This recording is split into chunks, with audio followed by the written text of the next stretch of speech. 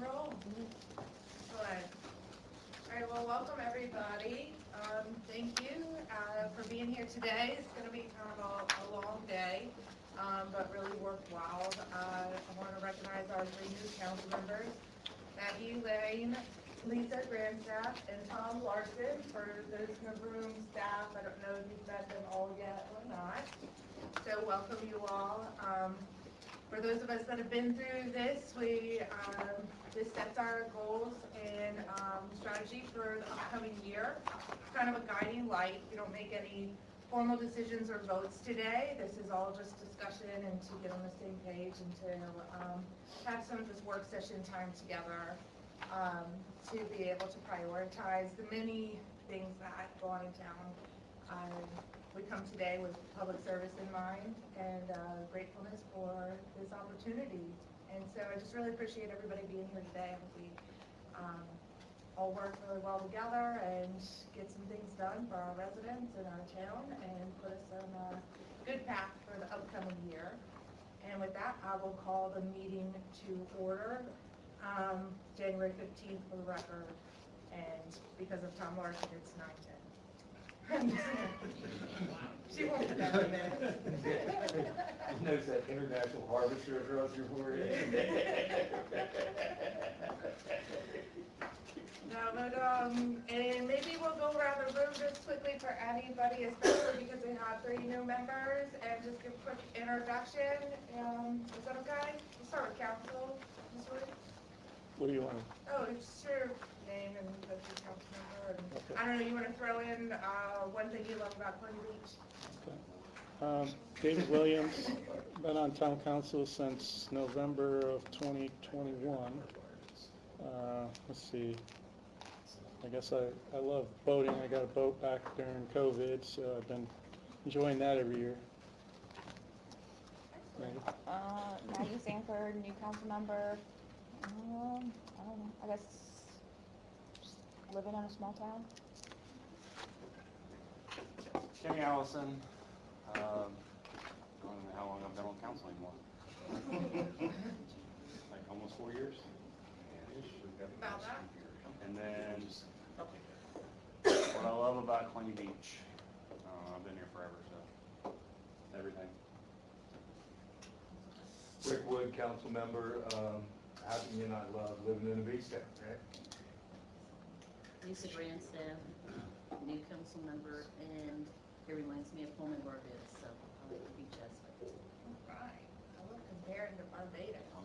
Well, I get as close to Except for the temperature, right? Tom Larson, new council member, and I love the people at Clinton Beach. It's all the people for me. Go ahead. Alvin, town community is really the community. I think it's a wonderful community. We have people support each other.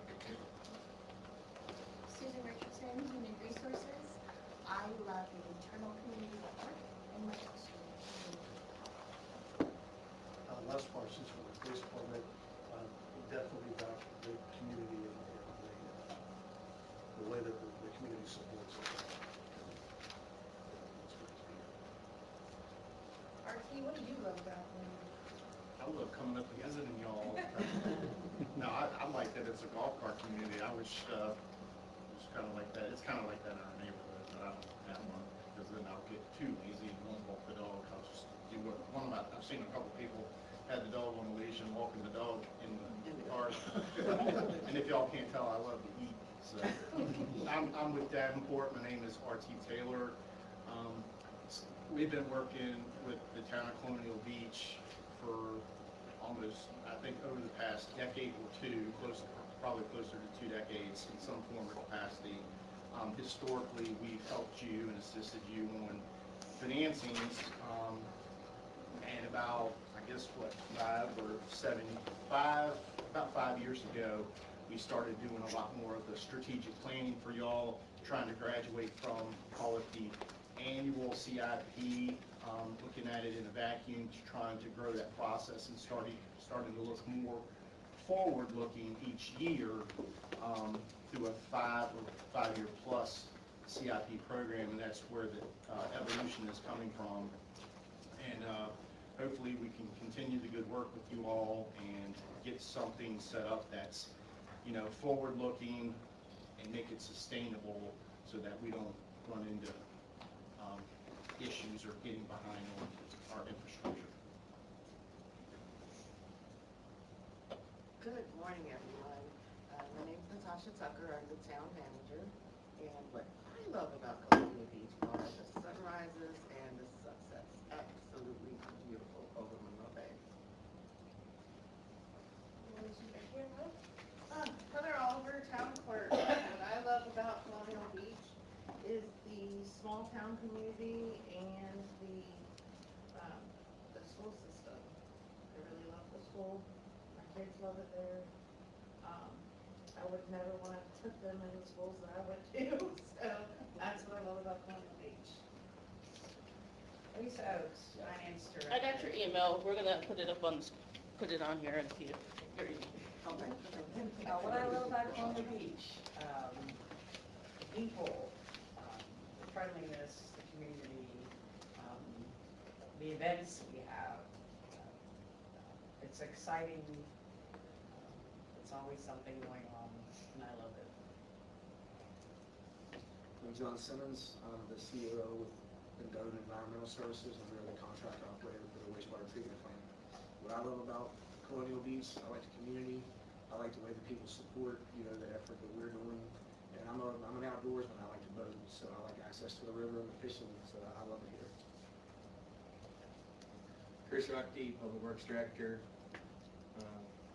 Echo everybody else, the community, the support, the teamwork across the town to get things done and put on a good season of events for our residents and guests. Sally Adams, I work with Parks and Rec, but I like to think of it as community engagement. And I love doing that. But I also love seeing how this town is turning into an arts and music town. It's cool. So if you don't see live music, there's some of the best in Northern Neck is in Colonial Beach. And I love that I, for the first time in my life, live in a neighborhood that has a phone tree.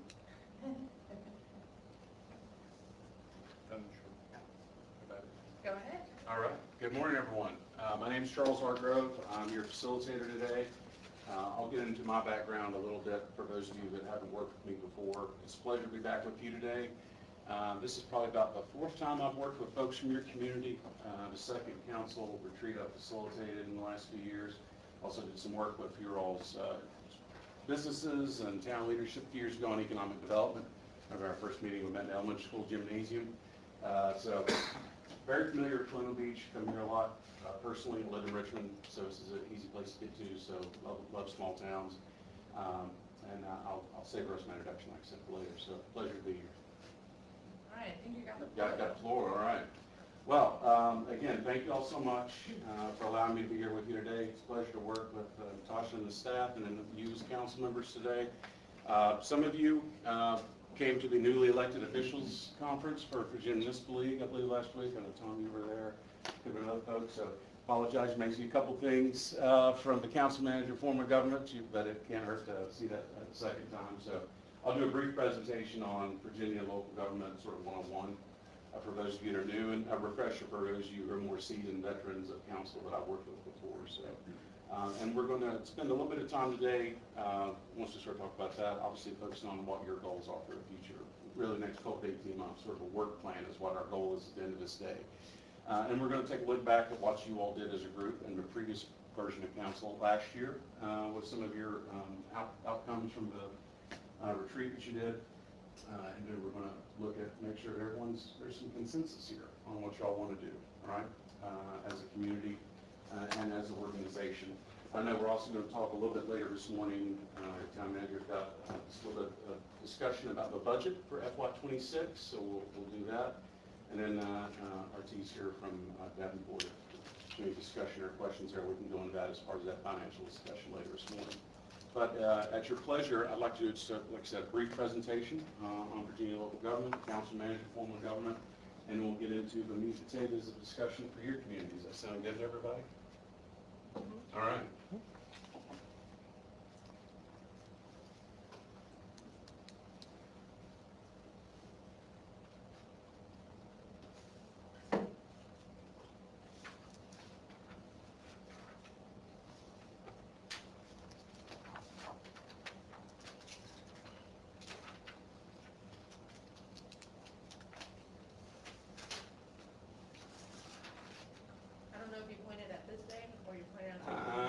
out here.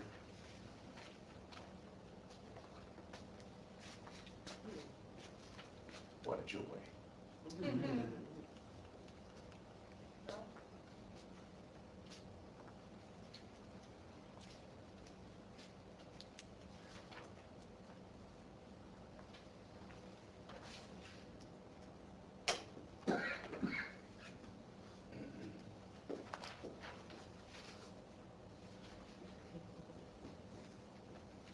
Yeah, I'm sorry. It's in their system now. All right, well, while this is happening, I'll just start talking.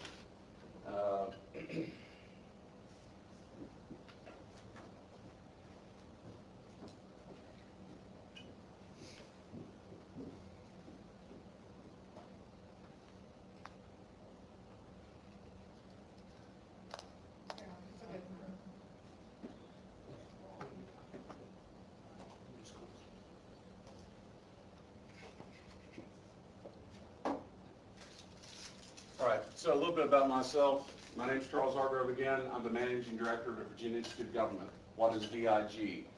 We are a 30-year-old organization that's based at the Weldon Cooper Center for Public Service at the University of Virginia. We have offices in Charlottesville and Richmond. I've worked for the Cooper Center for a little bit over 5 years. The majority of my work is this, working with elected governing bodies like yourself, and then also working with staff throughout the Commonwealth in cities, counties, and towns.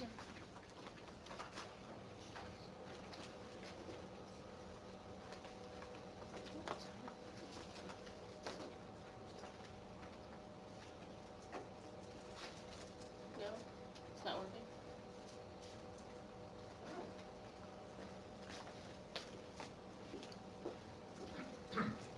Is there a way to flip the pages from in there or keyboard or something? I'm happy to sit off to the side and. You want a different one? Yeah.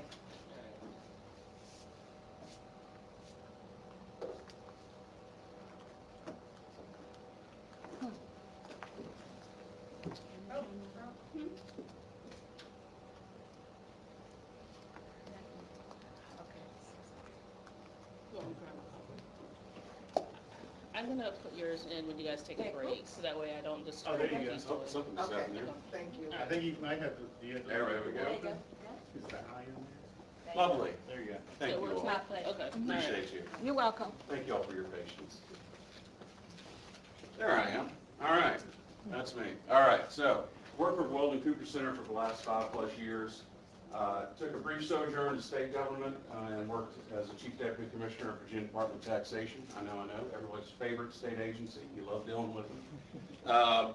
But the bulk of my career, as you can see, is in local government, particularly working with towns. I served as a town manager for over 19 of the 21 years I worked in local government. Spent a large majority of that time as a town manager of Ashland, also some time in Middleburg and my hometown in far southwest Virginia of Gate City. Just a little bit about the Cooper Center. We're one of 5 business units. You may be familiar with some of the other groups that do work at the Weldon Cooper Center of Local Governments, for example, the demographics group. So for those, as you're keenly aware, as you have a school system here, one of the 2 towns in Commonwealth does that. We clean the census data that is used to create the population numbers that are used for a composite index, which help fund schools in the Commonwealth. So that's what that demographics research group does. Sorensen, for those of you who know some folks who may have been through those programs, those are political leadership development programs. So for folks who are on town councils, board of supervisors, general assembly, you'll see those programs, and people will be alums of those programs. We have a Center for Survey Research, which does exactly what you think it does, and a Center for Economic and Policy Studies, which does everything from economic development impact studies, looking at industries throughout the Commonwealth and how they contribute to the vibrancy of the communities.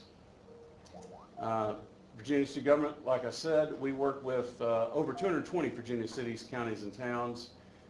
We provide professional development services to folks like your town manager, assistant town manager, and department heads through leadership development programs in Charlottesville. And we provide consulting services like this, working with councils and boards of supervisors around the Commonwealth. We also provide some certification programs for treasurers and commissioners of revenue in cities and counties. This is my team, is our staff. We probably have a couple dozen of consultants and other people we work with that help us with consulting, mediation, economic development. This is a team that works with me on a daily basis. Just a little bit about local government in general in this country. If you're like me and you went to public schools here in the Commonwealth of Virginia when you took civics in 4th or 5th grade or whatever grade it is now, do you remember the time your teacher started talking about local government? Nope. That is correct, because they did not.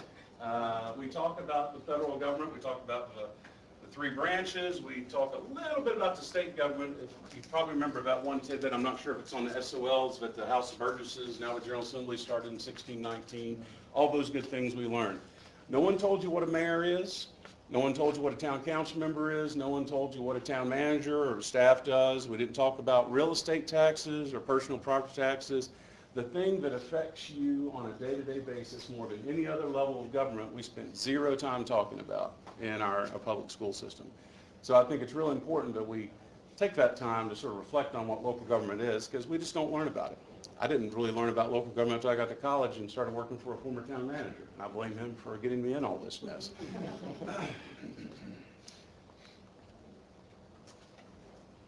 I'm preaching to the choir here, especially for those of you that have done this for a while. You're constantly being asked to do more with less.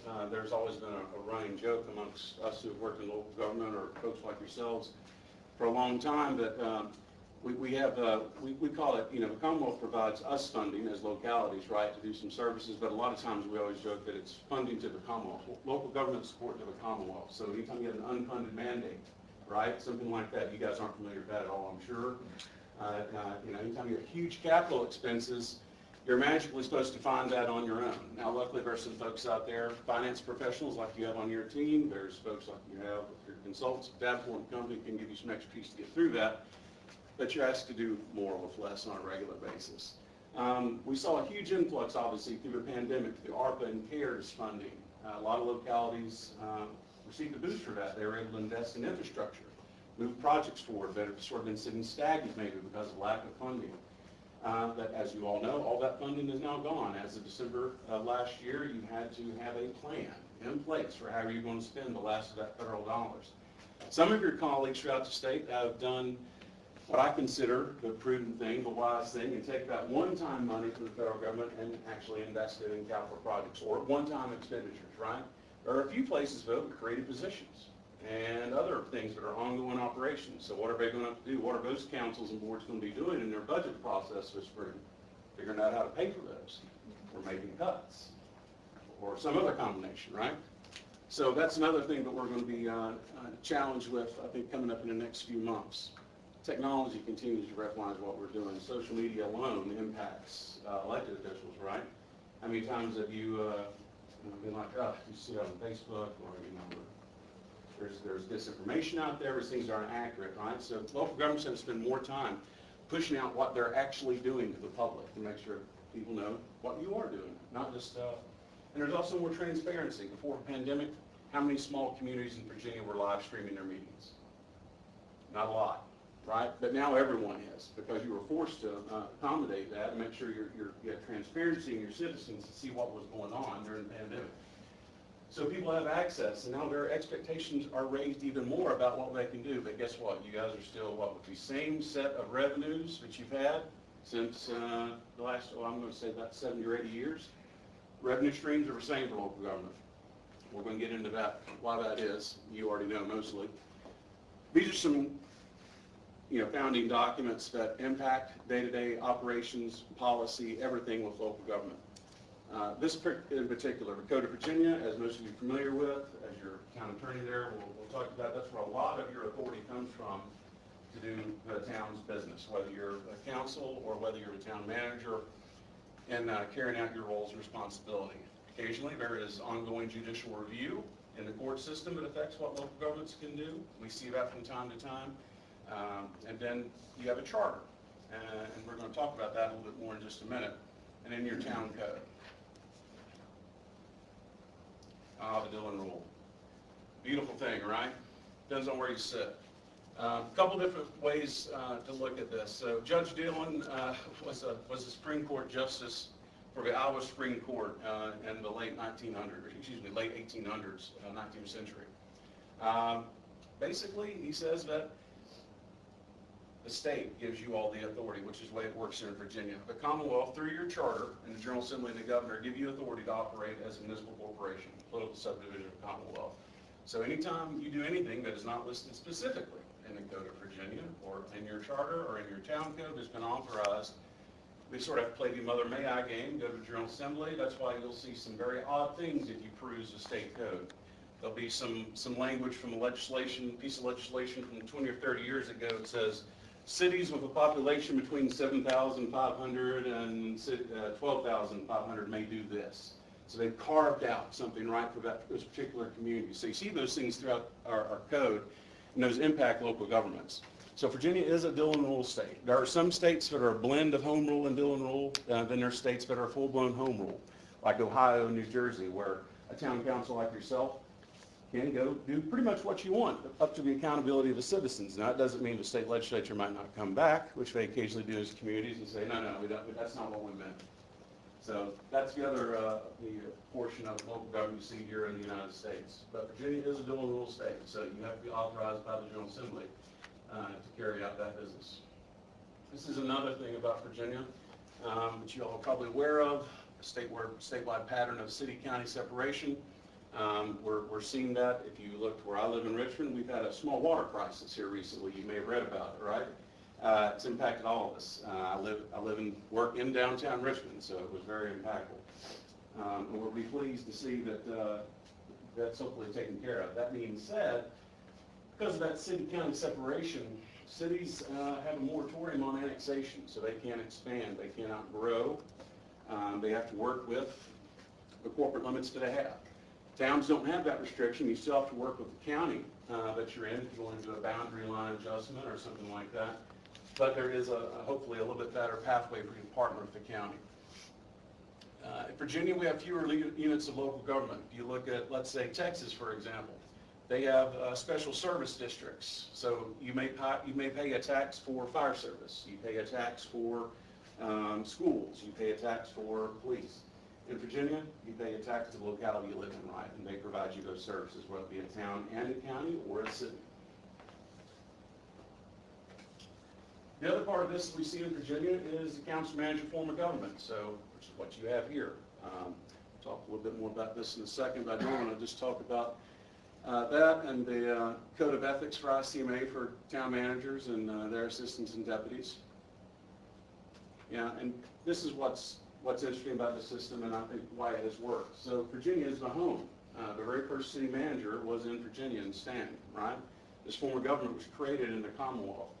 In the early 1900s, you had a lot of corruption, you had a lot of things going on. You also had a lack of professional expertise. You didn't have a professional police chief. You didn't have a professional certified water treatment plant operator. You didn't have all those things in localities.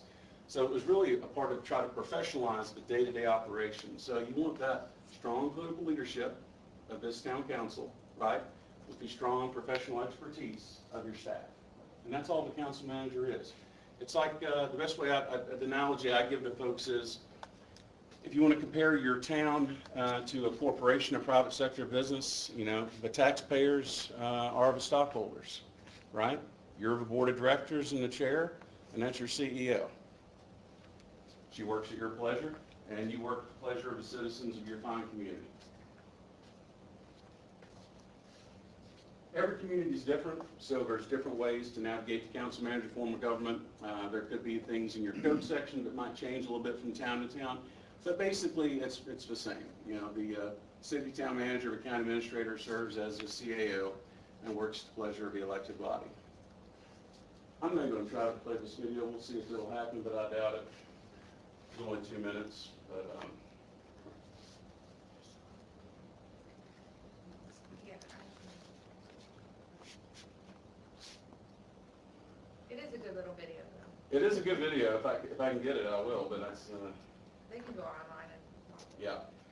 I'll send you this presentation so you can have a copy of it if you want to look at it. It's about 2 minutes and 30 seconds. It just really is the International City County Management Association, which is a professional organization for local government executives, talking about the council manager form.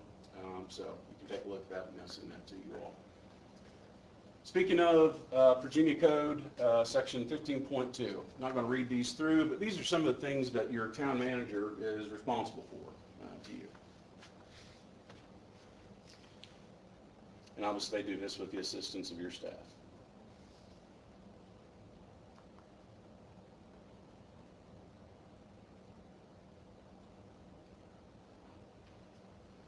And I always think it's fascinating now that we have November elections throughout the Commonwealth. What's the very first thing you all get to do when you walk in the door? Talk about a budget, right? One of the most impactful things. And you get so much preparation for that, right? You just show up. Now, that's why I was honored to speak at the Virginia Municipal League Newly Elected Officials Conference last week. It's so important. And I don't think that people ought to appreciate what you all do and what decisions you have to make and how complex these things are. So please know I do appreciate that, and this is very challenging work that you have to do. There is a code of ethics for ICMA members, so your town manager or city managers, county administrators, and their staff fall under this. This part right here I think is really critical. An effective manager should be able to implement and communicate your all's vision for the community, right?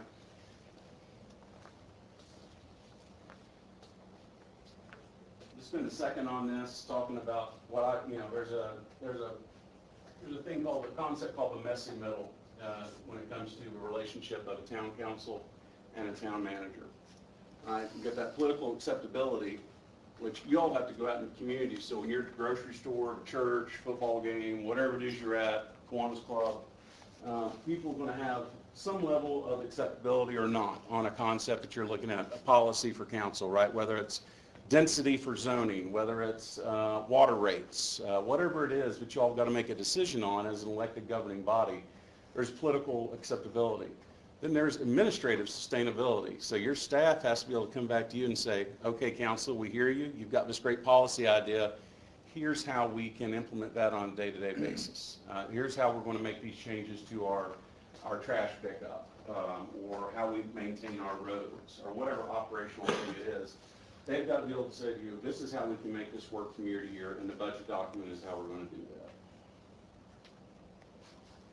And really the goal is to align the priorities of council and staff and also expectations. I think another important thing, I spoke about this last week to your colleagues from across the state, expectations are everything. It's like any relationship, whether it's your spouse, whether it's your business partner, whether it's your manager.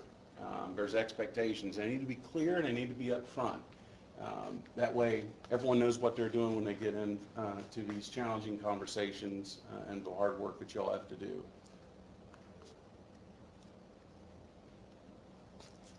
The democratic process is messy, as you all well know. That's why we have public hearings. That's why we advertise. That's why we're transparent about what we do. We make decisions for a community, right? The public needs to see you have disagreements. It doesn't mean you can't do it in a way that is professional and is not attacking or anything else. I think it's extraordinarily important. One of the things I've noticed as I work with communities across the Commonwealth, and as I know you've seen from your friends and neighbors, is the decline of civility. I mean, look at school board meetings, for example, around the country, not just here in the Commonwealth. Look at county, town, city board meetings here in Virginia and beyond. I've seen some horrific things. I've seen people say awful things to each other and then expect they're just going to come back the next meeting and be like, oh, well, that didn't happen. You can't have a passive-aggressive approach to collaboration and communications with each other. It doesn't mean you got to get along and go to each other's house and have coffee. But there's nothing wrong with treating each other like humans, treating your staff like humans, and showing respect for each other. I can't emphasize that enough. I've never seen a local government be successful in doing things like attracting and retaining really good businesses. I've never seen a local government be excellent at being responsive to their constituents and their citizens' needs when they can't get along at the dais. So I say this as a generalism. This is not pointed to you all. This is just something I think it's really important to talk about, because we don't. Because the majority of the time you all are together, you're in a business meeting. You're in a formal council meeting that has a hardcore agenda. You're going through multiple items that evening. There's no time for you all to sit down and have a break and talk to each other one-on-one on the side. You all have businesses, you have families, you have life, right? So that's why it's really important to have days like this where we can have more informal conversations with each other and try to find solutions that work for the community. Charles. Yes, sir. Good point for maybe the new members on that is that to explain that you can't just meet based on Virginia rules, like a few of it, it's, one-on-ones versus, so that might be a good highlight. Yeah, that's a great point, Artie. I think one thing, and every manager and every council has to figure this out for themselves, what works for them. But I think it's really important to have legal, as your town attorney will want to tell you, conversations. You don't want to have any illegal meetings. You never want to have the perception. One of the things that I know Tom and others learned the other day from the FOIA presentation and the COIA presentation, so your transparency and also your conflict of interest is you've got to have these one-on-one conversations. I'm not encouraging you to go out and make decisions on policy on your own outside of meetings. You need to have those votes, obviously, in a very public setting, advertised in an appropriate way as the Code of Virginia lays out. But you do have to build relationships. You all have to work with each other. Whether or not you like each other as friends, or you don't, or you disagree politically, or on a policy issue, you've still got to get along. You've got to figure out something. Doesn't mean you can't vote separately from each other. Doesn't mean anything else. But you've got to have some sort of relationship to understand where each of you are coming from. Or this doesn't work that well. It can work, but it's not going to work as well as it could. I've worked for councils that were very good about communicating and being honest with each other, and I've worked with councils that were not. I can assure you which ones we got more done. It was where the communication was key, and people were at least listening and respecting to each other. If you don't do that, it's really hard to reach consensus, especially on something that could potentially divide your community, right? I've seen entire communities. For example, I spent a large part of my career as a town manager of Ashland. The week before I got there, the new Walmart opened in 2003. There was a nice little documentary called Walmart, Store Wars, when Walmart comes to town. That divided that community easily in half. No Walmart or yes Walmart. And some people were like, well, we don't mind Walmart, we just don't like the location they've chosen. I saw, when I was doing my research for taking the job, I was able to see a couple of videotapes that I was working council from sort of public hearings. And literally one of the comments from a citizen to a council member is, I hope you keel over and die of a heart attack tomorrow. So they just fired their town manager and ultimately hired me, and things were in shambles, and no one was looking at Ashland as an economic development powerhouse, So that's my other point that I want to leave you with today is everyone is watching what you're all doing. Going back to my comment of now every community has streaming meetings. Everyone's paying attention. They can. When economic development prospects in particular, or an existing business you have in your community are thinking about investing and expanding, they're paying attention to what you all are doing. And they can. It's really easy. And you don't even know they're looking. You could be a prospect for a potential business, and you could be, you can move forward in the process, but if they see this council doesn't get along, or staff and the council don't do well together, or it's just not a good track record of working with businesses, we're not even going to consider you. So that's just an example. Again, I'm not picking on Colonial Beach. I'm just talking about in general for Virginia local government. So just be mindful that people are watching. I'm not saying don't do your job. I'm not saying don't disagree. Just do it in a way that you don't mind the rest of the world seeing it. Or as I used to say is, if you don't want it on the front page of the paper, don't say it, right? That's it. All right. I'm happy to answer some questions about Virginia local government in general, or these things. That after that, then we can sort of get into meat and potatoes while we're here. Any questions on council management, form of government, local government in general, staff, anything at all? All right. Okay. Yes, sir.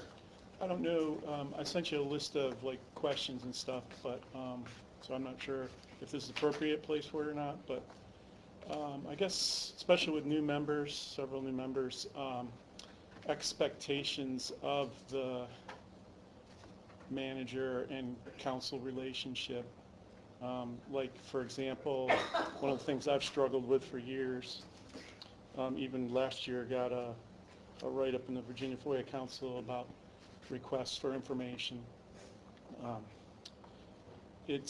guess what I would like to know with the struggles that I've had, not with Natasha specifically, but just in general prior, what's an expectation for a council member for information, for example? Mm-hmm. Like if you want a document, say it's one page, If it's 2 weeks, I mean, should we say, okay, I'm going to invoke FOIA so that I can get it timely, or keep pushing? Like, how would you suggest, especially with new council members, like if they want information, they want budget information, for example, I'm sure we'll talk about that later. Yeah. But just in general, expectations and like as you've experienced and what we should as council members experience with staff and town manager. Couple of things. I'm not a FOIA expert, nor am I a local government attorney. I'll leave that to those that do that, to make that interpretation. You know, there's some, as you, if you saw the, well, Tom, I know you saw this from the presentation last week. FOIA and all these things, there are gray areas of this. So I just want to say that there's a black and white, yes, you can do whatever you'd like to do, or you can ask for whatever you'd like to do. There are some nuance to this. There are some things called working papers. There are exemptions that are allowed. That being said, I think if you get to the point where you're having to make a FOIA request, there's maybe a larger issue at play in a relationship between staff and council. I'd be curious, you know, a little bit more. We don't talk about this now. I'm happy to talk to you offline about this, but yeah, I mean, most documents are publicly available to anyone, not just council members, but to public in general. And people who don't even live in your locality can make a FOIA request. And you don't have to make them writing anymore either. That was a thing when I was a younger manager. You know, you had to put it in writing and all this stuff. And that is not the case now. You could be in person on the street or on the telephone or in a Zoom meeting, and someone requests a document, that's a FOIA request. And you have, by code, at least 5 days, starting the day after a request, the clock starts ticking before you're supposed to get that. Now the locality can ask for an extension, and there is rules in place for that. But you know, again, I'd refer you to the code to discuss that. I also would always encourage you to speak to your town attorney if you have questions about the law of the Commonwealth. They're the ones that can help sort of negotiate that, not negotiate that, at least help you understand that in layman's terms. Yes, ma'am, Madam Mayor. I think, you know, the role of the manager and council relationship is, has been, it can be strengthened or it can be strived by how a document then is used for or against, in certain instances, maybe the work or production of, or the ability of the town manager to do their job. And so I think, you know, if we have a commitment that what we're working towards is getting things, you know, done, then we're all committed to using all the public information we have available to being productive and responsible and respectful with that. And so long as that is, I mean, obviously all information should be provided, is how I feel about it. But if there's an underlying issue, maybe that needs to be discussed or further discussed. Yeah, if there's a trend or something outstanding like that, yeah, I think it's important to sit down and have conversations with the town manager or, you know, mayor or the town attorney, and yeah, to see, okay, what's the real issue here? What is it we're trying to get at? I think that's important, but without a ton of context, and I don't want to go into that in this setting, but I can give you an example, just as it's a very benign example.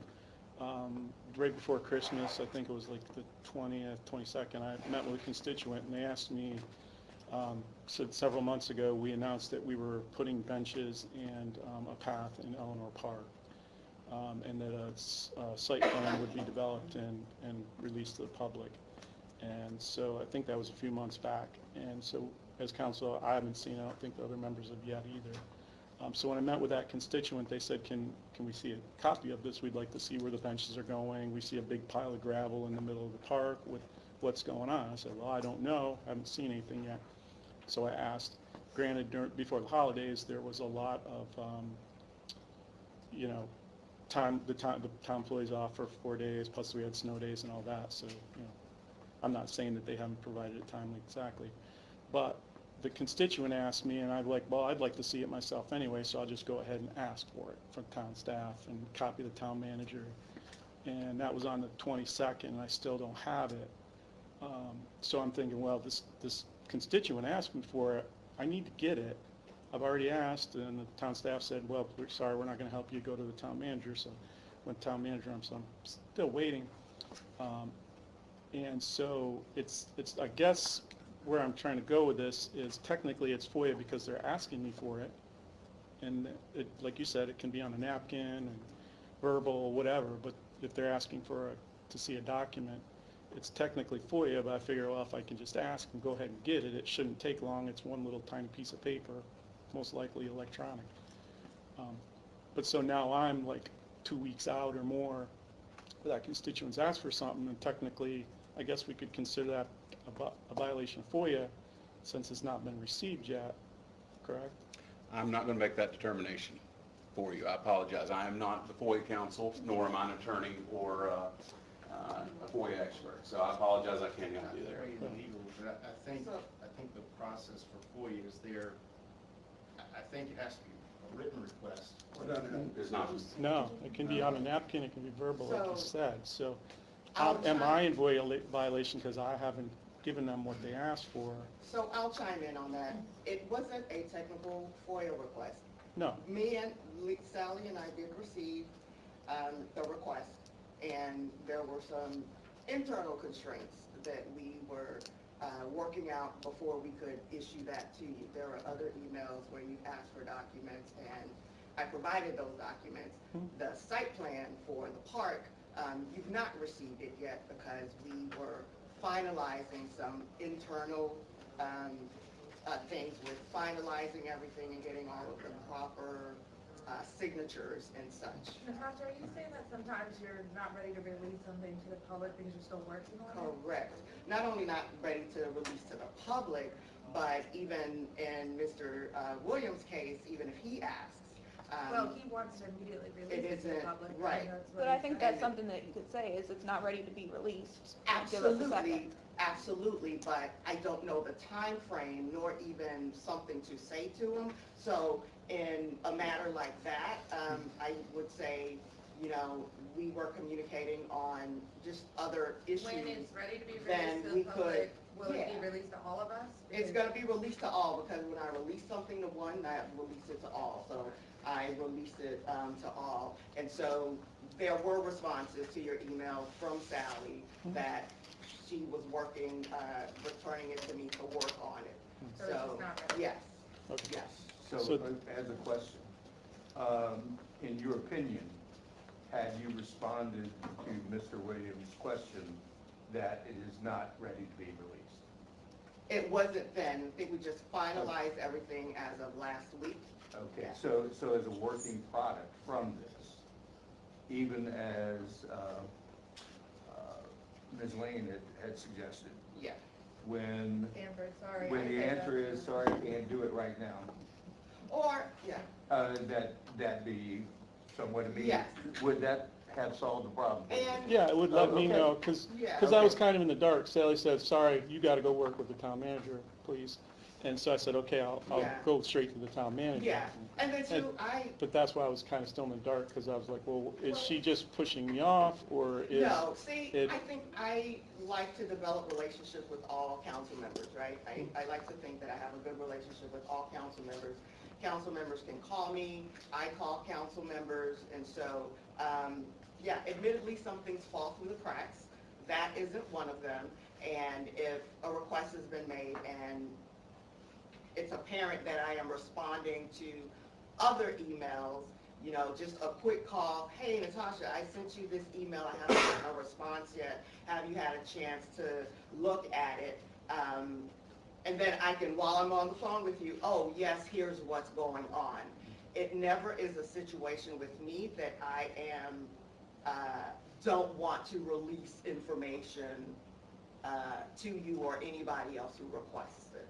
So it sounds like we're in violent agreement, right? Yeah. And that it was simply miscommunication. Yeah, so. And has that been solved, do you think? But there- No, it hasn't. I haven't released it to him yet, No, but yes. but what I'm saying All of is us- the right. communication aspect of it. Yeah, and that I been wasn't trying to pick on you or pick out anything, I was just trying to think of an example of Yeah. something. Okay. Well, this is for the benefit How- of the new council Yeah, members. yeah, how long, like, should a council member expect to wait, if you know immediately, well, this isn't ready for public release? So if it isn't a FOIA, this wasn't a FOIA request. Right. So FOIA request 5 days, and then if it's not ready or But this is additional okay. research needs, then we can ask for an extension, right? So depending on what you ask, it really depends.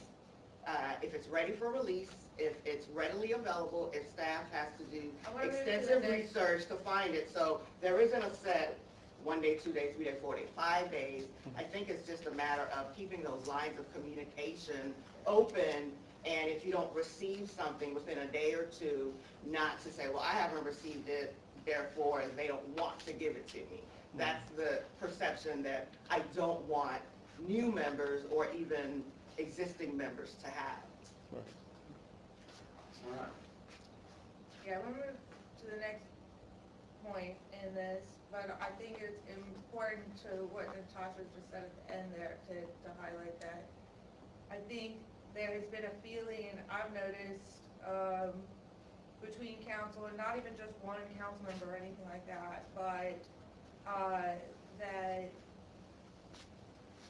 there is some underlying deception or some corruption or some malintent or it's a mistrust, it's a distrust. And Charles, I think it's bigger than just us. I think it's bigger than any one of us. I think it's national, maybe it's global, who knows? But it just seems to be growing in a divide of how local governments can perform, because one of the goals that I have for today, and my feedback I sent back to you, was to get good local government that's doing good things for the people of Colonial Beach, which is why we're all here. We all said things that we love about our town, and the community and the people was a big theme among staff and council members. In order to do that for them, in order to serve them in the best way possible, we've got to trust each other. And we've got to say there are good intentions and maybe there's reasons for things, rather than jump to the conclusion that we need to report a FOIA violation, or that we need to investigate, or that we need to, go deeper dive. I think having communication and opening communication, and I want to start this new year off in a new way. I already told them I'm reading this book about, new habits, how to form good new habits. And turn a page on this, and I don't know how at the local government, I can't tackle the national problem, okay? Well, there's a lot of money to be made if you can. But at the local government problem, we're a small town, we're a small community, we all like those things that all of y'all have said that you like. I love to vote, I love, the sunrises and the sunsets, I love all of that stuff. We got a lot in common. And so I hope we can find themes that help us trust one another and work together, because we're going to achieve so much more for the citizens of Colonial Beach by doing that. And in all fairness, like Mr. Williams raised, that's one area that I think we fixed, right? Because we did communicate there. Yeah, Okay, it's better. so all groovy. Let's all take yes for an answer. And go on to the next thing. Right? I'll leave you with this. If you remember that slide I just said a minute ago, politics are messy. Democracy is messy. It's okay to have these conversations with each other, because you don't get to have them. And it's the only way you're ever going to build trust with each other, is by shaking this stuff out and getting it out there and talking about it, okay? I think my only advice to you as a former manager that has served people like yourselves, as diligently as I possibly could, as I know your town manager and your staff are trying to do the best that they can. If people are responding to you and trying to say, hey, we are trying to get everything together for them, I guess take them at face value, but that's what's happening. They're trying to do their best.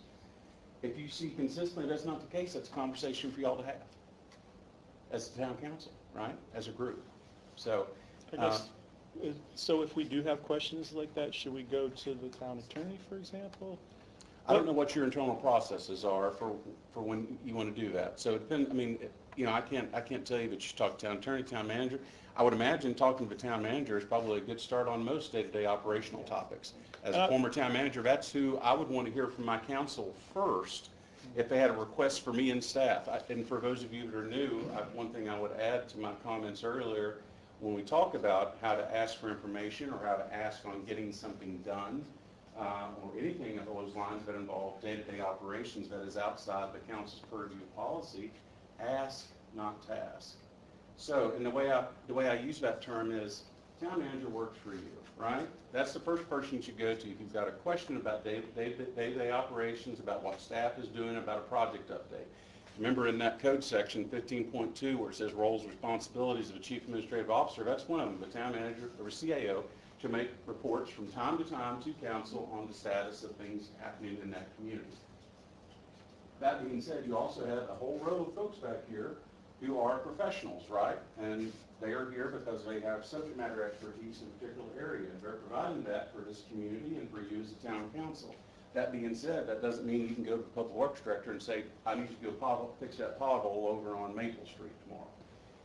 What you do is you call the town manager, email the town manager, say, hey, I got a complaint, or I was out by myself, saw a pothole, just want to put it on your radar, can you and the staff please take care of it when it suits?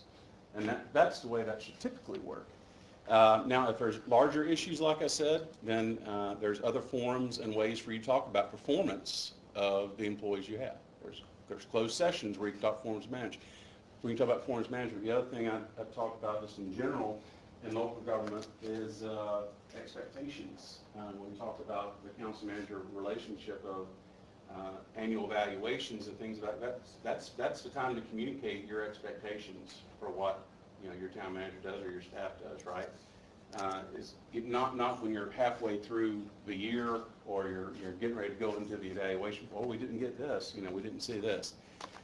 Those conversations have to be open and transparent early on for the town manager to do their job and for you as town council to do your job for the citizens as well. Because again, like the mayor said, y'all are all on the same team, technically trying to make this community better, correct? That's why y'all are here. God knows you're not paid enough.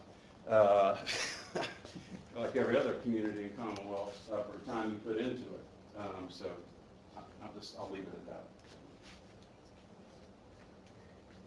The one thing I will say to your point about national politics, people look to the elected governing body as an example for the rest of the community.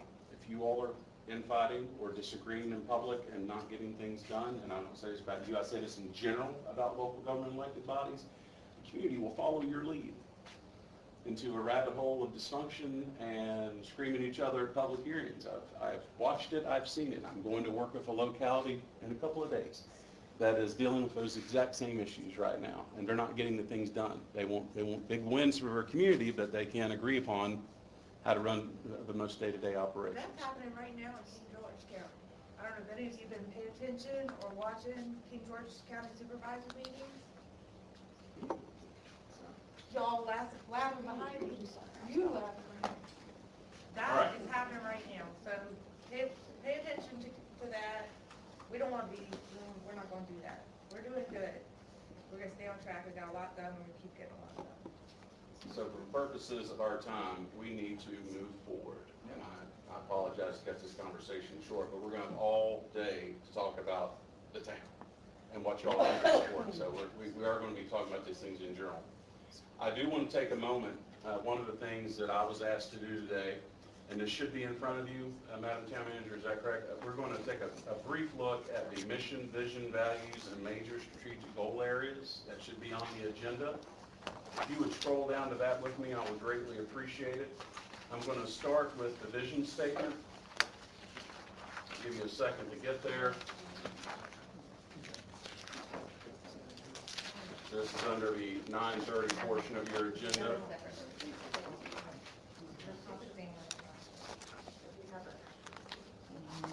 All right. Colonial Beach is an attractive, historic beach town committed to family, business, the arts, and a healthy quality of life. Does this vision statement capture this town council's vision for Colonial Beach?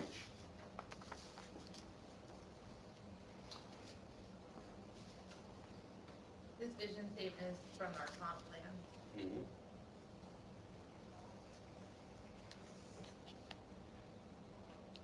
According to Sally, we should add in music.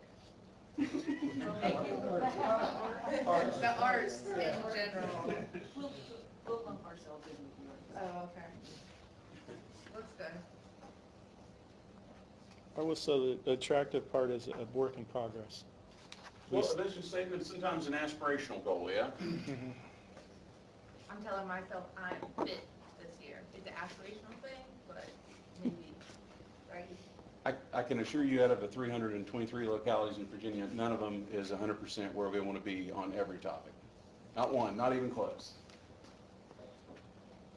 All right. So are you saying we need to put, it's a work in progress? Colonial Beach work, no, that's all right. So your mission, so your vision is your aspirational statement, and your mission is, you know, what you do, to provide services and build a better community.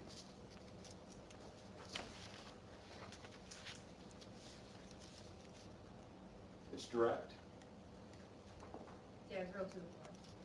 which a mission statement should be. Should not be a paragraph of 5 sentences.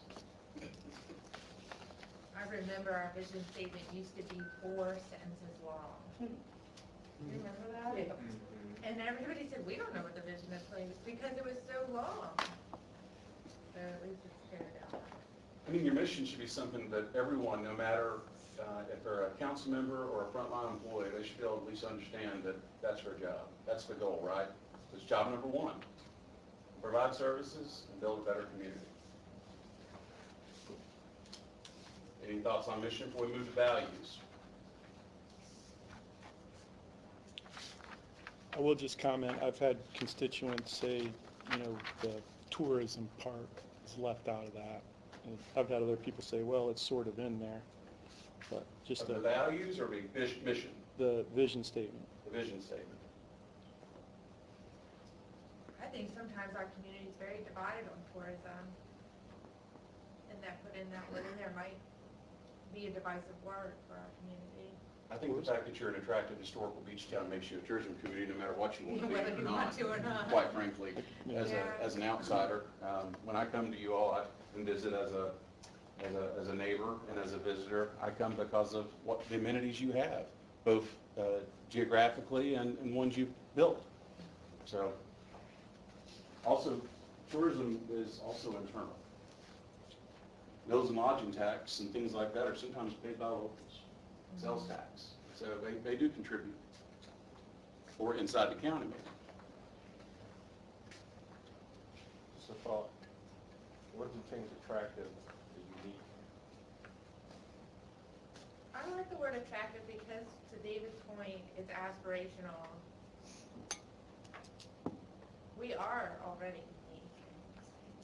We still have a vision of goals. Maybe What more. is our definition of attractive then? How do we meet that goal? I mean, that's my point. It's like, Yeah. if we're gonna state we are attractive, or we're trying to be aspirative, or trying to become attractive, when do we reach that goal? What is the goal for that piece of the answer? Well, attractive to who? Attractive to citizens, attractive to business owners, attractive to visitors, attractive to you, attractive to who? Or are we talking about attractive in the sense of it's aesthetically pleasing? Yep, good question. I kind of like that it's broad, though. I mean, some of the work we do is to be attractive to families, or to be attractive to business. You might want to be an attractive workplace, so you can have high-quality professional staff. Yes. We do have high quality. That's what I'm saying. What about you guys? On the values, I think this is a good set of values. I forget how this list got started, but sometimes I think like going back to the basics is really core, and I don't know what the staff is, like, to put your values sort of front and center, put these as core values front and center, but I think the council, we could do a better job of identifying with the values as a group, and I think that's a unifying thing, and I think we all, expect these values from each other. I mean, and so to get to that, I think we've got to talk about the values and keep them sort of front and center sometimes. And these seem to be things that we, pretty common that you want to have. We already talked about some of these with trust, open responsive communications, professionalism, respect. We're going to talk about with financial responsibility shortly. Is this values of the town or the council? I didn't help you all create these, so I can, Anybody know? I think these should be values for both. I don't know, what do you think? You guys, you can chip in too.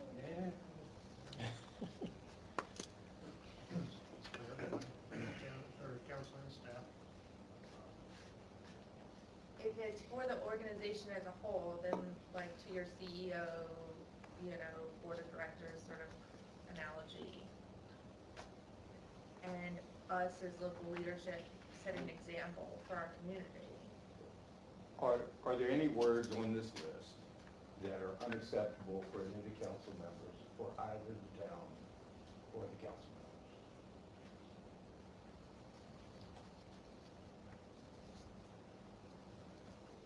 Is silence consent?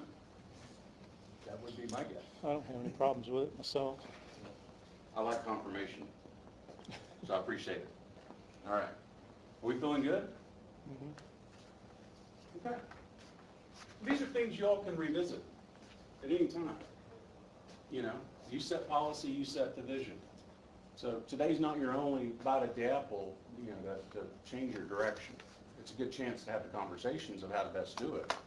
But, you're a living, breathing community. Things evolve. Nothing's permanent. When you got to change course, you change course. Okay. If it's pleasure of council, I'd like to move on to major strategic goal areas, or as they're referred to here, the big rocks.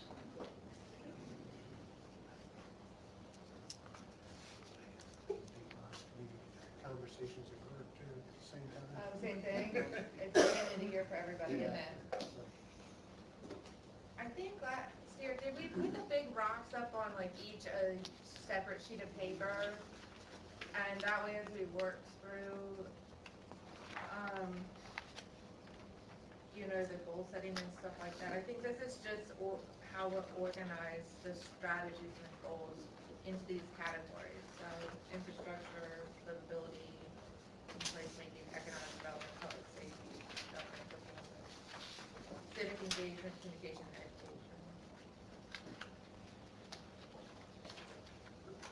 Yeah, these things are big rocks are actually the initiatives, not the categories, just that's what I'm used to.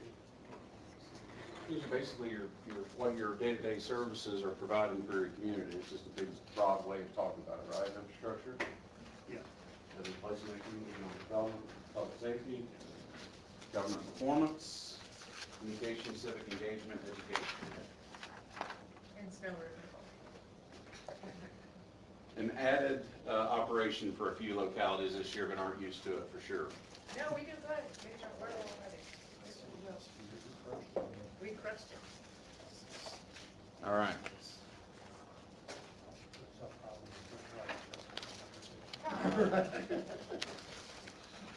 The council is feeling good about that.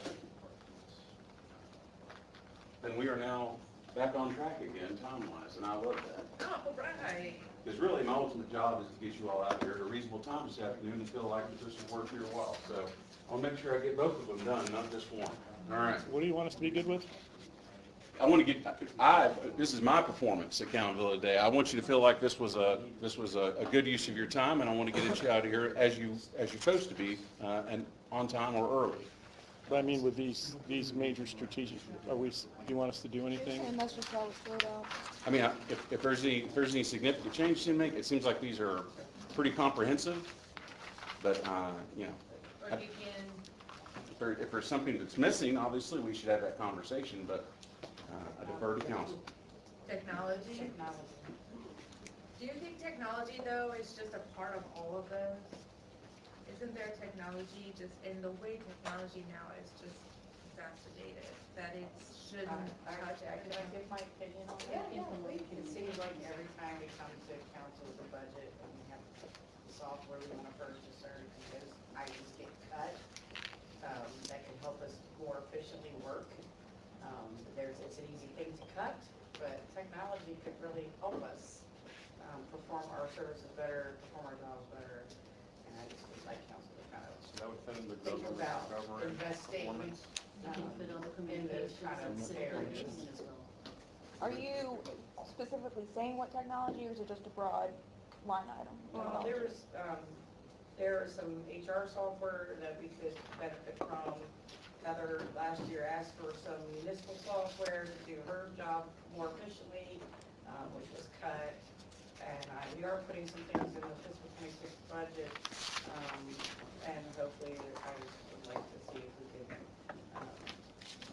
try to help staff do their jobs better by using this technology that's out there to let us streamline and perform things more efficiently. I agree with you. More in terms of automation. I think it's a cross-cutting thing, right? But it's not its own category, Right. but it touches all of them. That's what I It think. just seems to get Okay. cut I- or overlooked. So if you think all on the infrastructure part of it, which is the broad end of it all, but also the communications part of it as well, to go both ways. So either way, you can break it up, but technology, most people use technology for communication. So instead of a separate line item, it can be added to communications, civic engagement, because that is where they would want it to be as opposed to adding some other. Is there a consensus from the council? I think this is a good opportunity to find if there's a common goal to use technology to make our government more efficient. Yeah, as long as there's cost justification for it, absolutely. I mean, if something pays for itself, then it pays for itself. I suspect, because normally technology does pay for itself. But I think what you're saying, Lisa, you don't care where it's written as long as it's not overlooked. Yeah, Is that there's it? usually a big initial investment, but over time, yes, it can be more efficient and save money. And so part of what you will do while you're pitching this to us is do what we used to call a pencil sell, right? Over 5 years, it will have saved us X amount of dollars, or will have made us more efficient in this way that is cost beneficial to the community. Or the other part of that is identifying software that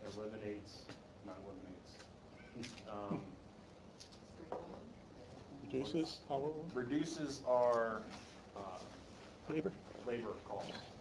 There you go. I was trying to be. Or nice just about it. efficiency, what's the Well, contraction you happening? didn't want to mention layoffs, is what you're saying. If I may, council, under government performance, and someone said this earlier, yes, technology cross-cuts every single thing you all do. Whether it be a shovel or a snowplow, technology affects what you do. So it doesn't have to be a software platform, right? Government performance, continually work to improve organizational efficiency, effectiveness, and equity in service delivery to adoption and revision of appropriate policies, procedures, and practices, and adapt and implement best practices. That being said, using an abacus would not be considered a best practice in local government to do your budget, right? And it probably wouldn't be really smart to stuff envelopes and print out mailings all the time for every single document. Oh, I've sat around the conference table many times and stuffed envelopes for taxes and everything else. I understand. It's really a reminder, it's really just something, y'all need to remind each other of this yourselves when you're making decisions on, it impacts government's, daily services to your citizens. And does it affect your staff? So when you make a decision to not invest in technology that might save staff time, you have to consider that in the future when they come back and say, we can't get that to you until this date. And also because we're doing this, that means we can't maybe do X, Y, and Z right now. So there's consequences to decisions. I'm not saying they're good, bad, not judging them, it's just your consequences, right? And so you have to be accepting of that when you make those decisions. I understand, you budget your values, right? But also, you only have so much money. I appreciate that. Yeah. So my thought is technology is prevalent in everything you do. It's everywhere. It's a cost of doing business. But you also have to decide what you can afford to do and what is sustainable and what staff needs. Yes, ma'am. Hi, I was just gonna add from experience in being in a locality where you went around the table and stuffed envelopes to then moving to more technology. From a transparency standpoint, there is the ability, for instance, there was some discussion earlier about draft plans that may have been submitted for review or permits and things, that there's technology out there that would help actually route those to departments for review, but then also there could be a portal where you could look at a draft Eleanor Park plan. It's been submitted, so it's a public document, so to speak.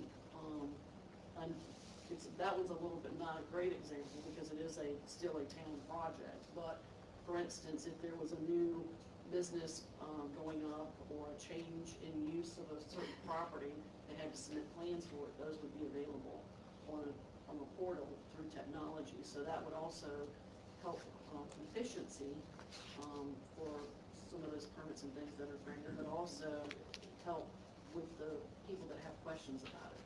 They have that access. So transparency. So would it be possible to ask both you and Lisa that when you make your request for technology, not just say, we need this because it's great, okay? But actually sell it to us, right? This is what's in it for you. This is what's in it for the town. And then do a cost justification for it. And then we can decide from that point if it makes sense. But I think a lot of times, because we're so busy, okay, especially your staff, it's give them what they want. But what they want is the underlying information, right? So, yeah, I think you're going to be more likely to be successful if you provide counsel the justifications for what you have as opposed to just requests. Does that make sense? Yes. Well, and sometimes the technology stuff gets cut because things like the police department don't have heat for 3 months. So, Vehicles you know. I said at the very beginning, you have to make hard decisions. I didn't say it was easy. I got it. Yeah. It's just a thought on what Darla was saying. We do a lot of business with the county, like, the zoning permits are issued in our office and then the building permits. And I hear a lot of builders say they have to go all the way to the county, they go to the town for this and they go all the way to the county for that. So maybe you could partner with the county, perhaps, a software that would allow our constituents to come into our office in Colonial Beach and have stuff electronically sent to them versus everything having to be driven and simple permits issued and stuff. Just a thought. There's a lot of best practice from other communities, and there's communities I know that look to you all for best practices on what you do. So I always recommend that when staff is making this type of research for a budget presentation to a governing body, it's really nice to say these 3 localities that are similar to us are doing this, and this is the success that has happened, or this is how it's made them more efficient, or how they've improved their relationship with the county, or it's just more transparent and helpful to the citizens and the customers you deal with. I mean, I know your staff is looking at other communities all the time at what they're doing. And as I said, other communities are looking at you all too, so.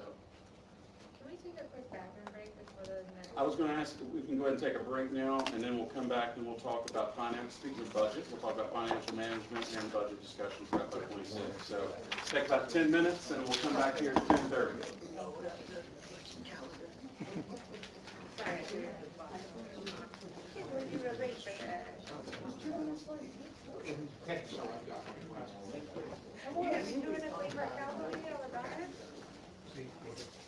What's wrong with that? Giddy's done it like 100 times. I was giving you a hard time. I know. Right. I'm going to step off to the side and turn it over to your town manager and let her walk through the budget. Okay, so on the screen is our budget calendar for fiscal year '26.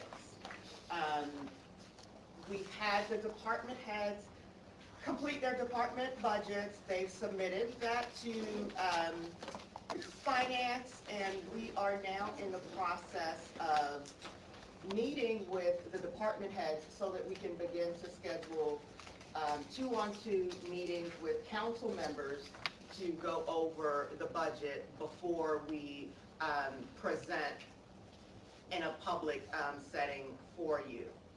As Lisa alluded to, there are some technology requests that we'll make this coming season, and it really is to help with streamlining our processes, helping with efficiency and tracking mechanisms to address some of the issues with constituents wanting access to certain things that would really, really be helpful. I think you all may remember last year at the strategic meeting, it was repeated over and over and over again that at this date, the budget is the manager's budget, as me and my staff work through it, but once it is presented and adopted, it becomes council's budget. And what budget, the amount of the budget that is adopted, is what we have to work with for the remainder of the fiscal year. You all have in your packets some documents from Bowman, a letter regarding compliance of the ADA sidewalk complaint, and a letter from WQIF. So the WQIF assessment and the ADA sidewalks, those were expenses that we did not know about, that we have to build into our budget that are mandatory payments, right? And then the Bowman information, that is a calendar of projects that we have to comply with in accordance with the consent order that we're under from DEQ. So payments of all three of those items are mandatory, and so we are going to build those into our budget process when we have these meetings with you all.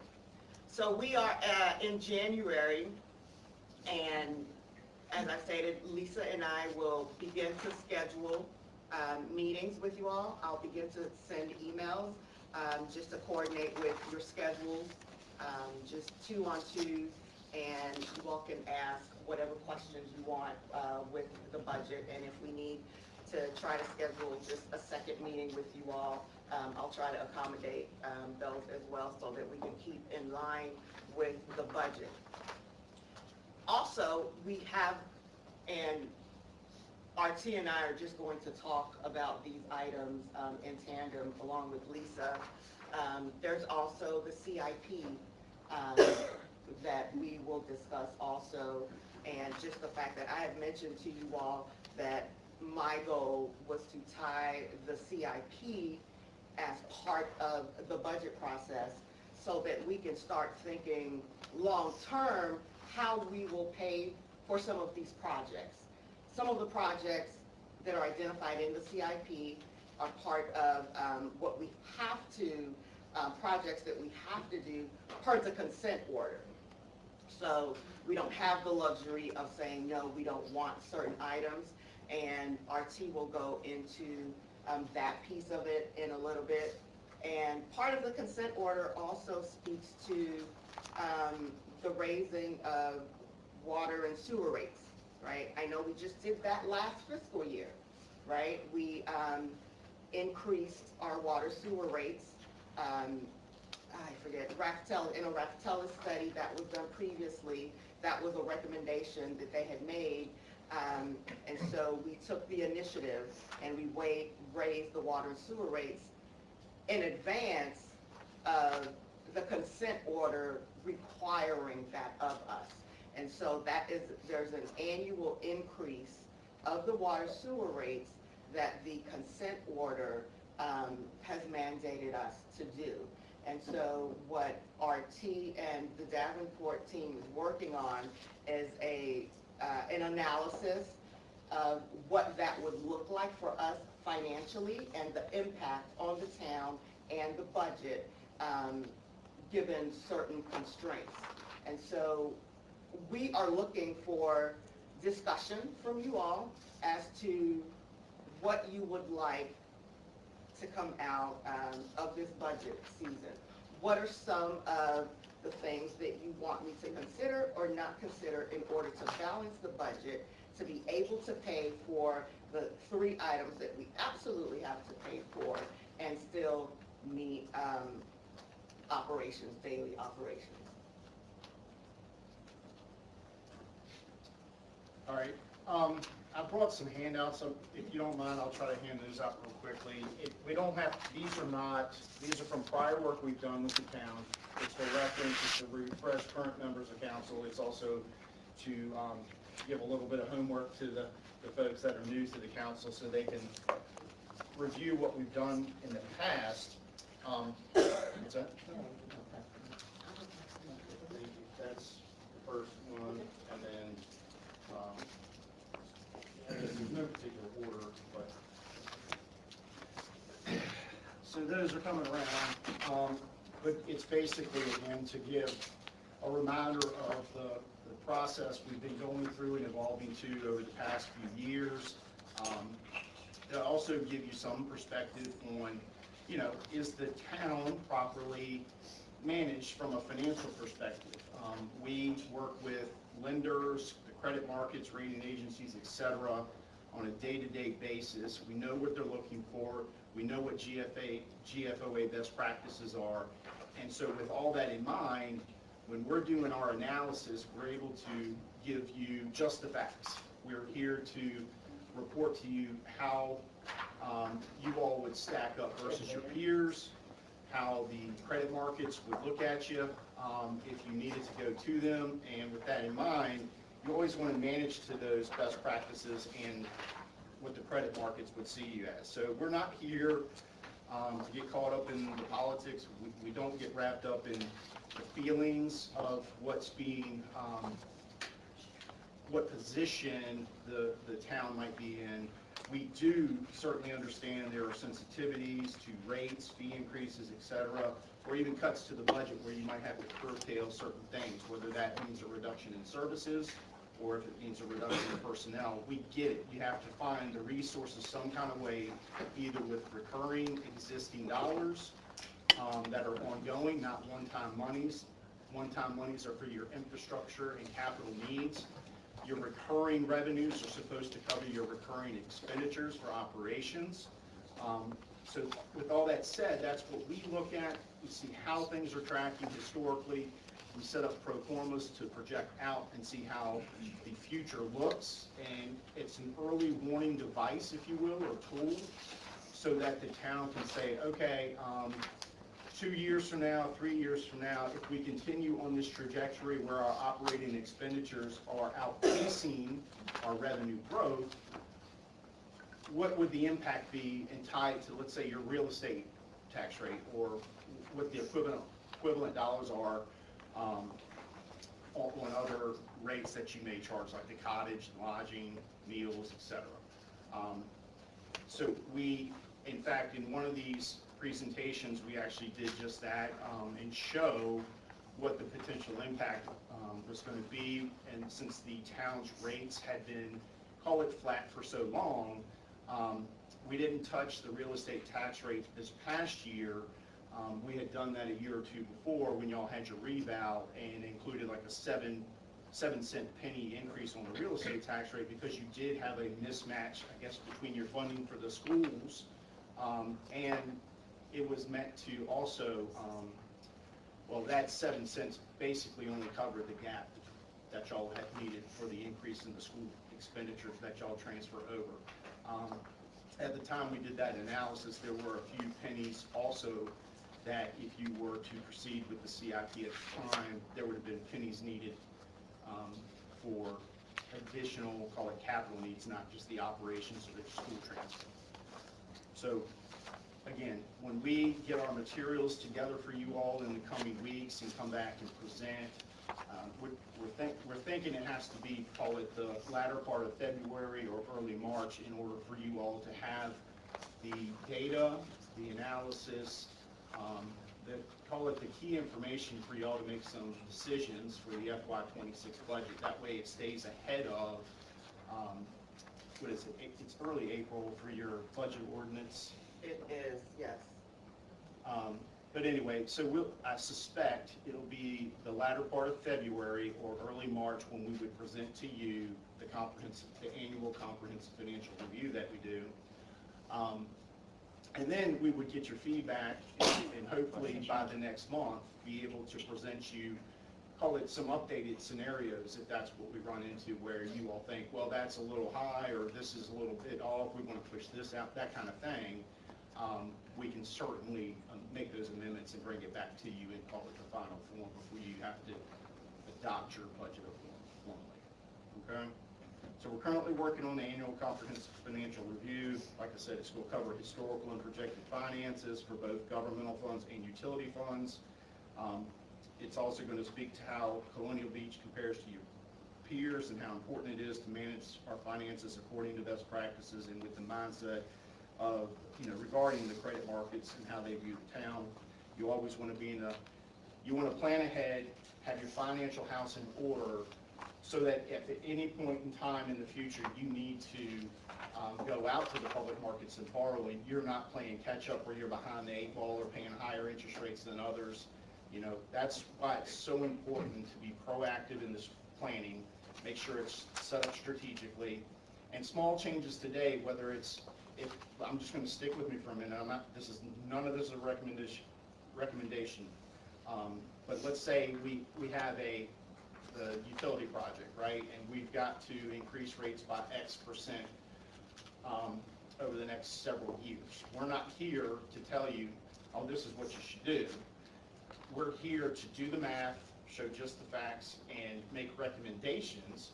Ultimately, it's on you all to say, okay, we're going to do it. We're going to demonstrate the political will to do it.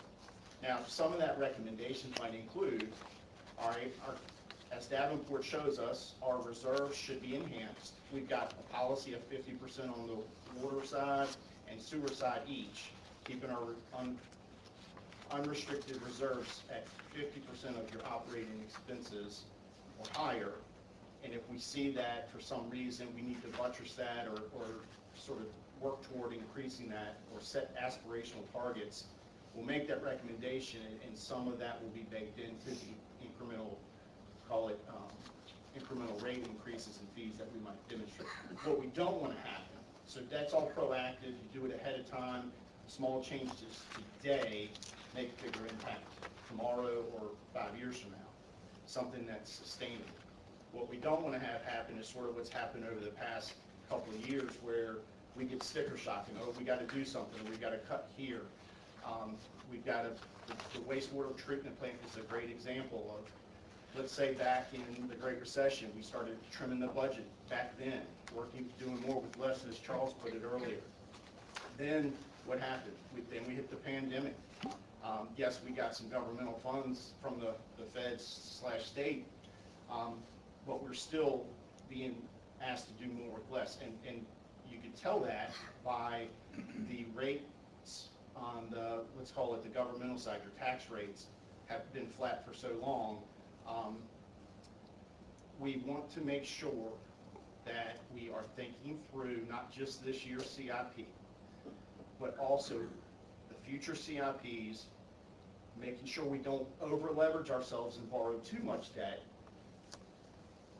With that said, you've got to make sure you're building up your reserves to be able to handle pay-as-you-go projects with cash.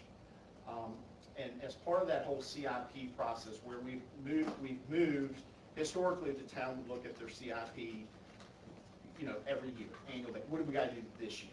And things get deferred with that methodology.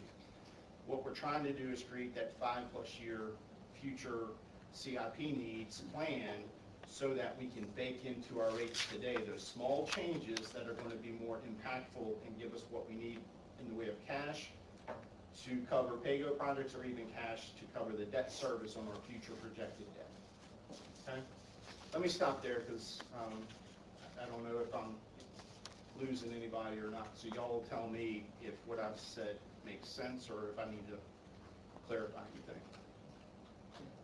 Can I talk about the budget for just a second? I think, Sure. because we have some new members on, and this was, to Charles' point from the very beginning, nobody taught me about local government until I got in it. And so, for the budget, and you guys may already totally know this, so, I think it's just a good reminder there. A lot of what RT just talked about was talking about 3 completely different budgets, and really 4. There is the general services budget, which is based off of income the town can generate. And the types of income the town can generate is based off of Virginia State Code. To Charles's point, we haven't got a new authority to get new types of money in, I don't know how many years, 100 years or something. And those are reoccurring expenses for operational needs.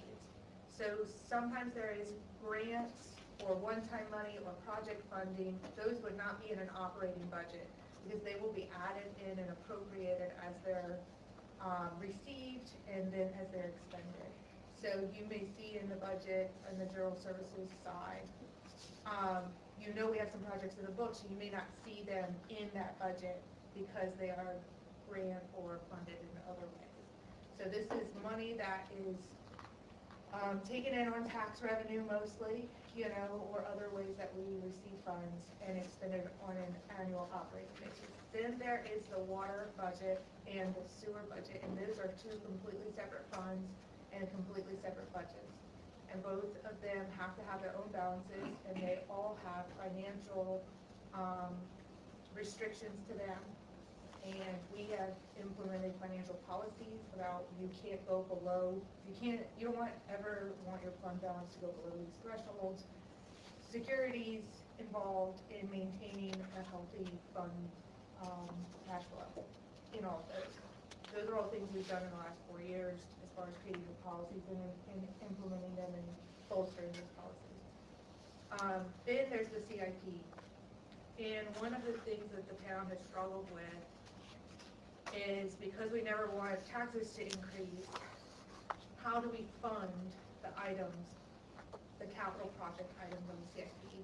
And that's part of why we have gone after so many grant opportunities, because there's just not even a penny in the operating fund to set aside for the CIP.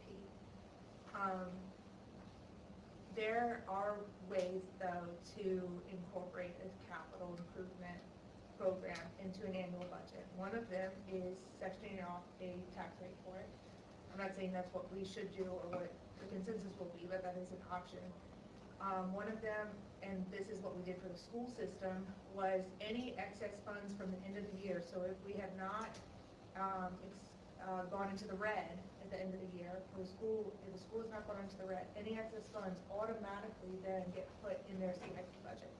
And what that has done for the school system is over time, now they have over $1 million, and we'll get Lisa because she does some math on it, to tackle some of their improvement projects at the school, which in the past, before that policy was set in place, they never had a penny to do an improvement to the school, and the school was just slowly deteriorating more and more, similar to some of the issues we see with the town. So, anyway, there may be other options. RT's, I'm sure, going to give us all options available for that. But sometimes I think it can be really confusing when we're talking about budgets because some of the stuff you just talked about is directly related to the sewer budget. Some of it will be directly related to issues with the water budget. Some of it will be directly related to the general fund budget. And then there's, of course, the CIP outlayer. So, I think that's all helpful clarification. I think the greatest example of distinction here too is on one side, you're under consent order on the wastewater treatment plant side. So that would be paid back by the sewer fund, right? That's not to say you can't blend utilities on a combined credit basis, but when, like the USDAs or the DEQs for the state revolving fund loan, when they're looking at stuff, they truly do. Let me also add this little neat thing. USDA, I think most local governments, whether it be the governing body or the staff even, look at USDA like it's the lender of last resort. We might not be able to get money from the banks, or we can't go through the state pool program because it's too restrictive, or something like that. We'll always be able to go to USDA. That's not the case. We've been told no for one of our clients, at least one of our clients, on going through the USDA program because they could not get comfortable based on the audited information that they would be able to pay the debt back. So I don't know what y'all feel about USDA, but that's one of the things, when we're doing the planning, when we're making recommendations, we're trying to get our clients, in this case in particular, the town of Colonial Beach, call it in great financial shape on a measured approach so it's not unpalatable, but doing that in anticipation of, or at least being at the ready should we need to go access capital funds, right, to stay up on top of our project. So the one thing you have going on right now with the sidewalks, right, that would be covered under the governmental funds, the general fund, that's covered by taxes typically, real estate, personal property, meals taxes, etc. That's separate and apart from, to the mayor's point, doing the wastewater treatment plant. That's going to be paid through rates and fees on the utility system. So just to make that clear, there should be no cross-pollination from a credit perspective. Again, anytime the credit markets see one fund subsidizing the other, they step back and say, why is this happening? Are they not setting their rates accordingly? You know, how are they doing this stuff? And it just calls into question the credit worthiness of that entity, which then impacts your pocketbook because that would, maybe they're still willing to lend the money, but it's going to increase the interest rate they're going to lock you into. And just to be clear, we're not in that position, but there are places that are. So we have a very good credit rate standing. If you look through the discussion materials from our chief presentation, we've seen this before, but we are under the threshold. We are doing better than the state. We are doing better than most localities. So as far as like, if we do need to borrow for something, we've been in a good position in the general fund. Yes, and there's, okay, and so we'll talk about this more in depth, but to give you, call it a quick 30 to 60 second overview of debt capacity versus debt affordability. So your debt, you're not over leveraged. You'll see that in at least one of these packets where we showed you an overview of the general fund in particular.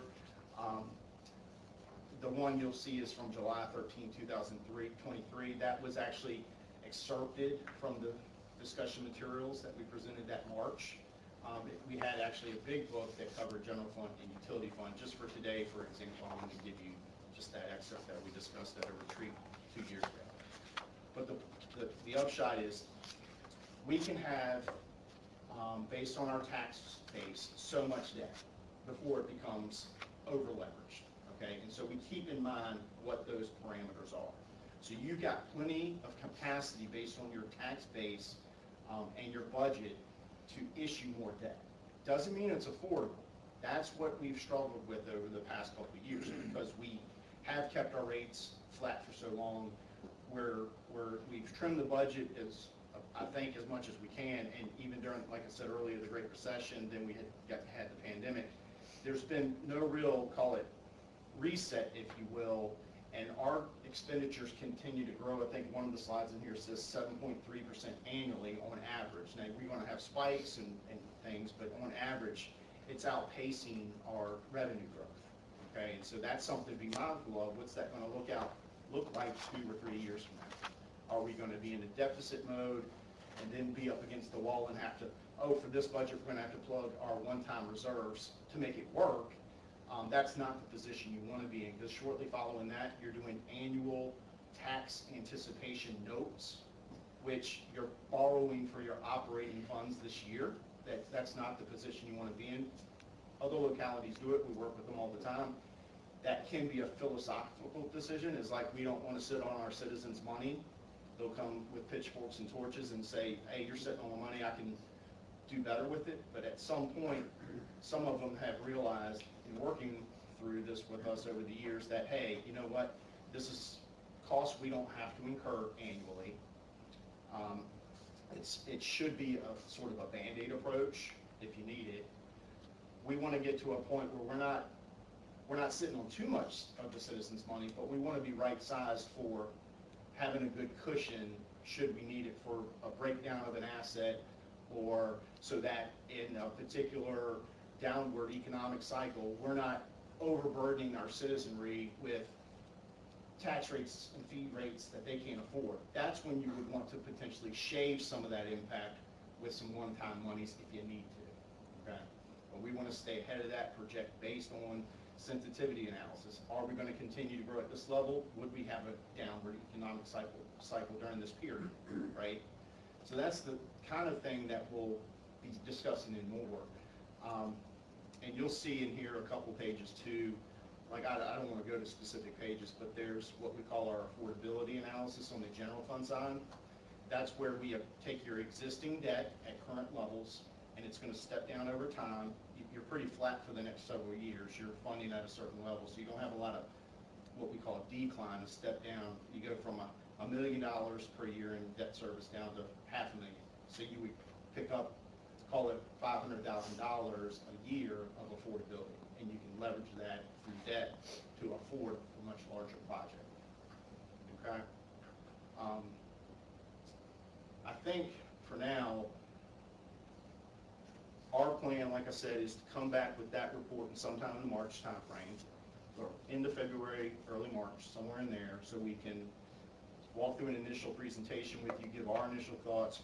You'll have some time to digest it. You can funnel any questions, thoughts on additional scenarios, etc., through Natasha and Lisa. We'll circle up, have a discussion, and say, okay, well, how are we going to work this? What's the best way to maybe set this up? Obviously, we'll do that and bring it back to you for final form if we go through that. But it might be, y'all might say, well, this is good information. This gives us what we need to make some key decisions from that point on anyway. So that's, call it item 1. Item 2, I know we're working. I think we're getting up to speed on the process for financing, finding funds, funding options related to the wastewater treatment plant. Okay, so I think when's the bidding process and timing? Is that the spring or the summer? Do you recall the dates that we gave to Bowman, Chris and John, on those? For which one's for Bowman? For the, we have to go out to bid. Right. Yes. Do you recall the dates? I think you filed a flight plan, for lack of a better way of putting it, with DEQ, right? So at some point, we're going to be going out to bid with contractors to come fix our wastewater treatment plant, right? Generally, just, you don't have to have the specific dates, but generally, when was that expected to go out to bid for that? I don't think there really was a date set. Really, what an expectation is really just a matter of discussion and us moving forward with that. But I don't believe there's anything set. Okay. I feel like I saw somewhere that it would be spring or summer. I don't know why I have that stuff in my head. Well, I guess more to come on that, defining that timeline, because that will be important to know when we're going to borrow, so we know how to layer in the debt service. And we can keep generic about it. And what we like to do as Davenport, as your advisor, we want to keep all funding options that we can on the table, whether it's the VRA state pool program, which would lend itself well to this type of project. They do revenue bonds all the time for local governments. They do what we would call the non-school stuff. For your schools, historically, we've gone through the Virginia Public School Authority in their pool program to finance school needs. So this VRA is the other state's pool program. They don't like to play in each other's sandbox. They try to stay separate. VRA will combine them if you have sort of trying to combine things for efficiency and reducing financing costs. But for the wastewater treatment plant in particular, that would be one option. So we would have to vet that. We could go through banks. We could go through the state revolving fund loan program, which I think that's part of why, under this consent order, exploring that opportunity through DEQ and with DEQ, actually VRA serves as the financing arm for DEQ and for VDH.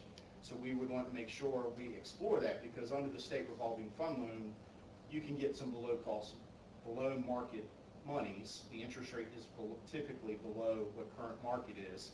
And you can go right to VRA's website, look under the drinking water program and the clean water program. Sewer is clean water program. It's kind of counterintuitive, but I think it's pretty clear. VDH is drinking water, sewer is clean water.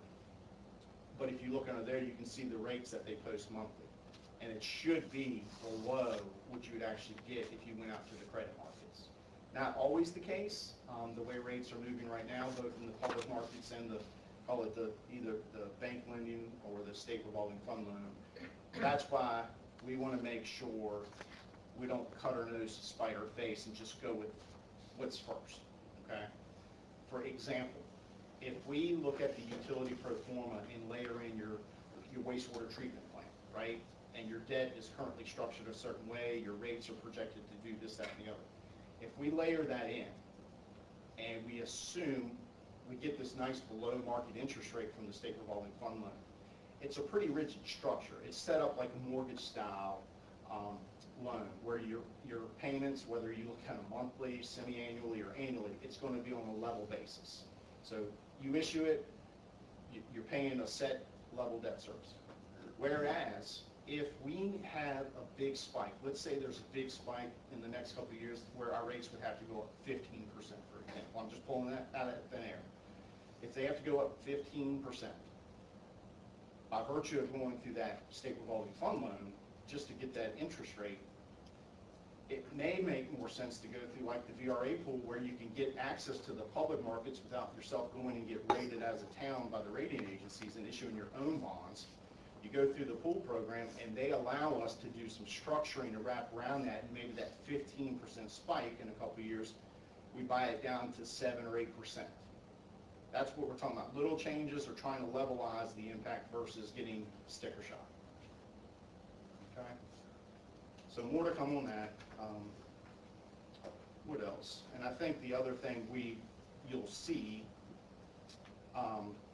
somewhere in the materials for the February, March timeframe is, again, we've been in a mode as a town annually looking at what do we have to do this year, okay?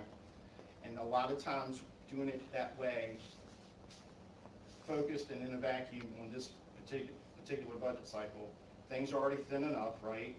We end up deferring needs. So we want to get ahead of that. And where we've evolved over the past couple of years is working toward having a multi-year CIP plan. I think we'll have a refresher of that discussion in the materials for you all, along with some templates of, call it recommended forms for department heads to stick with the GFOA prioritization, which is, I had it just a minute ago, it's health and safety, bear with me 1 second. Health and safety, asset preservation, and service. So that's the GFOA recommended prioritization of projects. So you have to figure out from your department heads which bucket that fills in, because that would either accelerate it up the time scale, and we have to get that done, or figure out what makes sense. If we need to push it off, but it still needs to be somewhere in there sooner rather than later. So we'll keep all that in mind. But we'll have those templates and maybe even pull a few examples of what other localities do, so you can see that how that works. Any questions? Anything that I think I've hit everything that we talked about. And y'all will set the meeting calendar January 22nd, so we know when the deliverables and agenda deadlines and everything are to be expected. Yes, so on the 22nd. Yeah. Okay. Any questions? Yeah, one of the things I think that would be helpful, RT, Yes, sir. to show why it's so important that we keep our credit rating where it is. Well, let me be clear on that, because you don't have a credit rating. Well- It's where you would fall. Okay, so Yes, sir. forgive us, Matt. But to take a look at several years ago, when we were able to refinance old debt, and able to actually move monies into far more productive places. To show, the number that comes to my mind is about $250,000, it was to our benefit to be able to do those things. And why we don't want our reserves to go below, we don't want to buy a car from Eastern Motors, for instance, okay? The other thing, I think that from talking to other council members, I think there's an appetite. I don't know if you are the correct person to ask this of, or to mention it to Natasha.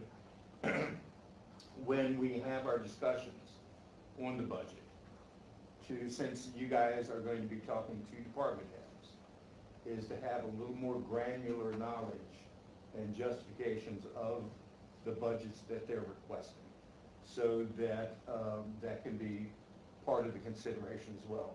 We're already going to have a difficult budget session because there are hard decisions to be made. And so the things that, more information will help us cut through some of that. So as a request, if we could get from the department heads that same justification or something close to it that they give to you guys to be able to share with us, so that we can see the basis of those requests. Does that make sense? No, I completely agree, and that's how most localities would do it on the forms that we typically see.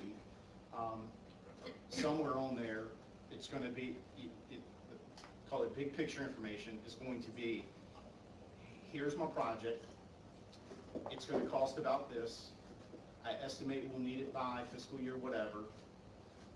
Here are my expected sources that are going to be used to fund it. It's either going to need to come from general fund, utility funds, debt, grants, and they would explain or have a good bead on why they expect to have the grants in time to be able to do it.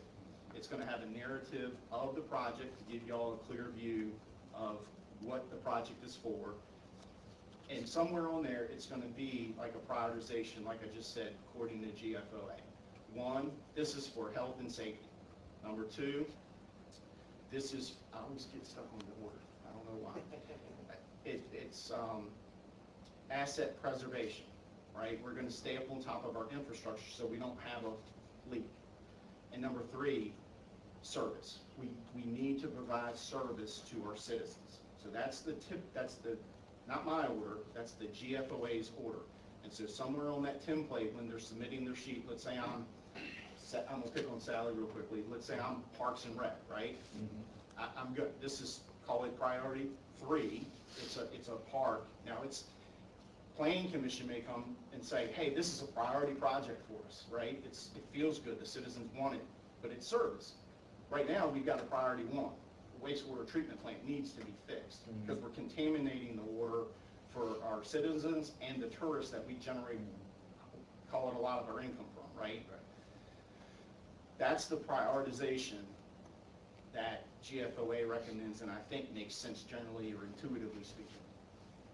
Although, just to be clear, water treatment plant funds have to come from water treatment plant money, so. Correct. Okay. And I So think, I yeah, just to don't want to reiterate. conflate the Parks and Rec issue with the wastewater treatment plant, that they should be in conflict with one another. And just to reiterate the question, and that's good. Okay, but so for instance, now I'll pick on the chief. And I'm dumb enough to pick on the guy we're doing, right? But anyway, so chief requests $1 million. And of that $1 million, I need to replace, easy numbers, okay, product of a public school education, so I have to keep them around. Okay, but I'm gonna need a car at $50,000. I'm gonna need vests, so forth and so on, so that there is a justification for the money that you requested. Is it possible to see something like that, which is on a little more granular basis than we've seen in the past?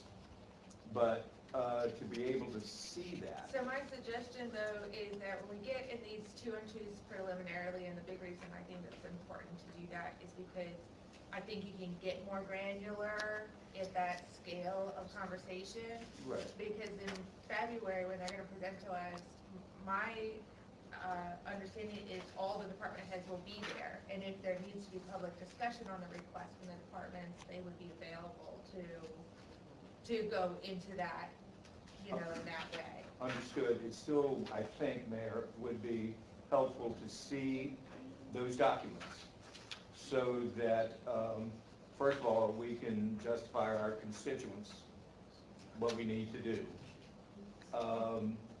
I agree with you. I'm not asking for it today, right? But when we do have those discussions, especially when there's 2 and 2s, that we have those documents in front of us. Yeah, I just Okay. think bringing it to that granular level with all 7 of us at a public meeting is gonna take, to Tom's point, he said, we Well, but that's why we do it in 2 and 2. No, but, Yeah. yeah, but I would let's not just do it in discussions, let's write it down. Oh, yeah, We write down the- they already submit forms to Natasha, so yeah, children look at those and we'll see what. So again, we're always buying. We have asked the department heads to provide more information. No, because on- it's, I mean, it's, it's a lot more information. I think we know why they did it, so you'll have more of that. or my brother.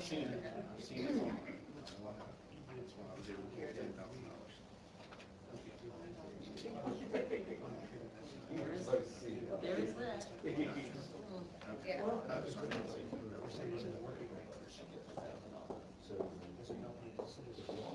Yeah. I do have a question. Yes, sir. Well, first off, I will say I agree with Rick on getting as much information as we can. I've been pushing for it since 2020. So yeah, any granular information we can get would be great. I want to ask you, do you have any experience with zero-based budgeting for localities?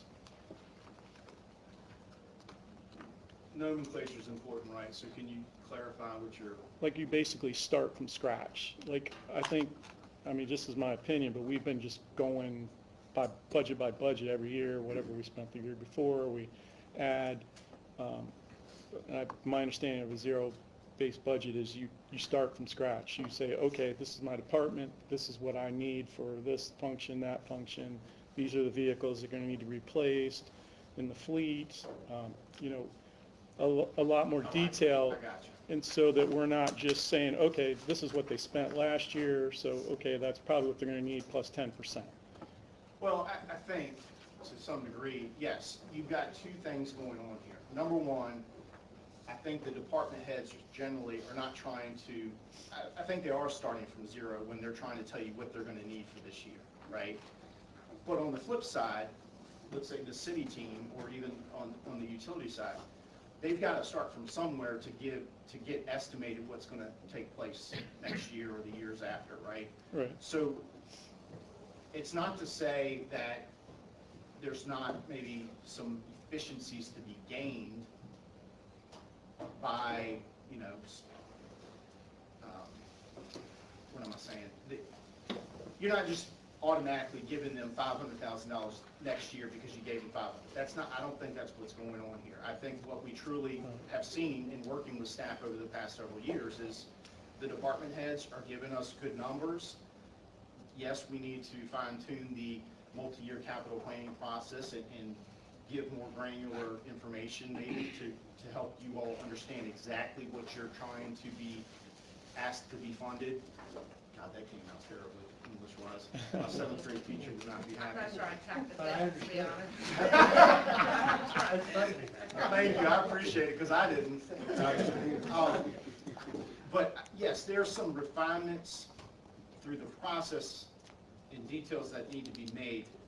But again, it's been a long road over the past several years to evolve even thinking about the multi-year. There was a lot of education done over the past few years.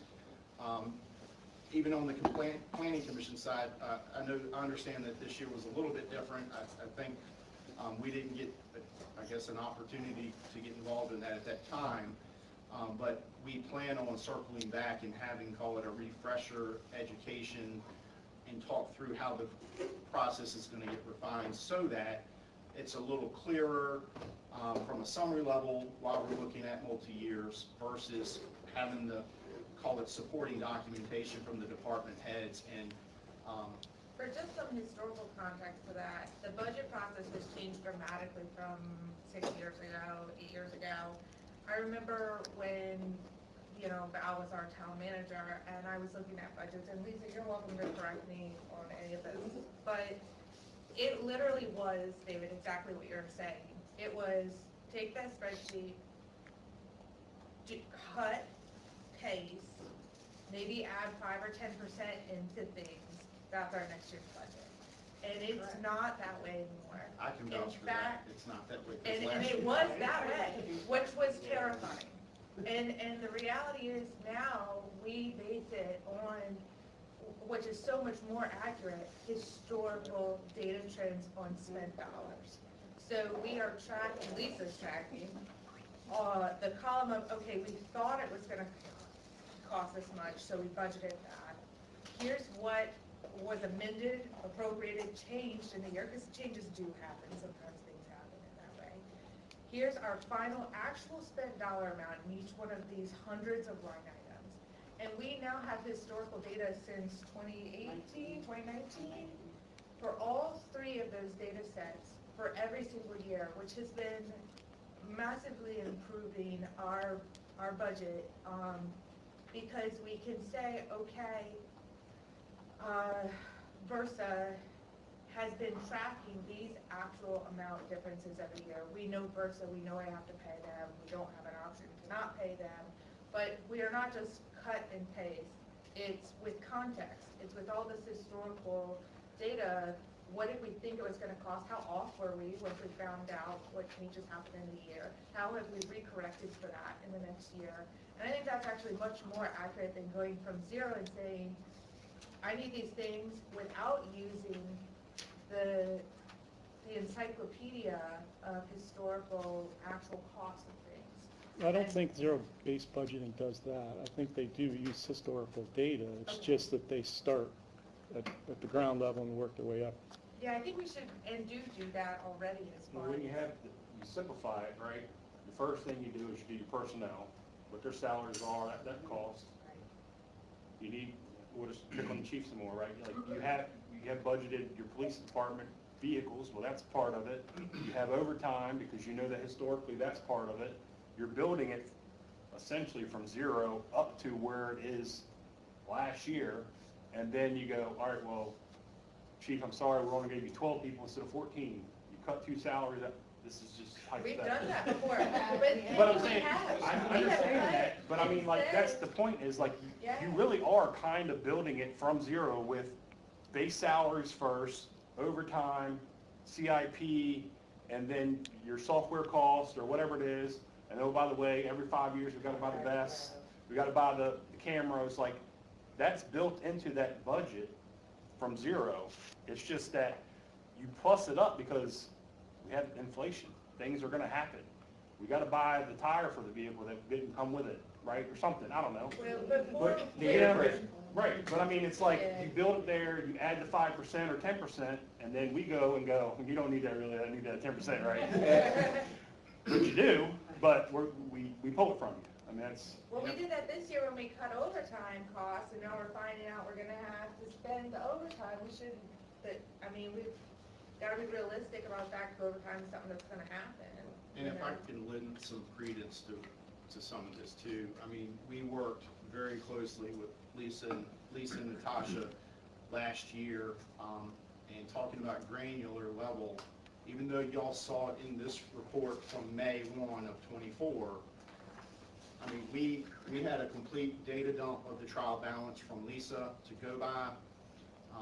And yes, we summed it up through pivot tables to make it comparable apples to apples, but there were individual line items where we were adjusting because The consultants were telling us we're gonna need X number of people and overtime on the wastewater treatment plant side. Things like that are, it's not like you're copy pasting, I think was just said, where you had 12 people in the police department for $500,000, and that's gonna be the same number even though he's only got 10 people now. You know, it's not a copy paste. I'm speaking from experience from last year. We went through that trial balance in detail because there was a recommendation, there was a shortage, deficit situation, and we were on the hook, so to speak, for making a recommendation one way or the other. Now, we gave several different options. Y'all landed on not touching the real estate tax rate. Instead, we adjusted the meals, cottage, hotel lodging percentages up by 1%. And the thought there is we're not putting it necessarily on the back of our citizens. Yes, the citizens are going to go out eating in town, right? But they have a choice of eating in town or cooking at home, whereas your tourists come in, you're collecting those transient dollars and enhancing your budget revenues. So I think that was a political decision at the time last year. That's not to say we're off the hook, so to speak, because we do know that our operating expenditures, at least on the governmental side, are outpacing our revenue growth, okay? Well, and just to walk through this chart that you guys got in front of you here, this is from last year, this isn't this year's chart. But there was a difference of $430,000 between the budget and revenue streams. And so the struggle last year was how to close the gap. And it went back and forth about how to close the gap. And it was a, unanimous, I think, consensus to not touch the real estate rate. Then what other what other opportunities do you have to raise revenue? And, Charles can go into the capabilities of towns to raise revenue and how that functions. But the proposal was then in cottage lodging and meals. And this chart was like, well, if you did 1 penny here and you did 1 penny there, you could get to 438. And what we did was we cut $240,000 and then only raised a penny. And that was the end conclusion to it. But those are kind of hard decisions that are ahead of a budget season when you have expenditures raising at a rate of 7%, which is typical of most localities, I would imagine, and expected, right? It's just not a surprise. We've been tracking this. We know that part that. Are you going to cut services? Are you going to cut technology? Are you going to cut overtime? Or are you going to raise the capital to pay cash for things, which is always cheaper than financing? And it's a balance of all those decisions. And I think too, I'm sorry, go ahead. Well, all I was going to say is that I don't think it was a problem with methodology. The point is that, especially for all of us who are going to be in what we can all agree is going to be a difficult budget cycle, the more information that we have, which we've been promised that we will get, how we got to that number is going to be helpful for us, because then we can all see that it costs this much to run the town, we have this much money, and decisions have to be made from there. So the fact that I'm very encouraged by the idea that Lisa and apparently the chief, and hopefully it's not an issue for you guys, to give us a little more granular detail of how those budget numbers were arrived, because it's going to save argument on the back end. Does that make sense? Okay. So honestly, I'm encouraged by our conversation.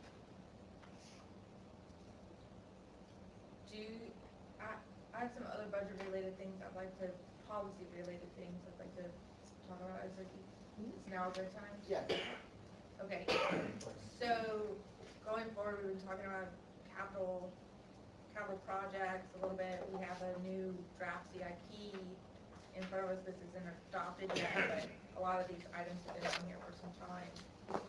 And so I just want to kind of get feedback from all of you on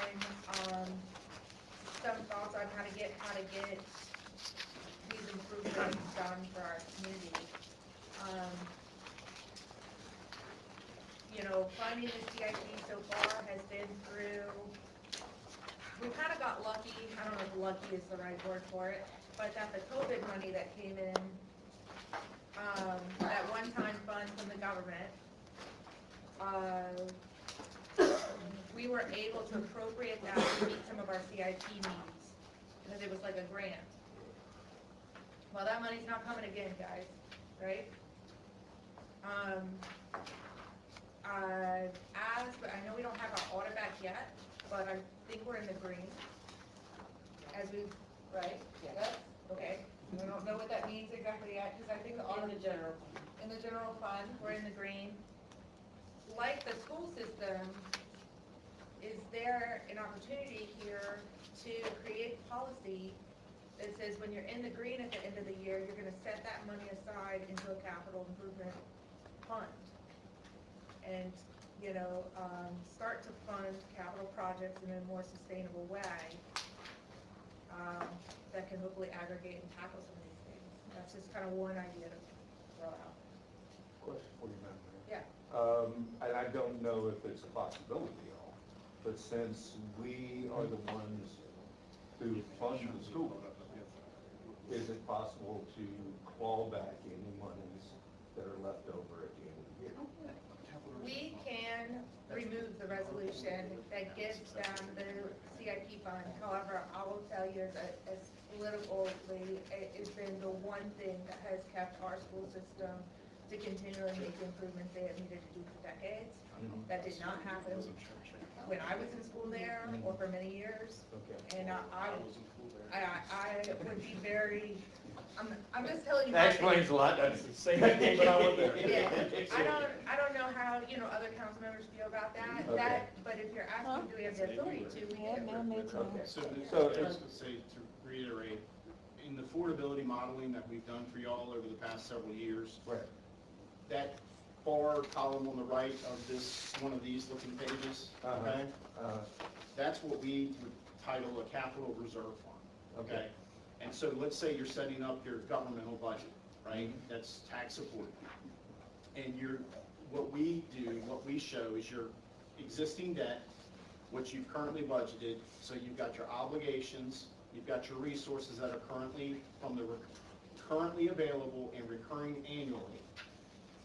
You do the math, and over on the right-hand side, it shows you as your debt steps down. Let's say it drops down by 25 grand a year, just go with me. Let's say it steps down by 25 grand over the next 10 years. So you squirrel away $25,000 this year. Next year it's 50. Keep going, and it'll be $250,000 in your capital reserve fund over the next 10 years, okay? That can be set up in a separate fund, a capital reserve fund. It can be reflected in your audit.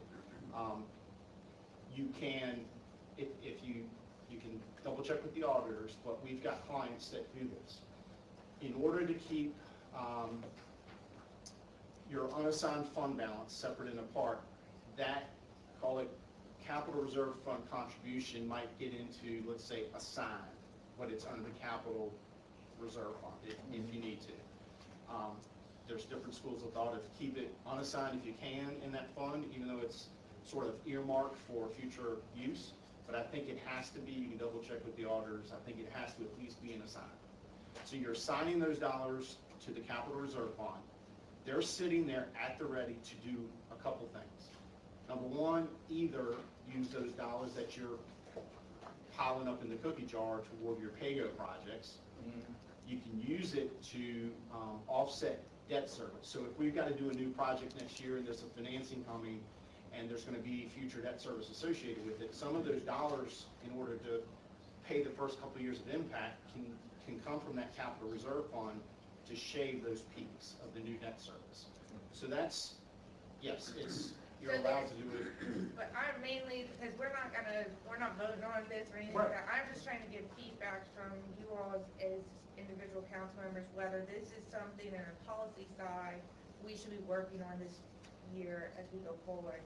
Creating this capital reserve fund, creating a policy in effect that continually funds it year over year to the capability possible, right? So, you know, what I put out was when we have money in the green at the end of the audit year, that goes into it. What Artie's talking about is when we have reductions in debt service, that we use the gap to fund it, maybe we do both. Because the reduction in debt service doesn't drop for like 12 years, so that one doesn't help a ton right now, but. So this seems pretty obvious to me. Are there any arguments against doing it? Well, why would I say no to that? I don't know. Well, I guess the first question would be is, what do we do with the money now? Right. We spend it on capital projects is mostly what we do. There is a capital improvement fund that's money in there at this time. We were funding it through sale of property. Well, we're running out of property to sell, and we have about $150-some thousand left in the general fund's capital improvement. As she went before, school has like 1.3 million right now, because we fund that with what they don't spend for the year. So they have now over $1 million to spend on capital improvements, where we have 150,000. Her idea to take any excess revenue from the audit, what we normally would roll into fund balance, and take that and put it into a capital reserve fund to spend on capital items. Right now, we were just, like I said, we were funding it through sale of town property, which has barely diminished for these So last few years. If we were in the green, the year passed, we roll it right into our general fund and just keep it. No, we roll it into our fund balance, which It is goes the to fund fund balance. Okay. Yeah. And It's that. not set aside specifically for any item. So it's This is- piggy bank, it's not the bank. Right. And we're just saying we would designate it. Right. We would be more We would intentional to say designate- it's for assign it capital improvement. And to it the co- purpose. And a couple things to take this to like maybe the next step is that has been the policy, that funding the capital improvements fund so far has been on sale of property, and that was a resolution done before my time.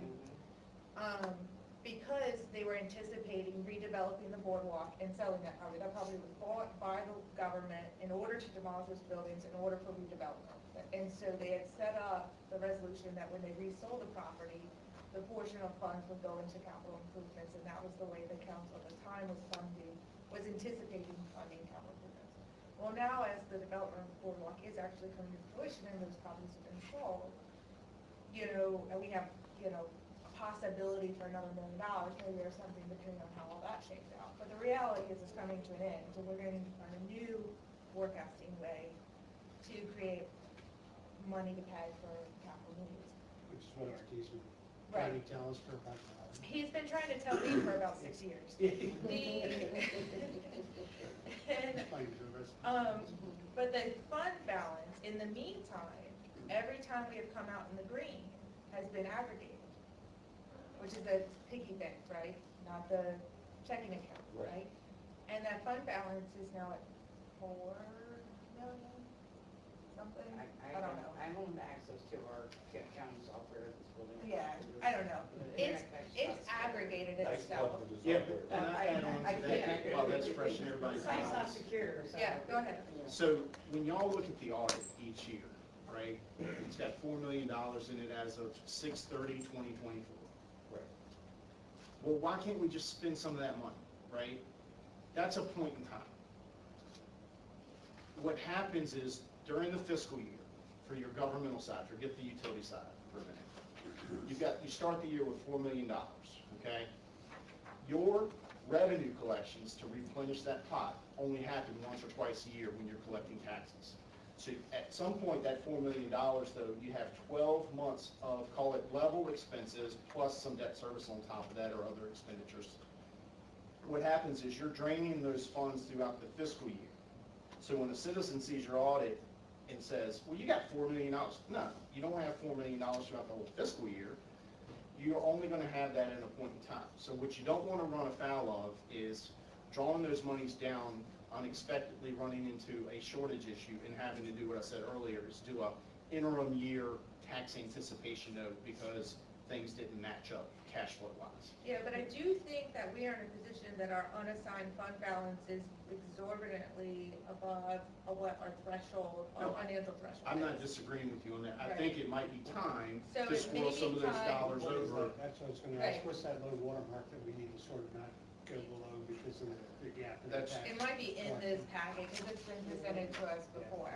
So But, I mean, just ballpark. so it's a possibility, your policies, your current policies, I think they're still current unless some changes have happened, But if you look at, it's the July 13th, 2023 presentation that I handed out. Now, really, again, that was like a March 23 presentation. The full book, which included governmental and utility funds. We excerpted it and repurposed it for a retreat in that summer. But basically, if you look at the appendix in the back, it's Appendix E, Town's Adopted Financial Policy Guidelines. Page, Well, it's 39. after page 39. after page 30. Yep, we didn't number your policy pages in conjunction with the slide show we did today. Oh, yeah. Just dumped it. Okay? So if we, just page 1 of that policy document, Policy 1 Fund Balance, General Fund, Unassigned Fund Balance, the town's policy is to maintain an unassigned fund balance in the general fund equal to 15% of expenditures versus operating revenues. Or it's basically of your budget, okay? So it's less than 2 months, right? Yeah. When we first started talking about the policies, I think we had a thought that we wanted to include a two-pronged approach about either keeping, like, let's say no less than $1 million, the greater of $1 million, or call it 35%, something like that. I think between all the discussions, I can't remember the back and forth or who it was to keep just the 15% as our policy, and yes, we'll manage above that. I think from a, call it a credit markets perspective, it may be time to maybe do some revaluation of where that is. Additionally, how much, we can identify how much we want to squirrel away each year for the capital reserve fund or whatever y'all want to call it. Yeah, and I You think, kind of keep it between 15 and 35, and above 35 goes into capital. Yeah, and you don't have to set an upper limit. Right. Some folks do that just because, to your point, what I was going to say, you said, why would I not do that, right? To play devil's advocate, because sometimes citizens can be right picky and think they know what the right level of reserves are. And that's not necessarily the case, and it's only a point in time when they're seeing it anyway.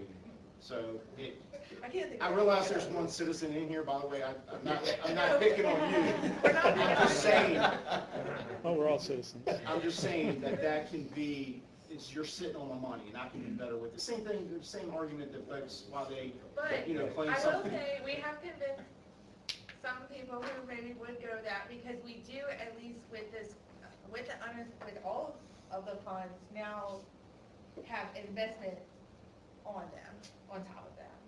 So we are making money on the money that's we're sitting on too, right? So I that's believe so, we been- moved some of it over to LGIP, right? Yeah. Yeah, so that was another So we would thing. still continue to do that with, with these funds too. That's right. It's not like Definitely. it would lose that advantage. No, yeah, they can still be invested. They're not Sorry. going to be sitting there. So we would convert it from bonds to a money market checking account. It's not, you're not in bonds It's right now. not like that. No, but yeah. it does work. He's talking about examples, like a bond would just sit there and be Right. dormant, where a money marketing account would actually accrue money. Gotcha. He's just using Yes, that sir. example. What was the low balance of that fund last year? What's the lowest that balance got down Well, to? I think we want to include a cash flows analysis this year, so you can see how I think it's going to be helpful perspective for y'all to show you what happens over the course of the past 3 years, let's say. Past 3 years, examples will just, you can So- simply take the beginning balance and ending balance off the bank statements. You can look at the withdrawals and deposits, and that'll give us what we need on a monthly basis to show you, here's how it's the balances dip down. Policy-wise, though, this is gonna take staff effort to come up with a policy, to do the evaluation. So prior to, this is the annual retreat and strategic plan, is this enough, like, I believe it's kind of time to be really looking at this.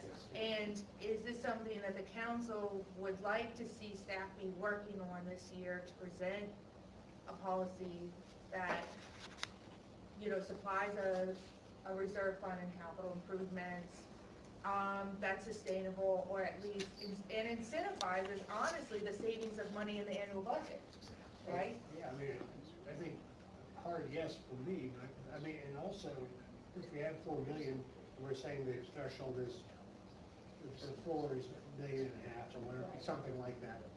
That gives us $2.5 million to spend on some of the stuff we gotta spend, right? Well, yeah, and I say that because we have some big ticket items that, one of the things that I heard from this, this council is you just said what you love about Columbia Beach. Almost every single one of you said the beach or the water or something to do with the environment, and our beach is eroding, okay? That's one of the items on our capital CIP list. Beach replenishment, beach restoration, resiliency. If we are, by namesake,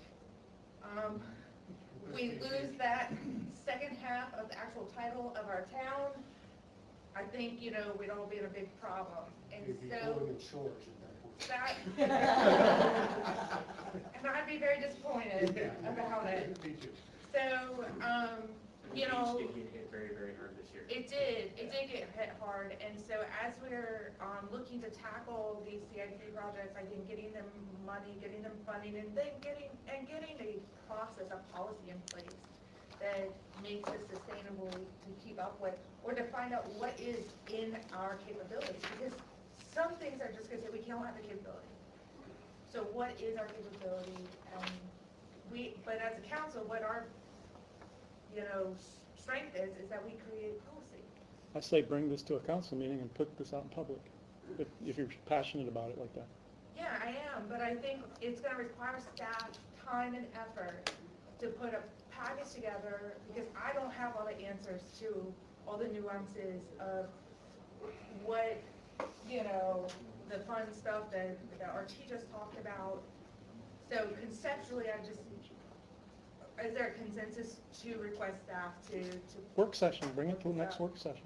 I'm happy to But have it put on there. I think it's helpful for me and staff, as one of the purposes of the strategic planning meeting is to get feedback so that we can know the direction that we need to go in prior to bringing this to a public meeting, which we certainly could.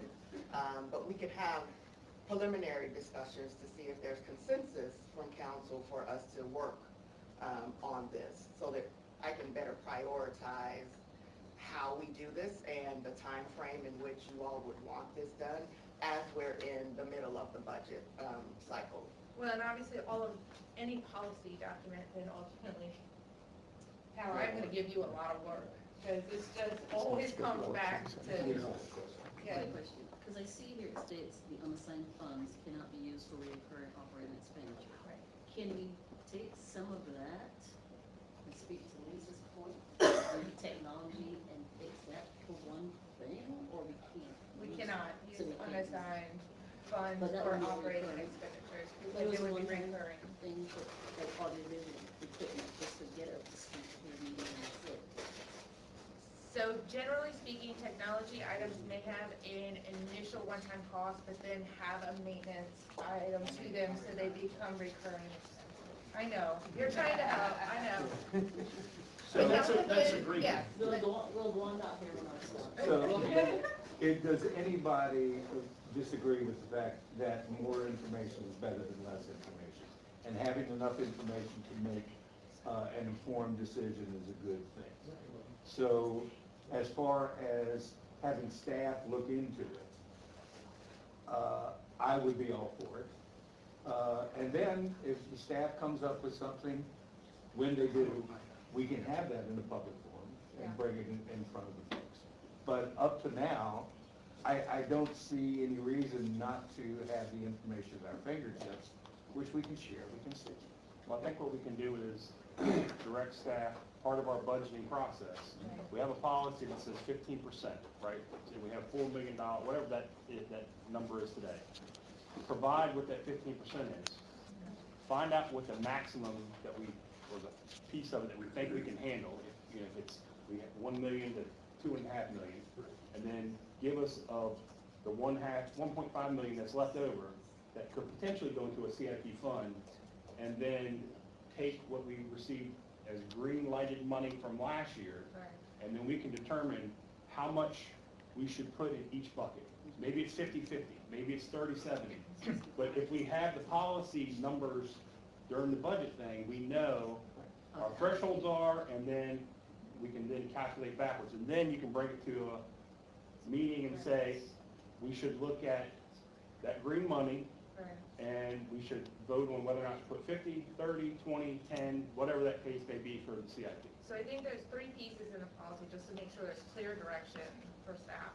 One is the capacity of the unassigned fund balance. 2 is the remainder debt level changes, which I think are minimal, if not zero, to be honest with you, but I think we should still, to RT's point, be paying attention to that. I know, you're gonna go look at the slide now, you're gonna see. The 3 is the remainder funds from audit over, right? And look at those 3 items in funding the capital reserve, what fund, which we already have a fund set up, so we don't have to do that part, but in creating a policy that becomes a sustainable fund. And I think the planning commission may really be happy about. If I can address the elephant in the room, though. So staff and Davenport can work together, right?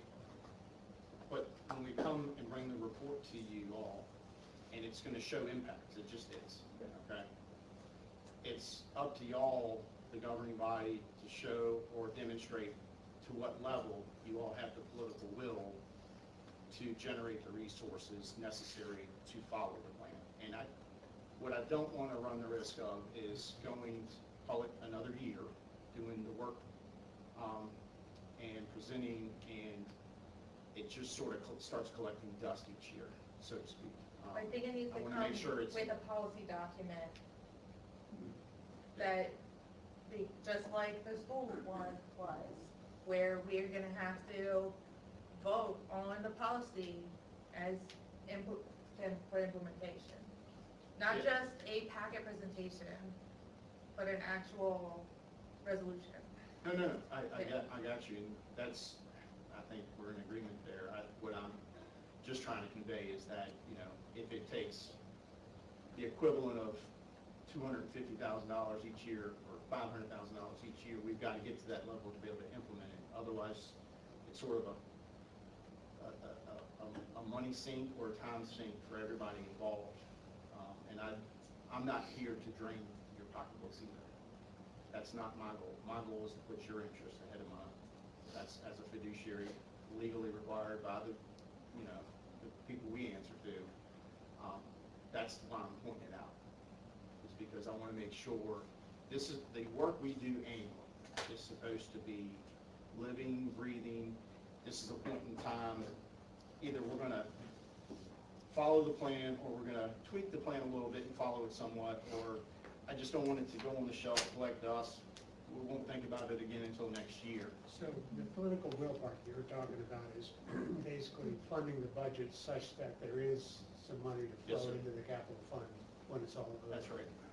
Okay. And I think Mayor's point is that if you document it if we update the policies and it's documented and everybody adopts the resolution approving those, from then on, you're locked in and you have to follow your own criteria. You have to be compliant with it Or change it. or change it. And it's the reason why you put policies, financial policies in place, is so that it survives this council, this staff. And in the future, you've got those guardrails to stay or enhance your fiscal health.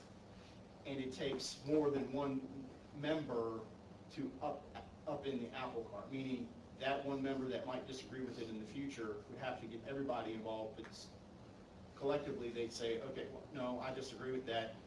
We might need to change the levels a little bit, but I like having that policy in there or something. The immediate upside, unless I misunderstood this whole conversation, is that we do have a big balance that will likely is above the sort of the ceiling. You say that 15% is the floor, and say 30 is the ceiling, and we've got some money that we'll immediately get to put in the capital Not that we improvements should fund. spend it immediately, No, but we that put we it in would the fund. set it That's- aside. And talk about it Yes. with regard to the CIPs, Right. somewhere in my I pocket. think Mr. Wood has. But for clarification purposes, because I know that's not your intention, but it's a little cart before the horses here. the point is because council has to have a comfort level if this is a good or bad idea. That's right. So what we're looking for right now is information on it. Okay, part of the caveat is in order to jump into the pool, everybody has to agree to join hands and jump in the pool. But what we're talking about right now is getting the information. Yes, sir. Like a feasibility study. for lack of a That's right. better term. So, if it's, again, back to the premise of more information is better than less, I would certainly be a hard yes for that. And how do other council members feel? I heard a lot from Maggie, I heard a little bit from David, and, okay, all right. I think it's a good idea. So. How much resources Let's of get- town staff are we going to put into this? Because the- We'll work that out with Lisa and Natasha. I mean, I think we have a good sharing of information relationship, and we work well together to figure out who's going to do what. And, you know, obviously, we're here to be an appendage to your staff. So if they've got budget going on and we need to do the heavy lifting or something like that, we would fully expect to do that. But we'll have to get information because we don't have access to your systems. We don't want access. I think it would be, I mean, just to give you a concept, I think it would be good to have a draft policy in alignment before July 1. Yes, I agree. Okay. So this is an actual policy, not just a feasibility study. Well, I think the feasibility study has to come first, but I think in order to understand the policy, there has to be a draft policy. I think we're getting, So, yeah. as part of our comprehensive financial review, each year, we're not trying to just rinse and repeat. Right. These are all things we're going to take back to the office, consider how to fold them into the comprehensive review for both general fund, governmental side. It'll include all the stuff we have in the past, plus we're adding stuff and building upon that each year to make it more user or helpful to y'all to make the decision points. And I'm glad to see that this is how it's evolving, because I'm excited that It took you a long time, Mark. Well, I I was just going to add some context to this globally, and Davenport Company obviously has the experts and understands this and works for localities across the state. You know, the Virginia Institute of Government, we are a crowdsourcing entity of information of best practices from all of your peers around the Commonwealth. And the town manager, and her staff have access to all of our resources. So I was telling the town manager, with a simple email to us, we will basically take all the policies that we've collected on this issue, put them in a digest, and send them to you. It's literally that easy. This is not an issue where you all need to consider reinventing the wheel. This is an issue that local governments struggle with. When they get to the point, particularly smaller communities that have evolved and need this type of more technical management of your capital improvement funds and your capital processes. So there's plenty of localities, similar to you all, financially sized and otherwise, that do this. And so I think there's ample opportunity for staff to educate themselves from these other places that have been doing these things, that have both a minimum and a maximum on their unassigned fund balance, and how they manage that and how they drive that into actual revenues for our capital project fund every year, so you have money to save and spend on all these important projects you have. So I guess my humble thing is, don't get lost in this process. This is a solution that, if it's council's will, can easily be solved. Yeah, and we're going, like right now, the city of Lexington, just pick on them for a minute because it's fresh and dear to my heart, so to speak. We are working with them to go get them re-rated. Their debt in the public markets retired some years ago, so they haven't had a rating. I think something like 37 cities of the 38 or 39, or whatever the number is, are rated. But they've got some projects to do, so they want to re-up that so they can control their own destiny and go access the public markets to fund some projects. Well, that said, as part of the 2 years leading up to this point, we went through wholesale almost and revamped some policy parameters within their policy document. So you're not, my point is, even if something is X years old, you're not the only one to be at this point looking to make some adjustments or having some new input. I mean, we do this all the time, and we work with a lot of, I'd say over 100 localities, cities, towns, and counties across Virginia and we've got all their policy documents, because, all the financial policy, we don't have like the processes and all that stuff, but, we do maintain that, so we have good resources to pull from. We've helped craft most of them in most cases. So Natasha has a strong, you guys are gonna both help.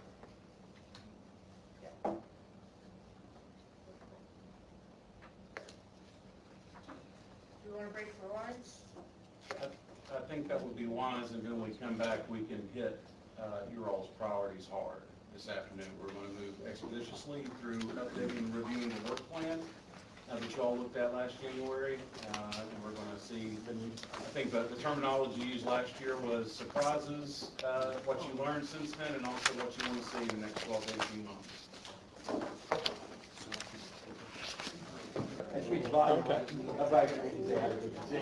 All right, folks, let's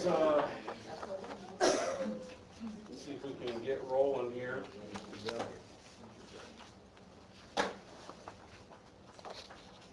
So now you've talked a little bit about the budget process and what that's going to look like. Now we can talk about some of the things that you're going to want to know how much they cost moving forward, or you can make some priority decisions on what you're going to consider as part of that budget, right? And give staff some direction so they can prepare that for you. So what I want to do today, this afternoon, at least in the time we have together, if we go to, let's go back to, does everyone have the town council retreat minutes from last year? Is that in your all's packet? Town council. Town council's got it, yeah, okay. So, Yeah, it's the first tab. Meeting. so if you go to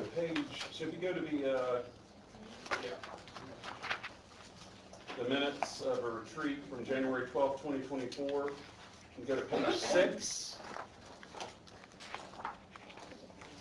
And you'll see at the top of that major strategic goal areas, which we talked about this morning, and then we've got sort of a review of a work plan and update 2024.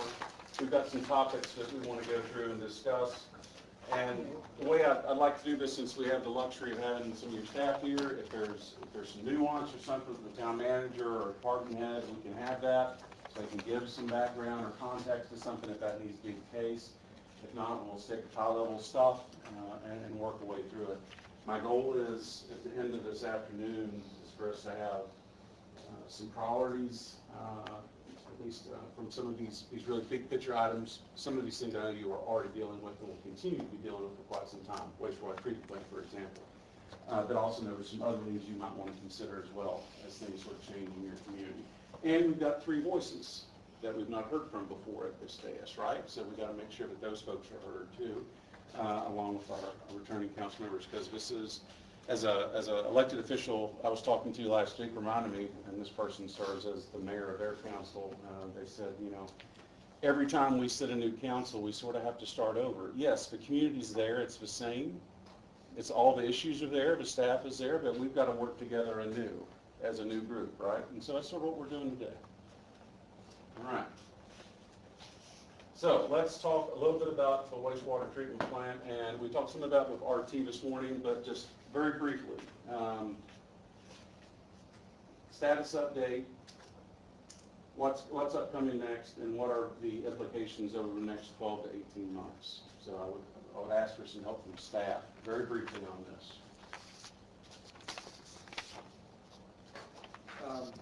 Do a current update on the wastewater treatment plant. There's still a number of equipment failures that we're trying to address. A lot of it comes down to lead times, funding, a number of issues. We've been able to stay in compliance for the most part for most of the year. Now that it's gone into the cold season with reduced flow, we're having issues with our ammonia levels. Started in December, now moving into January. One of the issues that is leading to that is the failure of the anoxic mixers and the anoxic tanks, the EQ tanks. Those mixers are out right now for repair, or the motors themselves are out for repair. Actually, the update on that is we have them, we'll be installing them hopefully next week. Okay, so they showed back up yesterday, I guess, and we will be installing those next week. That will give us a a better opportunity for denitrification, get the nitrate levels down, and will also aid in ammonia removal. DEQ obviously has been in contact with us. I've called them and let them know all of the issues that we have them. December 30th or 31st, there was a comprehensive report that was submitted to DEQ about the treatment plant, the condition of the treatment plant. That was one of the requirements of the consent order, was that we hire an outside source or an engineering firm to do a comprehensive evaluation of the plant. That has been completed.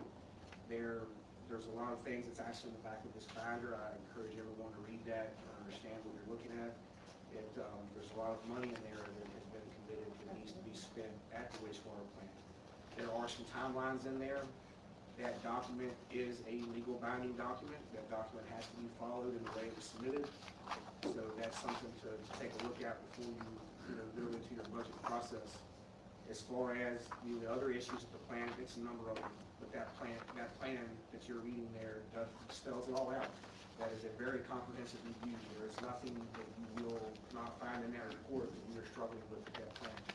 I was very much involved in completing this review, but a lot of the wording myself, so I know exactly what it does say, and I can tell you that is word for word troubles and struggles that we're having over there.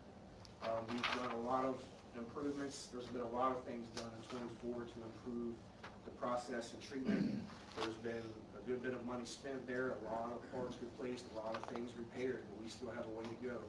And first thing I would do is thank the council for supporting us to get that work done, because without the council, it wouldn't happen.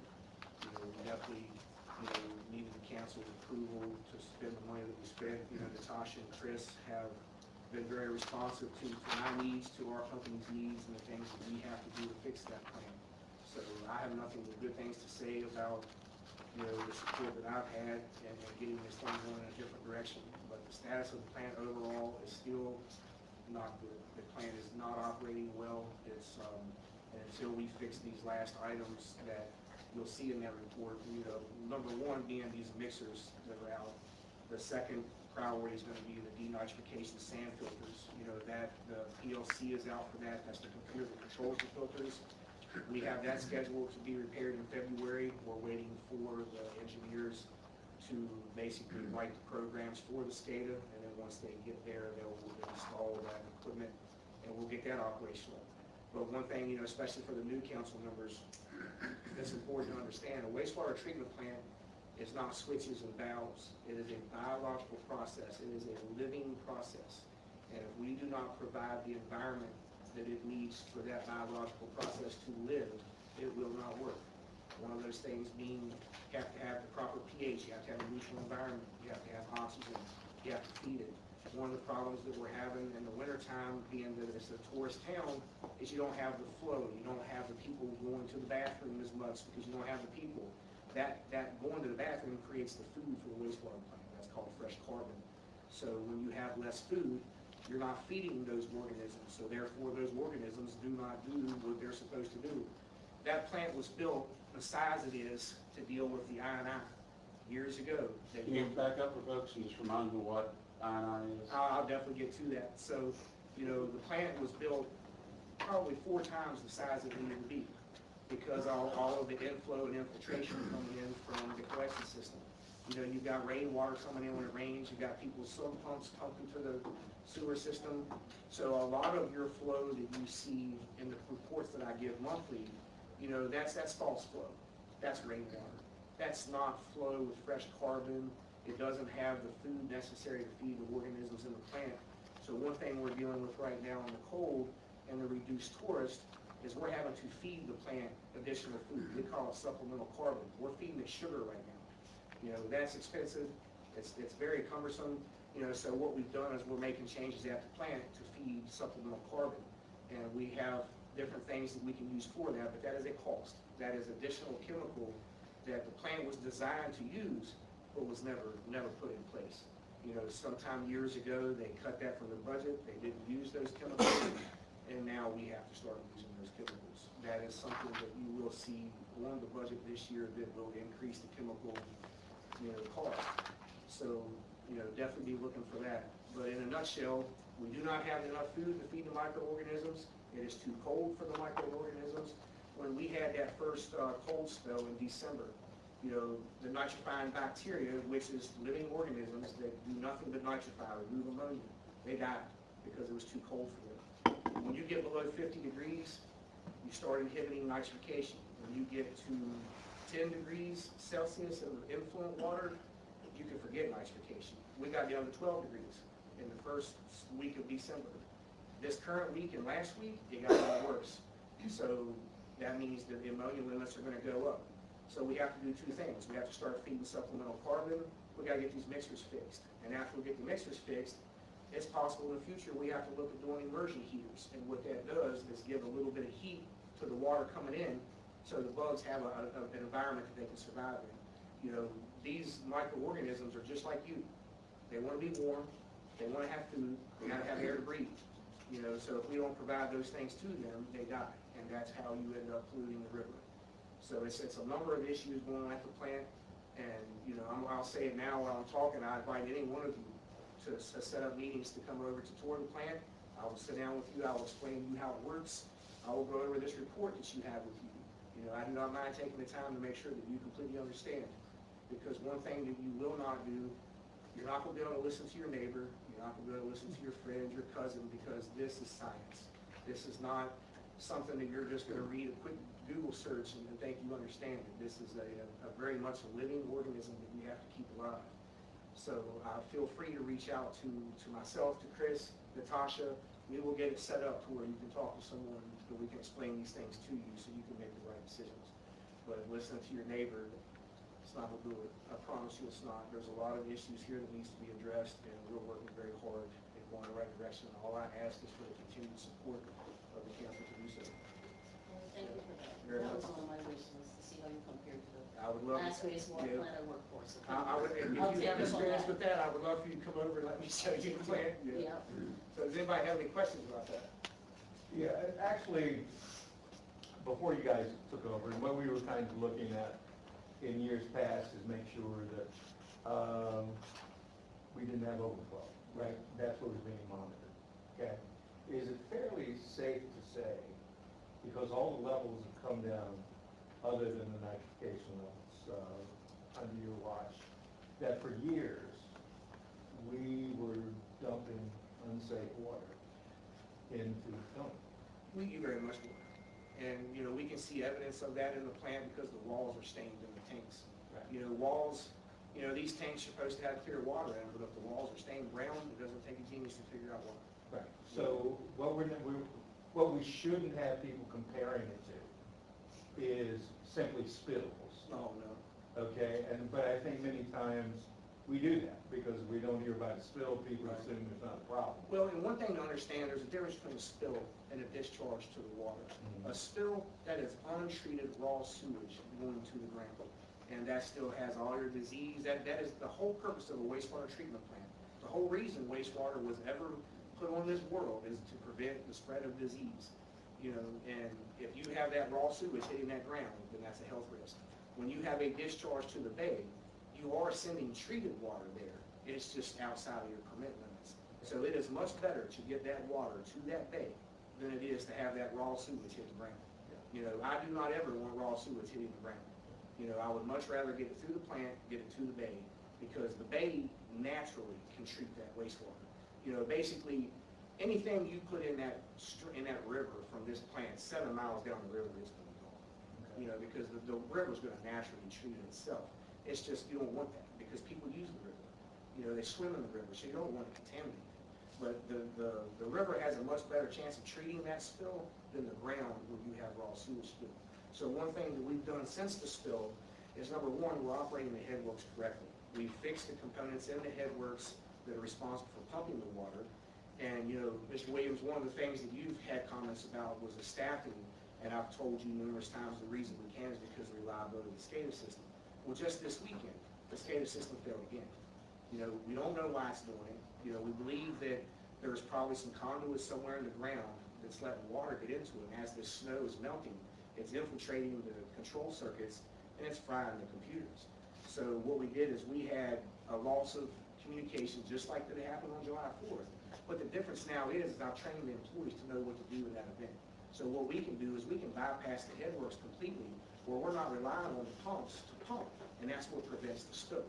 So when we had the failure this weekend, Chris responded with his crew, Lorton and Company, who's the expert at the SCADA system. They all jumped on it. They got it fixed. But we were ready to bypass the headworks to prevent a spill if that's what we needed to do. So we have processes in place. We have proper training now. Things are being done the way they should be being done, but we just need to start fixing the plant. And we are fixing the plant. It's just going to take a while.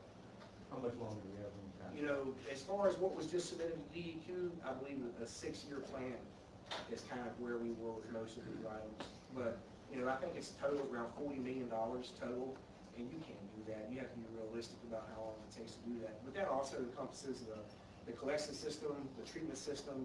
That's it, yeah, the pump station, that's everything. You know, that is all the issues that you all have been hearing about for years. So what we have now is we now have a comprehensive plan or study that's done to identify all of the issues. Not just a little bit here, a little bit there. You now can see all of your issues and you can plan accordingly on what to do about it, you know.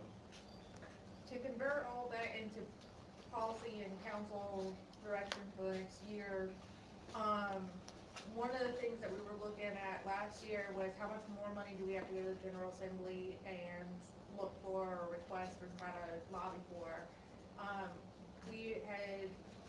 We didn't have the support yet with the comprehensive amount, which honestly, you know, is necessary to lobby the General Assembly with to be, you know, productive there. We got 5.7 million before because we had an engineering report to support that amount of money. So now that we have this engineering report, we have a lot better opportunity for continuing to lobby the state for assistance. But I will just kind of give everybody a heads up that some of the preliminary feedback that I've heard, and you know, I'm sure Natasha has heard, and I'm sure you know Bowden is aware of as well, is that the state is going to look for us to use the Clean Water Act funds as a, you know, partnership in order to continue to request funds. So they're going to want you to use the ability to borrow from the state that they've set up. They're not just going to keep handing out millions and millions of dollars if you're not using the tools that are available at the state.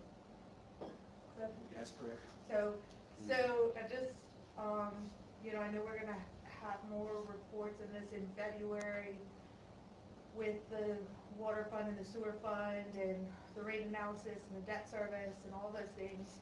But one of the things that's probably gonna come up out of this is to borrow to achieve some of this $40 million priority over 6 years or however long that takes, taking a chunk of that into debt service to accomplish. Does that seem consistent with what your expectations are? Because, you know, one of the things that had to be identified in this report was, you know, loans, what monies you had available now, what are you going to do in the future to get money. And you'll see that as you go through the report, you know, and basically the DEQ expects you to utilize any resource you can to get money to fix these plants, whether it be loans, whether it be grants, you know, and, you know, those who have been paying attention to this process and know what's been going on, you can see, and you've heard me talk about, you know, a little bit of leniency from DEQ in this situation. That leniency is only because of the actions that have been taken. It is only because they see that the town is aggressively trying to correct this problem. If you stop with the forward momentum, you're going to end up in receivership. They're going to take the plant from you. And then they're going to pay somebody, which is probably going to be me still, to come run the plant, but then you're going to be paying their rates instead of mine. You know, and they're going to be telling you what you're going to do and when you're going to do it. And they very much can do so. You know, I'm sure you've seen it in your time. I have managed a consent order from DEQ in my life as a town manager. I'm very familiar with it. Absolutely. And, you know, I'm currently managing probably 6 consent orders. You know, so I'm quite familiar with it myself. And I can tell you, the reason you're getting the leniency you're getting with the WQIF money, you know, the reason they have allowed those things and they're working with you is because of the actions that you have taken. You know, they're satisfied with those actions. You know, just in the phone call that I had Monday with the head of enforcement, you know, they're like, hey, you know, we know you guys are trying, we know you're doing the right thing, and he just thanked me for keeping him in the loop. We got off the phone. So I urge you to continue moving forward with that. You know, and, you know, another thing I've looked through, and I know there's been discussion about, you know, keeping the plant. selling the plant, doing a lot of different things. One thing you need to understand as a council, if you sell this plant, you're still gonna have to pay to fix this plant. You know, would a private company would come in here, they would purchase this plant from you for whatever money you agreed, they're gonna fix it. They may agree to not increase your rates for 3, 4, 5 years, but they're gonna eventually increase those rates to compensate for that money they spent to fix that plant. One thing that a private entity does not do, they don't have access to government funds. They don't have access to USDA loans. So everything they do is gonna be top dollar that will go back to the citizens one way or another. And I'm sure that you have seen this, you know exactly what I'm speaking of. You know, it is much better for this town to continue going the direction you're going now, so you do not burden your citizens in the future. I have seen numerous times where people have sold plants, companies will come in, they'll fix it, the bare minimum they'll fix it, and then they're gonna increase the rates to where people can't afford to pay the bills. You know, it's all over the news right now. If you read about it, you'll see it. It started in Pennsylvania. Pennsylvania is trying to roll back those laws and do away with it. But there's people all around you, Caroline County, King George County, that those people are begging for help because they sold their system and now the people can't afford it. So I urge you, continue doing what you're doing, and you will see the light at the end of this tunnel. You know, we've made a lot of progress this year. You know, Chris had supplied that information, you know, I believe it was the last council meeting. You know, that's a lot of work. You know, the amount of things that have been repaired there, the amount of money that was spent there, that's huge, and everybody should be proud of that. You know, I surely am. I'm glad to be part of it. You know, because one thing about it is a lot of this is working off of my reputation. A lot of it's off of my history with DEQ, and I can't attach myself to something that's gonna sink my ship too. So I believe in the town. I believe in what we're doing here, and I just ask that, you know, with the new council members especially, you know, understand this situation for what it really is, and let's do the right thing moving forward to continue this progress, because a lot's been made. It really has. I think that background's helpful, because it is complicated. This is complex stuff, and it's challenging, like the gentleman said. It's hard to talk about this in an educated manner with your constituents, right? Because it is what it is.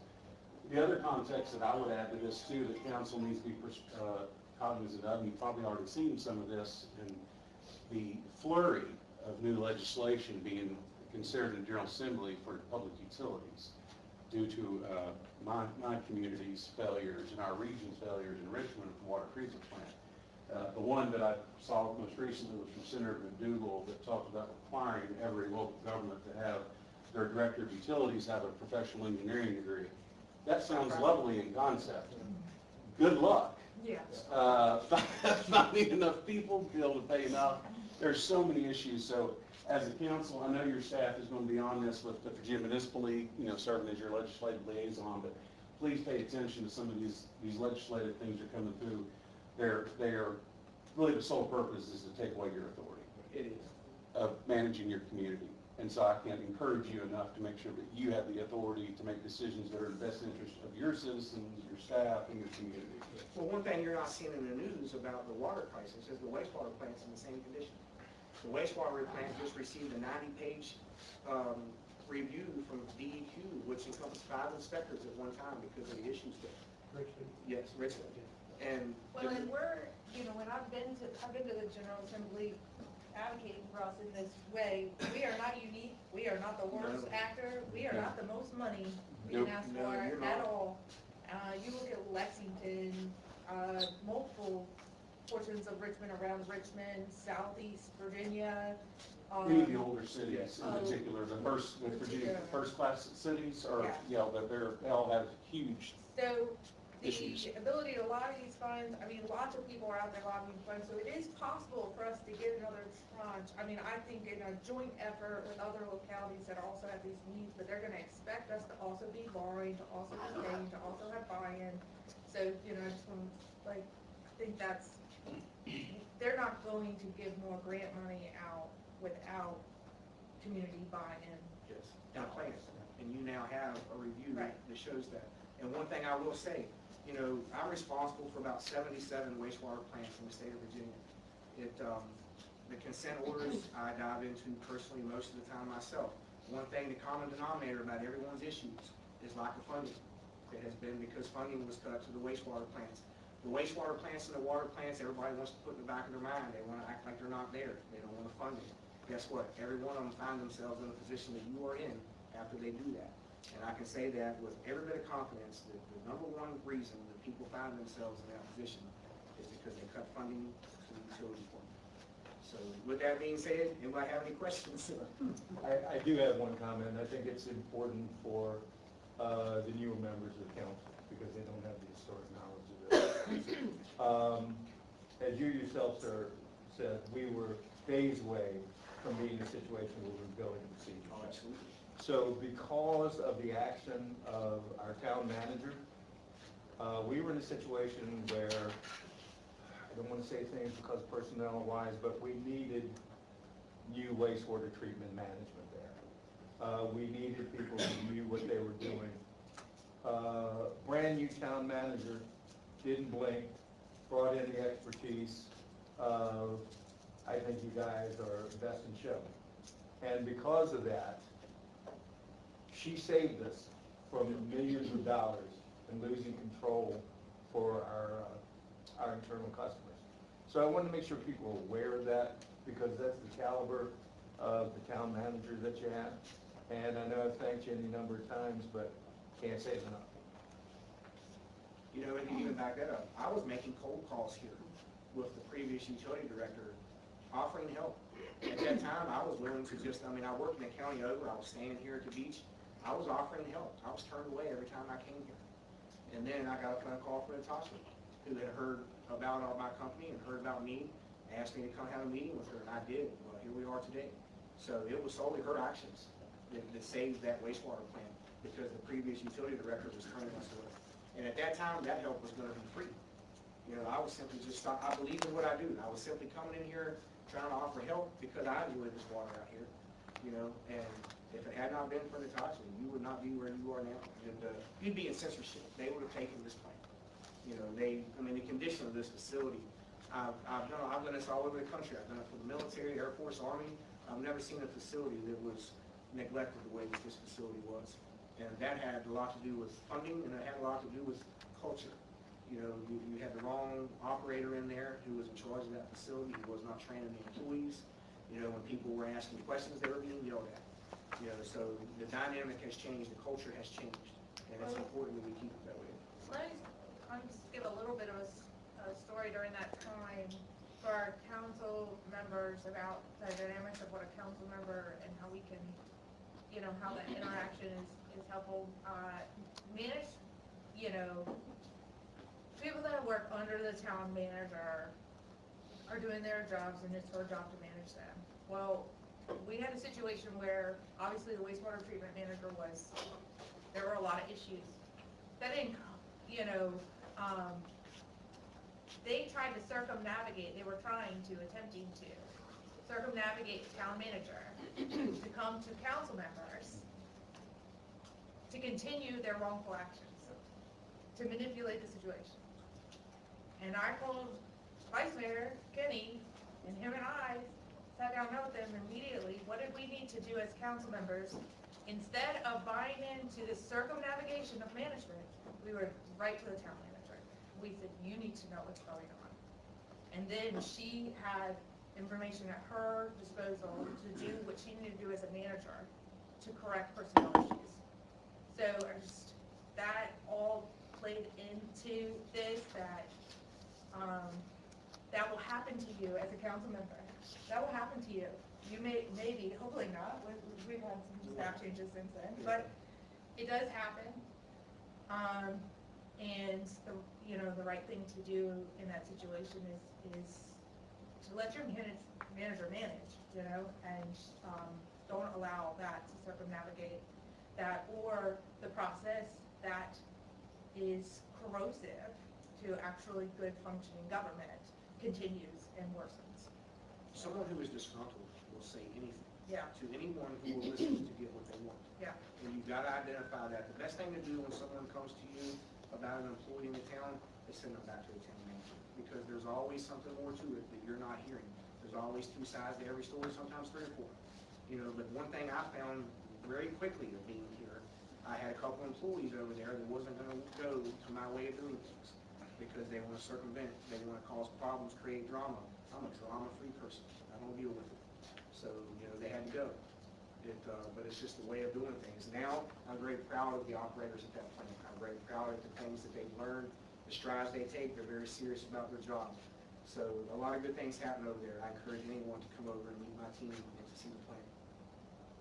I can't emphasize the importance of water and sewer and your role in that. And also, thank you all for doing my spiel for me. You're the town manager. That's why you hired him. You know, so thank you for that. Yeah, that's excellent. I know you all have a lot of years ahead of you on solving this problem, but this was decades in the making. You know, this perspective to have. But I think, quite frankly, you should celebrate where you are today compared to where you were a year ago. It may sound ludicrous, but I don't think so. So celebrate a win. You should, because this was a really dark moment. When I first heard about it, I was like, man, this is tough. My first job as a town manager, I was also the sanitation authority director with zero experience. So you can imagine what that looked like. So I have great empathy and understanding for how challenging this is in a community that had no money. I want to give council a chance to ask some more questions and talk about this, but I also want to make sure that there's understand this is still a top priority and this is going to be on our list. I just want to make sure I understand where council is on this, and if y'all have any further questions for staff or amongst yourselves or discussion before we move on to other infrastructure issues. Okay. Question. I know it's probably a lot for the new members. I mean, it's still a lot for me. I mean, this has only been like a year and a half in the making or something. It hasn't been a super long process for us even, but I mean, this report's nice, 30 pages, a lot of graphs and figures and facts and stuff like that, but when it boils down to at the end of the day, when we go to the next budget process, is can we get something that's, maybe a few pages the council can look at and get a really good summary and a good grasp on what's going on, and when we get questions from our constituents like, okay, they're talking about raising rates again this year, we can explain to them why you all, or we all think it may be necessary. Is there anything we can get from? So you're asking for talking points. Yeah, talking points, and just like for me, for a level of comfort, because I've never been 100% comfortable with any of it. I mean, I believe these guys are experienced and know what they're doing, and I believe the town manager had, a town's best interest in heart by going to get a private company to take it over and all that, but, So this report was done by a separate entity from the town or IES. This was done by an engineering firm that came in and did an evaluation. And if you scroll down to, or if you go to the spreadsheet portion of it towards the bottom, those are your talking points. Those are the real deal of what this report is referencing. These are all your issues. This is where the $40 million comes from. are you talking about the end? Or sent to our inbox or something? 'Cause Yeah, so this is gonna be part of my, update at the next council meeting, so yes, that's gonna be, Yeah, available. it'll be a lot easier Those, to. those are your real talking points. Those are the issues of the plant. The There's spreadsheet's not very good in There's a the lot of report itself. spreadsheets, which one are you At talking about? the very end. Okay. Yeah, there's several charts in the back that show the money and the dates. I think what Yes, those Mr. Williams is asking for is like this is still, those spreadsheets is still a lot to digest, and that if we had a talking point sheet that pared down and grouped some of these things together, it, to help the information in the report this big be digestible, it would be really helpful to have it in something that's More digestible. for you. yeah, more pared down, more. In layman's terms, not engineering terms as well. Yeah. Our citizen Yeah, wants to hear exactly. engineering terms. And We then appreciate this that. is still not as, I mean, they say, to write, presentations like at a 7th grade level, or, I don't know, I've heard that in a seminar before, that, because, not because people are stupid, but because, they're only gonna take in so much information at a certain rate and stuff like that. So we had a talking point sheet, I don't know, 2 or 3 pages that summarized the primary points, and, obviously, we are under a legal consent order, which is, you know, like, like it's lawful, you know, It's through, like a contract. it's a, well, I was gonna say handcuffs. It's like a gun to the head. No, we don't want handcuffs. No, we don't want handcuffs. No, it's more like suspended probation, if you don't do it, back to jail you go. You know, but like, there are legal repercussions Yep. if we don't pay for these things and do the things that are committed to us. What happens? One thing I would recommend all of you do, Mr. Williams, start at page 19. Read to page 27, make that the first thing you do, 19 to 27. 19 to 27, okay. Everything prior to that is basically explaining the events of July 4th, the exceedances that led you to the consent order. So you can probably just overlook that for now. You know, if you're interested in the history of what led to the vote, read that. But if you want to understand kind of like what the plant's doing, how it works, where the problems are, start at 19. Okay. And then obviously once you get past 30 is when you start getting into this, a lot of your engineering Of terms. the second report, not the Yeah. first one? So I would encourage you to do that, and probably after you read 19, set up a meeting with me. You know, so Okay. we can discuss that a little bit further, because you haven't had much time with me. I know that you got stuck with my project manager when you come out, but if you would do that, that way you understand, you'll be able to digest what I'm saying, and we can reference this, and we can go over it in more detail. But to try to summarize this into 2 or 3 pages, I personally don't know how I can do that, because this is a lot of information, and every bit of it is just as important as the other, you know. There has to be a way to. Yeah, it's just not something that I'm good at, you know. Okay, Right? here's what has happened. Garbage is going over the walls for decades Yeah. at that plant. It no longer is going over the wall. Secondly, we were going to be in receivership. We are not in receivership now. Our numbers go down with the exception of nitrogen and ammonia, go down each and every month. Empirical evidence is empirical evidence. You, as a person who lives in Colonial Beach, now has a part through your representative to determine what your rates are going to be. And that would have all disappeared if we hadn't done that. Is that a fair assumption? Yeah, I hear you, Rick. I'm not trying to be as emotional about it because I think that we just having like, what is receivership? What are the results if we don't pay for these things? So, I think what Robin is saying is like, in Minnesota, you don't want to insult people, but basically we gotta dumb it down, and we have to really be the citizens, because the perception, like you say, is bad. They're thinking that we're doing something, we're thinking we're hiring people who shouldn't be here. I mean, I just came off a campaign, you heard an earful, but there's nothing I can speak to, because this is my first time. Like I said, I haven't worked at Charles County. I understand where they were coming from, but not everybody does, so you're right, we have to dumb it down. We have to put That's something what I in front of wanted to do. people, and we have to eliminate the perception that people think we're lying, we're hiding, we're hiring friends, we're doing stuff under the radar, Right. because that's not the case. Right. So we gotta find a way to do a Cliff Notes version, even if it's not your forte, because you're good at that, but somebody can give us a Cliff Yeah, Notes, yeah, exactly. somebody can. We gotta And do that's, something. and that's another reason why I kind of emphasize on page 19 through 30. You know, that verbiage explains each process of the plant, what it does. I wrote it myself, so I know what you're gonna get out of it. And that is dumbed down pretty well to where you can understand it, because this was not a document for DEQ. This is a requirement for DEQ, but the intent of this document was to give the town manager and the town staff something to go by, to utilize what the needs are and what we need to do to correct it.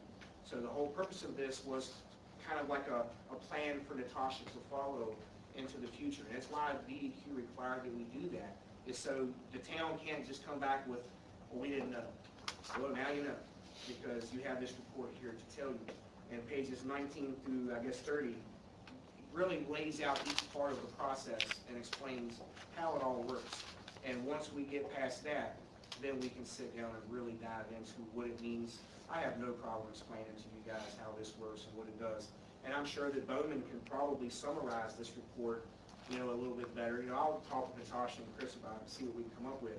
I'm not against it. I'm just being honest, telling you I'm not your guy. That's not You your know, gift. yeah, because I look at things in a totally different way than what some people do, and it's hard for me to condense this. You know, this was months in the making, so, but it, Parts of this are actually already. Can you tell me, there's two reports with the same title? basically, if you just read it, it has different Schedule titles. compliance Yeah. report, condition assessment report, and inspection. I think there's like maybe two I more. think there's 3 or 4 different, we gotta have some night reading. Yeah, so just a quick check-in where we're at on this. Town manager is gonna work with your staff and your consultants on, she's already planning on doing a report to you all. They're gonna make sure that this is in a digestible fashion for you all to use, so you can communicate this to your constituency. We're gonna continue to have to make decisions on this, obviously, with your rates moving forward, that's understandable. So with all those things being known, are there any other policy or big picture concerns or questions y'all have about the wastewater treatment? You also have a standing invitation if you've not been to go tour it, which I highly recommend you do if you've not. So I will visit. One sort of long-term question. Right? There's a sense, and I sort of understand that our water and sewer rates are pretty high already. They probably need to go higher. We're actually on the national average, believe it or not. Huh. Yeah. Anyway, so we're gonna make all this investment to get the plant right. Once it's right and it's stable, is there any sort of light at the end of the tunnel as far as? At that point, you would just maintain it. You know, you would learn from the mistakes made in the past and keep it operating as it should. Right, and would it cost less to operate once we get it stabilized, or is it gonna cost us in the next 6 years? It would absolutely cost. You would save money to when it breaks again. Yeah. And so you stay on top of it, so instead of having all of these breakdowns happen literally all at once. Yeah, but the you're problem is, replacing one pump. the problem is in Yeah. 10 years, if something breaks, it's 10 times what it costs today. So Yeah. whatever you try to make out of whatever the rate goes up to, and we maintain at that rate for 5 years, we may be able to get away with buying those things at that price. Doesn't negate that we won't have to raise it again because the prices being tripled, doubled, like continually grow up. So even if we get it fixed in 5, 6 years, spend $40 million, and rates go up to $500, whatever it is, instead of $3, we would have to maintain that to be able to pay for the next go around to fix it. Otherwise, we'd be just in the same spot. In 10 years, we'd have to spend $1,000 for 3 months. Well, the Well, biggest there's thing a life is, cycle to the plant too, Yeah, where 20 until you years. have to build a new plant. right, so you want to fix things as they break. You know, if a pump fails and you forget about it, and then another pump fails, you forget about it, well, then all of a sudden, you're replacing 3 pumps at once instead of one. And we're doing 25 years of maintenance in 6. Yes. In a 6-year window. Yes. That won't happen. No, don't ever do that again. That's a good talking point, Tom. Yeah, the other point too is that we are able, if I understand correctly, to procure parts at the price in Bowden pays, Yes. as opposed to us just on the humble looking for things, right? Yes. So in Bowden, how many plants do you operate? We have 77 wastewater plants and over 130 water systems. Okay, so there's an economy of scale of buying those parts, basically at the Bowden price. And we weigh the difference between my price and Chris's price when we're buying things, looking for things, and if it's somewhere we know we can save, we'll jump in there, but There's a lot of times where the municipality discount that we get and not paying taxes saves us. yes. Even if it's comparable, it still saves us a little bit more money because we're not paying those sales tax. And there's people that I've called and said, hey, look out for them, and they know what it means if they don't. All of We've this, got a lot of buying power. all this education is really important because you as council members may and probably will be approached at some point by a company who would like to offer us millions of dollars for our infrastructure. Happens all the time.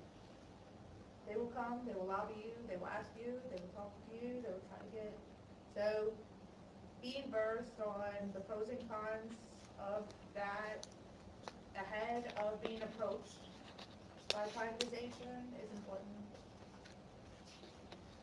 There's a lot of detail that goes into privatization. I've been involved in it for many years. And you can talk to other localities, like when we go to VML, there are localities there that are privatized, and you can hear their stories. And they say, why the hell do you do that? I'm encouraged to do that. Well, there's a lot of services that go away when you privatize. Well- You can't call Public Works anymore at 12 o'clock at night because you have a sewer backup, because the private company is gonna say it's your problem, it's on you. We do that on Tuesdays. Yeah, we'll be out there next week. And I've heard horror stories about American Water where people need their water turned off because they don't have another cutoff, and you call to get your water turned off, and you can't get anybody on the phone. Guess what? You call dispatch, somebody's gonna show up. So anyway, I just, for our council members, it's important to get a good grasp on this stuff because privatization could come to you and, bend your ear without. Yeah, oh, absolutely. And definitely talk to your peers. Yeah. I highly encourage you to talk to other communities. When you're at EML, I know Natasha and her peers, they talk about this when they're at, the LGMA conferences. There's definitely some good stories, bad stories, just here in the Commonwealth, for sure, which you can be considerate of. And the economy's scope and scale, I can't emphasize that enough on the purchasing power. I mean, it's a struggle to run a utility system in a small community. It just is. The sheer numbers, it's not easy. So anything you can do to make that, and also retain your authority to make the best decisions for your community, your citizens, your businesses, is a good path forward. Well, it's another issue that people are struggling with, especially in the state of Virginia, is there's somewhere around the neighborhood of 28 facilities that are monitored by DEQ. There's around 1,400 licensed operators. So they don't even have enough licensed operators to operate all the facilities in the state of Virginia. And that's why contract operations is a big thing. Contract operations is not always a good thing. It really depends on what company you get and how ethical or how moral they really are. But the thing of it is there's not enough operators because they made the test so difficult to pass. People aren't even taking the test anymore. They can't pass it. There's a 13% success rate that a Class 1 wastewater operators today right now. And that's just happened in the last few years. Yeah, It's since difference in 2017. testing. Yeah, it's really That's awful. when it all started. So what it is, multiple systems can run off of either my license, Mark's license. We have experts in the company. I have 94 employees. I have scientists, I have microbiologists, I have lab personnel. I have so many people. If I have any problem whatsoever, I can call someone for an opinion.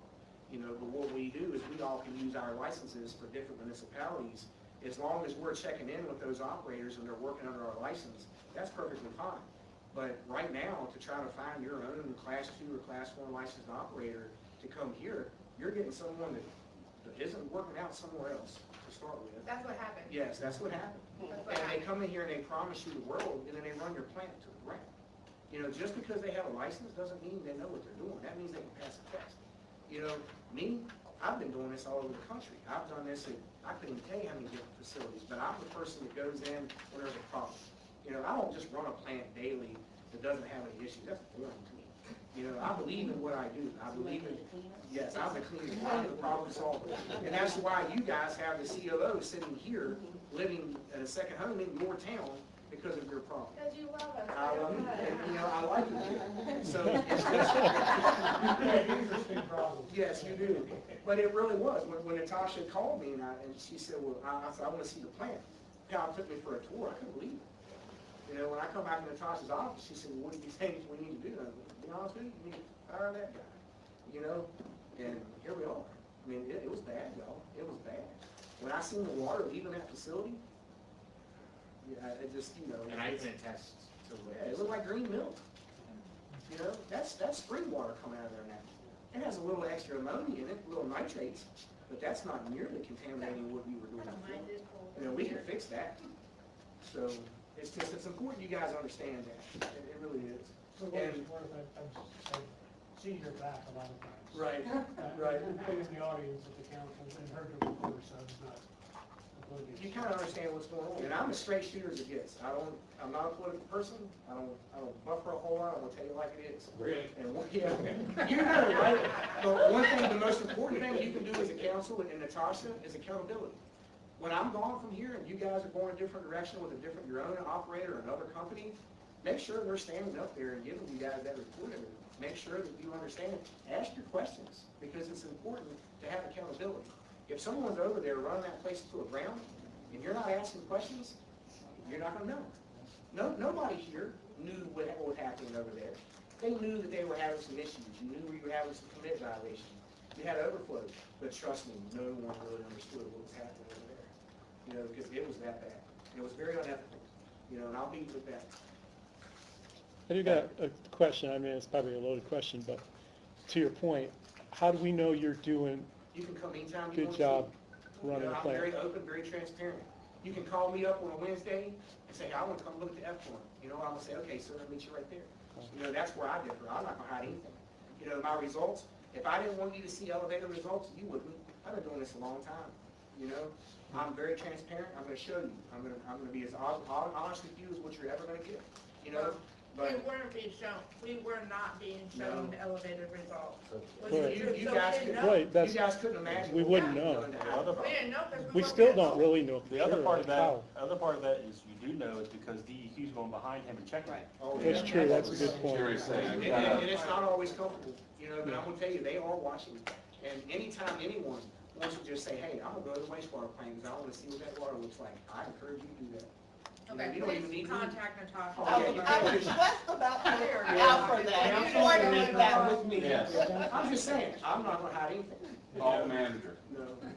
Ask, not to ask. Yes. All right, guys. There you go. You know, we're going to fix some problems. All right, we still have a long We way got to a long go, list. and we're, Yeah. yeah. I wanted to get this one out of the way first because it's been so impactful for all of you in this entire community and make sure there weren't any issues. Now, I knew the 3 new council members need to, hear about this a little bit more. So, now, let's move through our list. Thank you for that, sir, very helpful. Yep. I'm so glad that I'm facilitating this retreat and not the one this time last year when y'all were still searching through the dark of all the problems, so that's good. All right, town resiliency plan. I did some research and saw where this was presented, I think back in October, just looking for any updates, and then we can go to council with any questions or anything else. Yes, so I have been working as a town liaison with the Butler Group on the Resilience City and Stormwater Management Plan.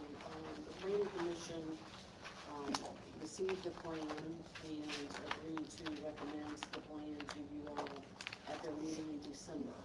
So the final draft of the plan is available. It's actually going to be sent to the town tomorrow for inclusion in the packet that goes out to council for council meeting next week. The history of the plan, I know many of you have been involved in the public forums that occurred. And I think the last public forum that happened was in November. It was in November. And so from that meeting, from other stakeholder meetings throughout the project process, and other public forums, the one that occurred back in the summer, those comments that were received online, comments that were received at other ways through Planning Commission, through the various stakeholder interviews that happened, not only the public forums.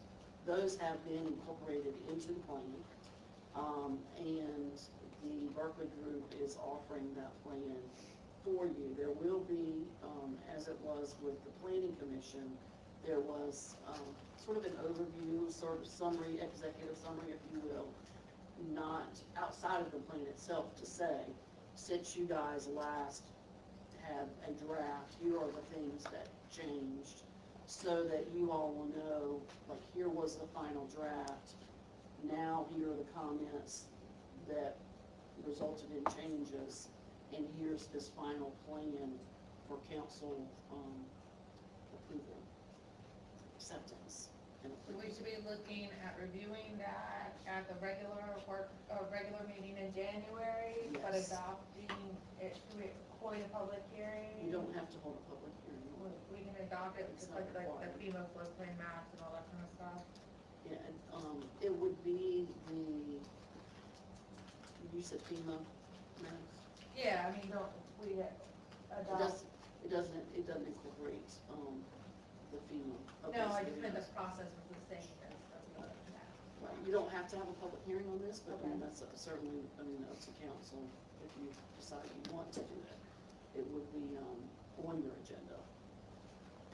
Because it's not establishing, if you will, any laws or adoption of a specific, like FEMA map versus a zoning map, that kind of thing. So a Okay. public hearing's not required, not to say, like I said, it's your choice if you decide you want to have one. Well, and it's had multiple times to go in front of the public and have public input, but, adopting it at the next meeting would mean that it is an available resource for grants this cycle, and we have one due by the end of the month. Yes. Okay. And so this would be a good step in being able to be incorporated in that grant application to say, here is the approved plan. And this grant that we're seeking Right, is, we can use the language from the. yes, Okay. from the plan. So there will be someone from the Berkeley group at the meeting to represent, present the plan overall, the strategies, and there will be an updated bullet list because there have been some changes based on comments that were received around the same time as the Planning Commission's presentation at their December meeting. A few changes, but you're going to get that complete list. Any questions? Anything on that? Oh, just for the benefit, I've been to all the meetings, planning commission, all that stuff, but, can you give us like a quick definition of like what the resiliency plan, or not the definition, but explanation of what that plan means to the town and kind of what's in it? I think there's 3 prime projects in there, and it was part of that was to try to help us seek grants and stuff like that, but also like it describes kind of where the problem areas are in town and what we can do to mitigate some of those and be resilient if they occur. So the plan is, I guess the plan as a whole, it ended up being 2 parts to the plan. Initially, the plan was to look at the long-term effects of climate change, a lot to do with climate change and increased flooding in certain areas and how that would impact the town and its safety overall, and how the town could be resilient in the face of these changes. And based on that, there was an examination of the town's, existing issues or known issues, known flooding areas, and then came up with strategies to either, I guess strategies mostly to create man-made best practices, if you will, that would help to mitigate or help to address the issues of flooding in the town. With that, and through that process, there became some discussions, and Chris, jump in here with me if you want to, but there became some discussions about how the town has issues with stormwater as well. So the project grew. Stormwater and erosion. Stormwater and erosion. So the project grew some to try to address some more specific known stormwater management and, I guess, erosion and sediment control problems in town. So there's 2 components to it now. There's this resiliency, overall flooding, examination of current situation, circumstances, and how to address those. And it does come up with some projects that are identified or prioritized, if you will. And then the stormwater component goes along with that, and that also has projects identified. All of it is good information for the town, and it gives priority to some of these projects to identify, and it's required by the state, but it also will help assist the town in obtaining grant funding because it lists those projects specifically. Now, I didn't work on the project as far as writing it directly, so I can't actually quote for you the priority projects without pulling it up to go through them. But you all are familiar with. I think one of them was North Beach Boardwalk. North Beach has been identified. The other one was Taylor Street. North Beach, the beach in general with the outfalls to stop the erosion and to keep the beach sustainable. One of the other ones is the Denison Water Tower where it floods. part of it would be Monroe Bay at, I believe, Ball Street, where it also floods because Yes. of high tides. And I believe we added Monroe Bay as a whole for the erosion that the Monroe Bay Creek is creating under Monroe Bay. Doesn't it talk about the issue with I and I? It does talk about the issue with I&I, but I'm less concerned with that part of it with them than the I&I work that we're Yes. working on right now. So there is a draft that's available online now. It's not the absolute, but if you wanted to get a head start. The other draft, the final draft, should be, like I said, it's gonna be given to you as your packet, and we were talking about making sure it was available online at the same time that your packet goes out. Would that be under planning commission, like, It would be for, planning and zoning, or it council, would be under council? When she's saying when it's in our agenda packet, it'll be on the materials for The draft online is a good draft. It just doesn't have some of the final edits. Okay, I'm sorry. so I'll work with Heather and we'll get it identified in a special place like we have it now. So that we'll make sure that it's easily able to be found. Okay. And it'll also be in the packet under the agenda section. So steps for this is one, adoption of the plan so that it can be incorporated into all, because it feeds into multiple other things that are on our prioritization list to have this plan to bolster the applications for grants and Yes. solutions in that way. So adoption and then implementation of the plan is the actual pursuit of these projects. Is that my understanding? Yes. I know I talked to Natasha earlier, there's a grant application that's due on the 24th. Does this impact that, adopting this impact that grant, Natasha? No, it doesn't, but it will be helpful for just various other grant opportunities. I would respectfully a little bit disagree with Natasha in the sense that if this were adopted prior to that grant application, verbiage from this could be added to the application. But it won't It's not being, hinder if we don't have we it. can apply without it, Right. but it's gonna be a lot stronger with this, would be my understanding. Version of it with the reference to it, ready for the submittal on the 24th? Oh, I think that's, our council member meeting is Oh, Second. 22nd, they'll have that version ready, it sounds like To add that next week. statement. Yeah. So if we're ready to adopt it on the Right, we adopt it, we 22nd, should be able to include it can already be ready to go, yes. Okay. Yes, it's streamlined Yeah. to meet that goal, if Yes, that's yes. council's desire, please. All right, unless there's something earth-shattering about this, it seems like we've got this teed up for council in a couple weeks, yes? Yep. All right. We've got a few more infrastructure things. I'd like to get through this topic entirely and get going with building placemaking. Please sit back, use the restroom, please do. I'll try to get us through the afternoon as expeditiously as possible. We'll probably take one quick break at some point a little bit. If you could leave just for a minute, please do. Dwight Avenue Extension, any conversation, any question, any updates need to be done there? I have something on that. Okay. So the reason why Dwight Avenue was applied for VDOT grant program, one is because it's one of the very few projects that was actually eligible for VDOT funds. But it was eligible because of the need for resiliency and emergency management. So if anybody might not recall, there was a very bad accident on 205, which then cuts off the meadows entirely from emergency services because fire trucks, especially the water trucks, can't get down the golf cart path. There's no secondary access. Then a tree fell, very big tree fell on 205, same again. Rescue squad can't get to the nursing home. As these events happen, having only a single artery over to the meadows, it's just, it's a public safety issue. I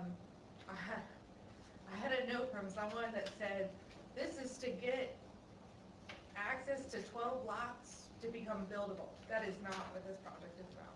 This project is about public safety for our residents in the meadows. And, And oftentimes as a town, we don't qualify a lot for VDOT funding, so this is a very special circumstance that we qualified for VDOT to help us. VDOT would manage the project, which is great because, I don't know about Chris, but where'd he go? Oh man, he's missing. He ducked out. He ran away. Managing a VDOT project is no small task. Creating a roadway, even though it's on paper, is no small task. Meeting VDOT specs so that it meets the state standards for reimbursement is no small task, and it has to meet all of things. So the question and the reason why it's been pushed out is the matching fund. The matching fund is an estimated cost that was estimated by a VDOT formula. We do not know the real matching. They do a worst case scenario in the formula, so it shouldn't be any more than that. It'd be the ideal case. And they add a huge amount, it's like 40% to the actual cost of the project when you estimate it to apply for the funds. They do that for the unknowns though. Right, no, you're right, and there are unknowns. So one of the things in how to find the funds and plan for the funds, one option is capital improvements fund. We talked a little bit about that. One option is financing. One option is finding a grant that matches this, right, for us, some other source of funding that could help us match it. Also, VDOT counts our time and staff time, so it doesn't all have to be dollars. It can be effort, and things of that nature. But one of the things that is also an opportunity is we got the tranche of monies from ARPA, and then we used $2.1 million for the sewer and water infrastructure downtown. The yep.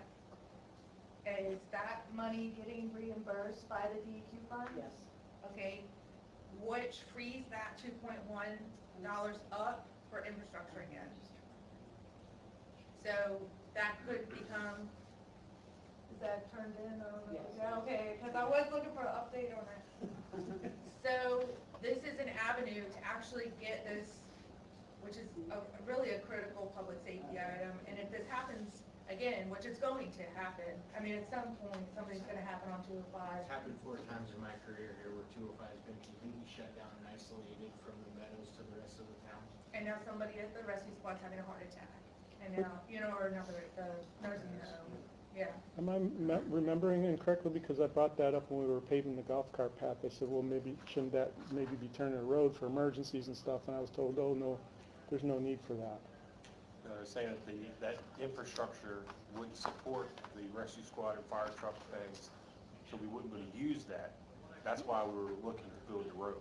The paving at the golf cart path is not, that was a very low budget thing to put a trail in. That is not what we're talking about when we say build a road. I know. I'm just saying that I brought up the emergency aspects of it and was told, no, that's not It's an not a issue. viable option because of, there's only like 2 inches of asphalt there realistically, and if you drive the fire trucks on it, it's gonna sink. That's not a long-term solution, I think, but if, and our police do use the car. I've seen a car go down there before. Anybody uses it too. Okay, so, I mean, I do think that it is secondary, and that is possible, but the reality is they're really a state meeting criteria artery, secondary artery is Reroute for traffic. Reroute for traffic, I mean, we're not just talking about a fire truck, it's all kinds of issues. So I guess I just want to kind of recap that project because it was pre-Natasha and wasn't pre-Chris, but you weren't in the position you were in at the time. It was Rob's application, and so I just wanted to kind of give some context to that, but also that there is a solution for the funding, and there's maybe multiple solutions for the funding. And so this is going to come up this year, and Oh, and don't forget the 12 lots. which is not it, right? But there is, if we miss this opportunity, it will not come again. So to get VDOT to pay over 50% of it, It's not, if we lose this, we also are gonna be telling VDOT, we don't want your house, because we can't manage it and we can't meet our obligations. So What's our we're talking obligation? about $500,000, right? No, it's a lot more. 1.5 1.5. is the town's match at the moment. And if you wait 5 more years, it's It'll gonna be be 3. 2.5. Well, I got you, but, you know, and it's a yellow light, not a red light, okay, there's what I'm asking here, okay? There are nice to haves and gotta haves, okay? Our gotta haves is at the wastewater treatment plant, okay? Now, I guess we're looking to finance it if we do this, right?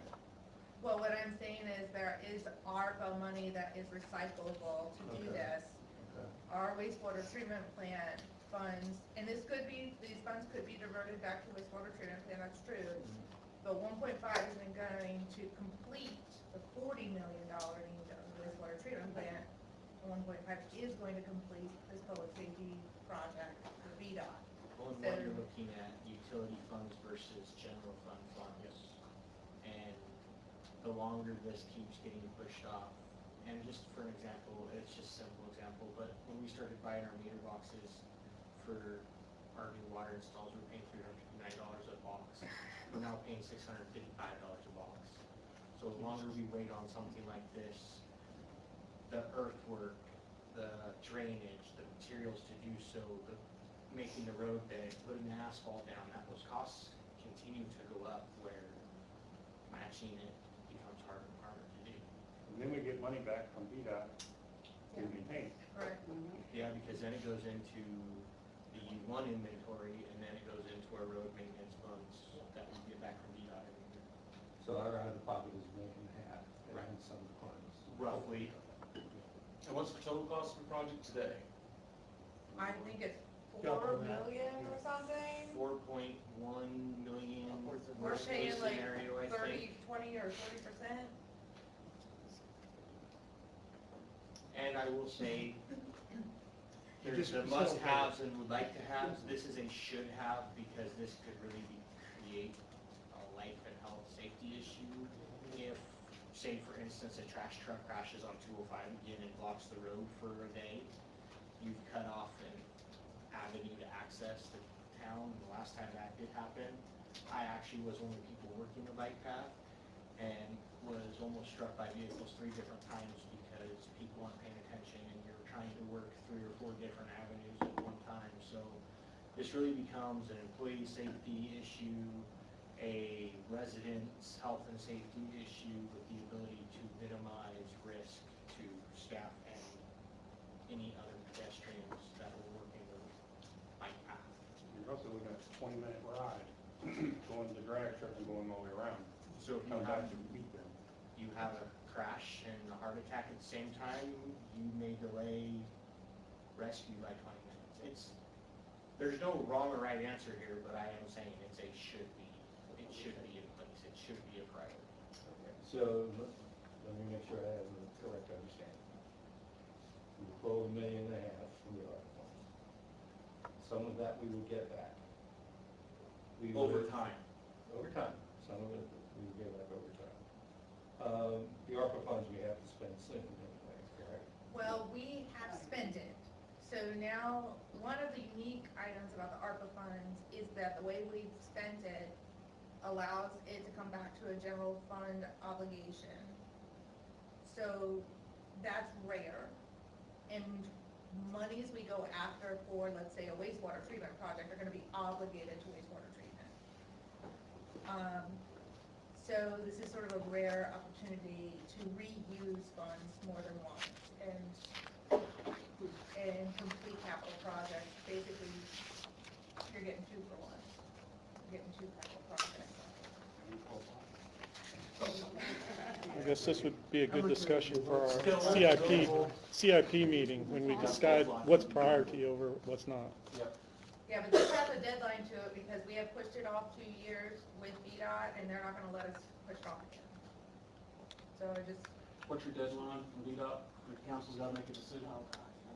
I think it must be completed by the 2030.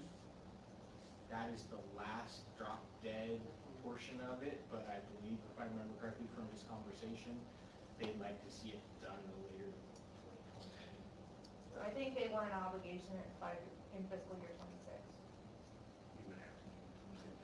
Yeah. And you gotta obligate this fund, I think it's by 2026. Yeah, and I think you have until 2032 Because it's gonna take to expend it all, but they'd like it 2 done by years to do it. 2028.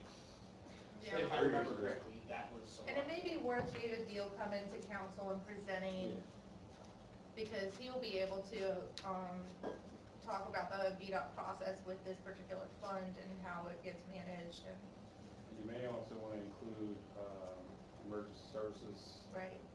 From Westmoreland County and add their buy-in on And the those police requirements. department. I know that we've had situations with, either through storms or accidents, wires down, that we couldn't get people through that. We had used bike path in the past. And really the bike path is just wide enough to run a F-550 down. Anything wider than that, it's not safe. Okay. This is an opportunity to, and it's, to get basically a $5 million asset for money. So what do we make, we're gonna try to make a decision as part of the budget process. Well, as we get the funds returned from ARPA dollars, we will have an opportunity to reobligate it, or to let it sit, or to put it in CIP, or to do something with it. So I'm just trying to put it out ready. I think what for Robert's Yeah, trying to do is get I understand. everybody to understand what's coming ahead. That way, when it's brought up, whenever that money comes back, everybody's not like, when did this start? Why aren't we talking about this Right. 6 months ago? So it won't, it'll be outside of the budget process. Correct. Timed with the ARPA fund. Right. Reload. Okay. All right. So, you know, Okay.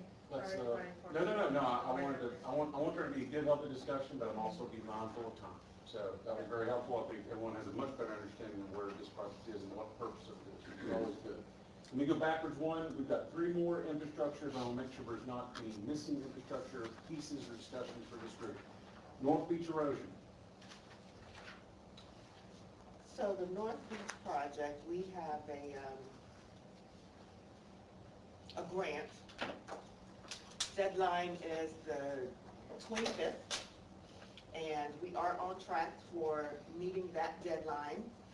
And now with the adoption of the resiliency plan, we'll also add that to the packet that we've already have in place, so that bolsters our ask. So the gentleman who's helped us with the grant is Jerry Davis, and he thinks that we will be able to, we can ask for a waiver of any matching funds. Right, he's confident that we will be granted that, but we won't know that until they've reviewed our grant, and if we have been selected to receive any of those grants is when we would find out. So if we are not allotted the grant match and forgiveness, it is it 10 or 20%? I believe it's I thought it was 10%. I think for it's a our 10% size locality. match. which is, how many dollars is it? So if we, I think we're asking for, if we are asking for 800, let's see if I have that in my notes.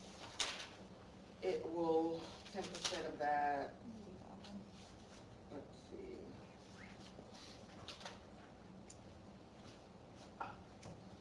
I thought it was in the millions, 800,000. That might be what We're not requires asking to for it, do yeah, it, that's but the whole the grant fact. that they're asking for is probably not But, to yeah. cover the full amount. It's probably to do it in stages. Yeah, so, 800,000 is what we're asking for, and so 10% of that, our match would be 80,000. And I think, to David's point, that is not gonna cover the whole implementation of it, but it might cover planning, design, permitting, regulatory Right. things, to then you apply for a second tranche Correct. for the, to tease you up. for So the- this round of grants we're asking for is for the final engineering and permitting. That's what we're asking for this round. then there'll be another round of grants that we can apply for that would go towards the actual construction and such. The same question as the last project. Is this going to be part of the budget process? It sounds like if it is, we need to budget for that 80,000 until we are sure that we're not going to have to pay it. The 80,000 would be on a CIP budget, which is, other. So that would be CIP, not in the annual budget. It wouldn't be under operating. It would be? CIP, it would be under CIP. CIP, yeah, not operating. I'm not sure, Natasha, maybe everybody knows, but can you just tell us where this project starts and stops, where it is? You mean the grant? The North Beach project we're talking about, because the North Beach is actually technically from Irving all the way up. I'm not familiar with the names of the roads. Lincoln to over there. Maryland Avenue Yeah. would be the distance of what would be done, which is what's considered North Beach. The American Legion, basically up to that tower, I don't think it includes the Tower. Legion. Doesn't include the Legion, but yeah. At So the if end. you drive down to the end of Maryland Avenue, our beach, well, and there's questions Somebody's about this, beach. but our beach starts at Maryland, stops at Virginia. Lincoln. But I believe the intent is for this project to go all the way down to Lincoln Avenue. To the range station. To the range station. And if anybody hasn't seen it, it's a hot mess. It's like concrete, looked like somebody took a bomb to it and just busted it all to pieces. It's been that way for 30 years. No, I don't think so. Most parts of it has been like that Parts for of 30 it, years. yes. So we used to maintain that part of the boardwalk and keep it clean. There were portions of it that have been repaired.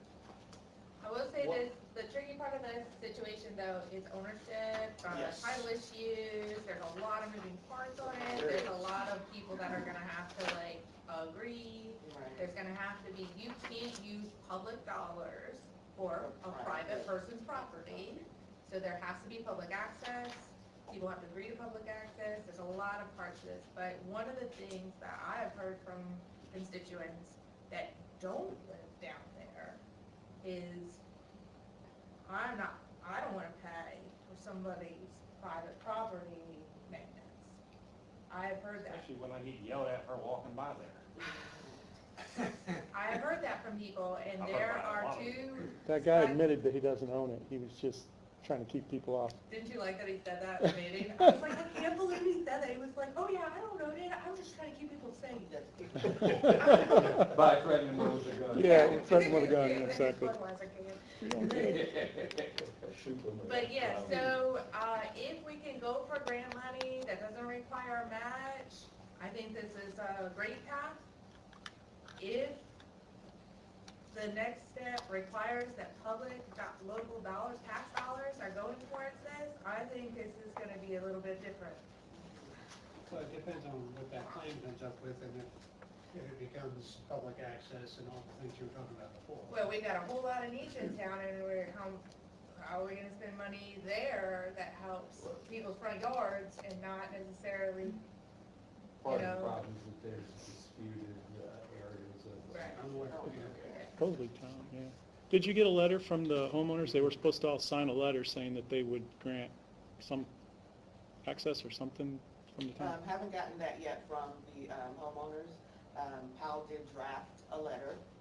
It'd be a legal easement, wouldn't it? Correct, It would that's have what to he's be asking legal for, an easement, for that. And so, and there weren't that many homeowners that he had to draft a letter for. I think there were maybe four or five. And he is going to contact those individuals, just to discuss those Okay. requirement of the easement, essentially. It isn't important now, but when we get to the construction phase is when we would need easement access in order for whomever the grant we hire for the construction portion of it to have access in order to do what they need to do. So at this state, it's not as urgent as it will be in later stages.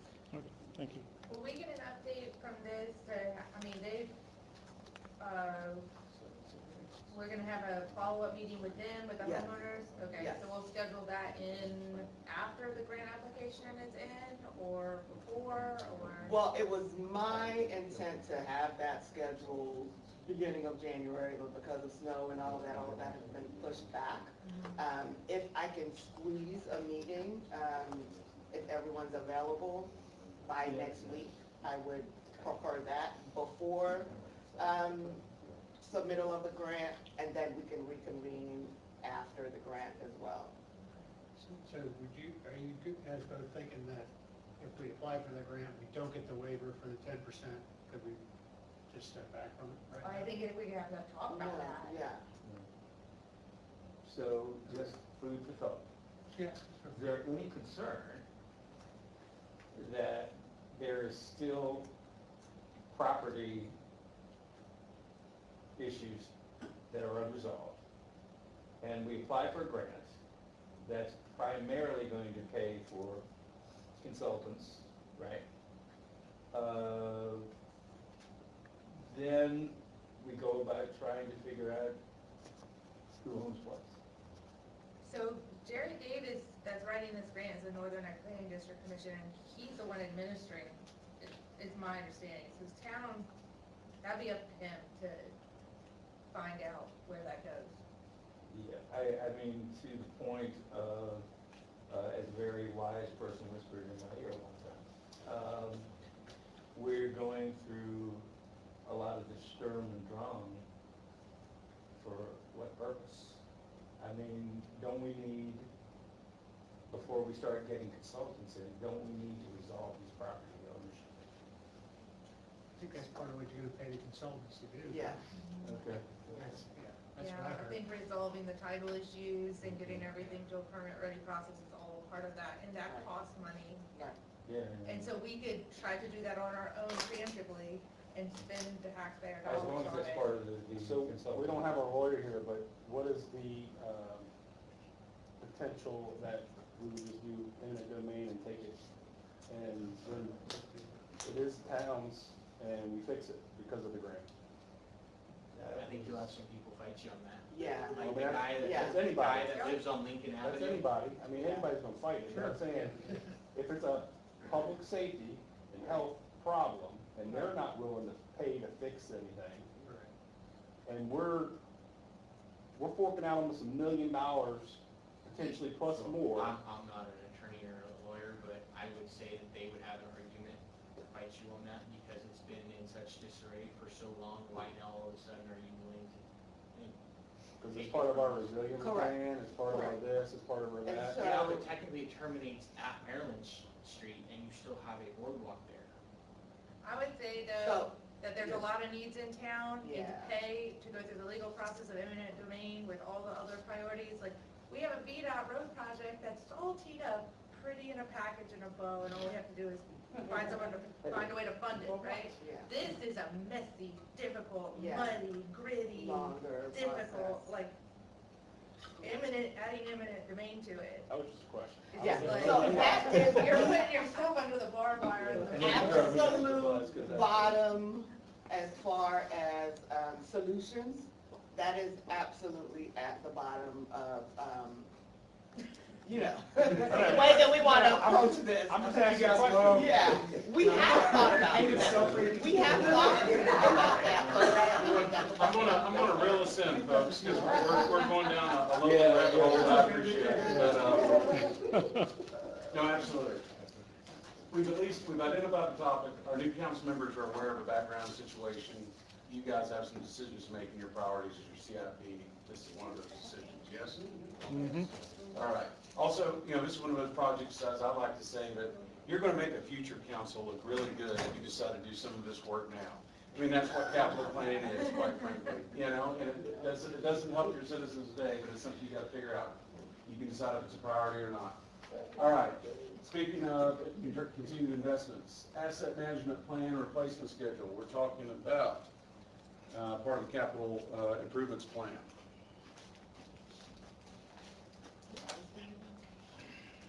Asset management plan and replacement schedule. that was for this team. Is that And fleet maintenance? Is Yeah, that what you no, were that talking was about? for a wastewater treatment plan and, I don't know over here. yeah, so if I recall, that was the former public works director. That might have included our fleet, our aging fleet too, and PD's fleet. Mhm.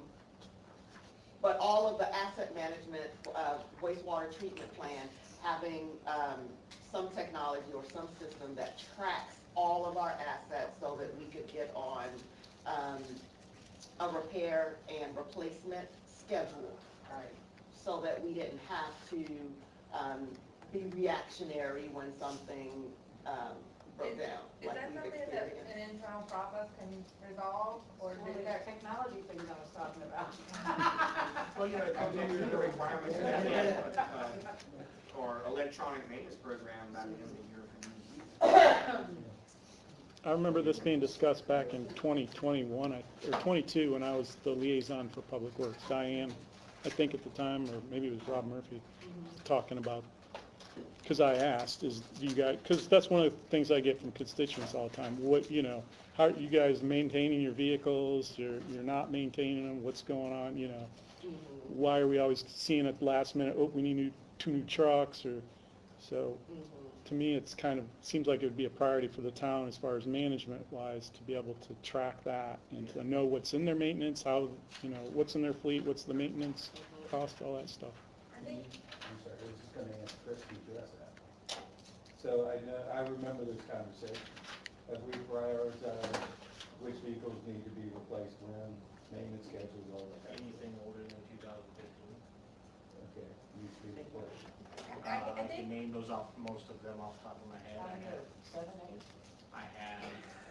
Don't you guys have an Excel spreadsheet? Don't I you do. need it? I do. Yeah, it's not Yeah, complicated. you do too, don't you? Yeah. Yeah, so- but that's, we really need something much more involved than an Excel spreadsheet that we track and give to the auditors, that here are our assets. Okay, do we have the capacity to keep up with a software that is more We do detailed actually oriented? software that could tie into our admin system. This is the things I was kind of bringing up, that as we add assets and remove assets, it can be done as we're updating our GL, our general ledger. That's And it why the syncs to our technology admin. piece is really becoming a big issue with you, because a lot of the stuff that we do manually now in different departments can all be managed under finance as things are purchased or sold or whatever, if we have the technology. And honestly, we do need that, so we're not paying, still doing service or debt service on trucks we haven't had operating for years. Yeah, like that old jet truck. Yeah. But it's So- also helping that long At range. least the one we're still budget paying for now is planning, still operational. All right, so keep it on the list, is what I'm hearing? Seems like it's a discussion, or staff's gonna have to come, bring a justification Yeah. to part of your budget or something, yeah. Yeah, if they want to bring Because there's no Just problem. making our point today for technology and. Well, this sort of goes back, this is my callback for earlier today, government performance, even though this is under infrastructure, continually work to improve organizational efficiency, effectiveness, and equity in service delivery, blah, blah, blah. So, just remember, part of our agreed upon priorities here. We have one more topic in infrastructure, then we're gonna move on to livability and placemaking. After the sidewalk discussion, take a 5-minute break, and we'll come back and knock out everything else. So, sidewalk planning, maintenance, construction, extension, all the lovely things to make our pedestrian access better for our citizens and visitors and everyone else. Yes? There was a survey in the past, this was either in 2023 or 2024, and then there was no deadline established for the initiative. It's the latest, just the last update from a year ago. So here's the, let me cut to the chase, I think. So we have findings from the ADA, that we have to repair some sidewalks, that's. I saw that. Are we gonna, do we wanna try to do more than that in the next budget cycle? That's the question I have, right? Is that pretty much our tolerance for spending on sidewalks for the 26 budget? And if it is, maybe we don't need to have a long discussion here. Correct, that any more sidewalks other than what was identified in the sidewalk complaint would really be based on what you're willing to accommodate for in the budget. We do have a list of what we must raise taxes. Raise taxes? Yeah.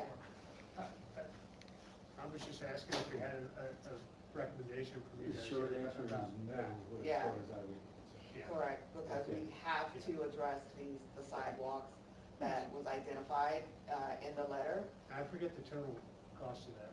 Page 27.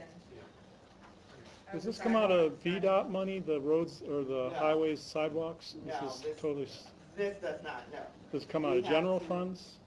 This will come out of general funds, yes. And this precludes us from being able to put sidewalks in front of the schools that we had identified that we had right of way for. Do you recall those conversations, Town Manager? Yes, I do. Okay. I mean, if you guys wanna look at putting sidewalks in front of the school, there is an engineer design that was done back when I worked for the town. For First Street, right, Maggie? I'm just saying, but that, Still have- Maggie, that was on First Street, right? yeah, yeah, that was a grant, Euclid and Jackson. yeah. I thought the schools requested Dwight.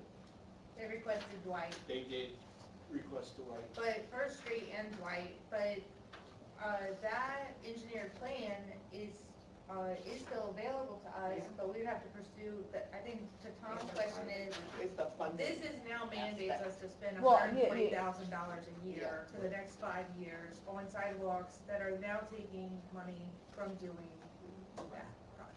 Yeah, I understand, I'm just saying, since you guys brought it up, I'm not sure if he was aware of that. Was that the safe routes to schools? It's a nearby Greenway, Green Street, Green Grant, something. What year did you say that was, Maggie? Probably 2020. How it did the site plan. I don't know that it was ever finished. We reapplied for funding and, yeah, never, we were denied for actual implementation. Yeah, but I don't remember, I know The- that there was actually- some design that was done, but I don't remember the engineering portion of it being finished. I may be wrong on that, but I just don't remember. Do you know why we were denied? Yes. I mean, the grant application itself was not very well done. It was very rushed. Should we reapply?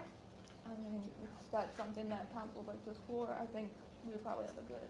Is that safe Is that routes or VDOT? something different? That was a different one, it's a green That's- infrastructure it's a grant. green infrastructure. Oh, green infrastructure, right. One of the things we'd have to look into is, are we eligible to reapply? That was it. Sometimes you are, sometimes not.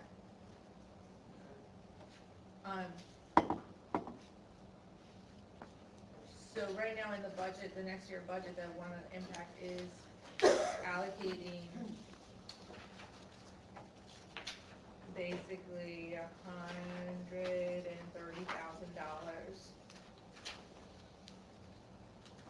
next year. Yes. I have a question for you, Chris. I have a question for you on this. I know Bowman did this engineering. This seems, and maybe this seems crazy. It seems. Yes.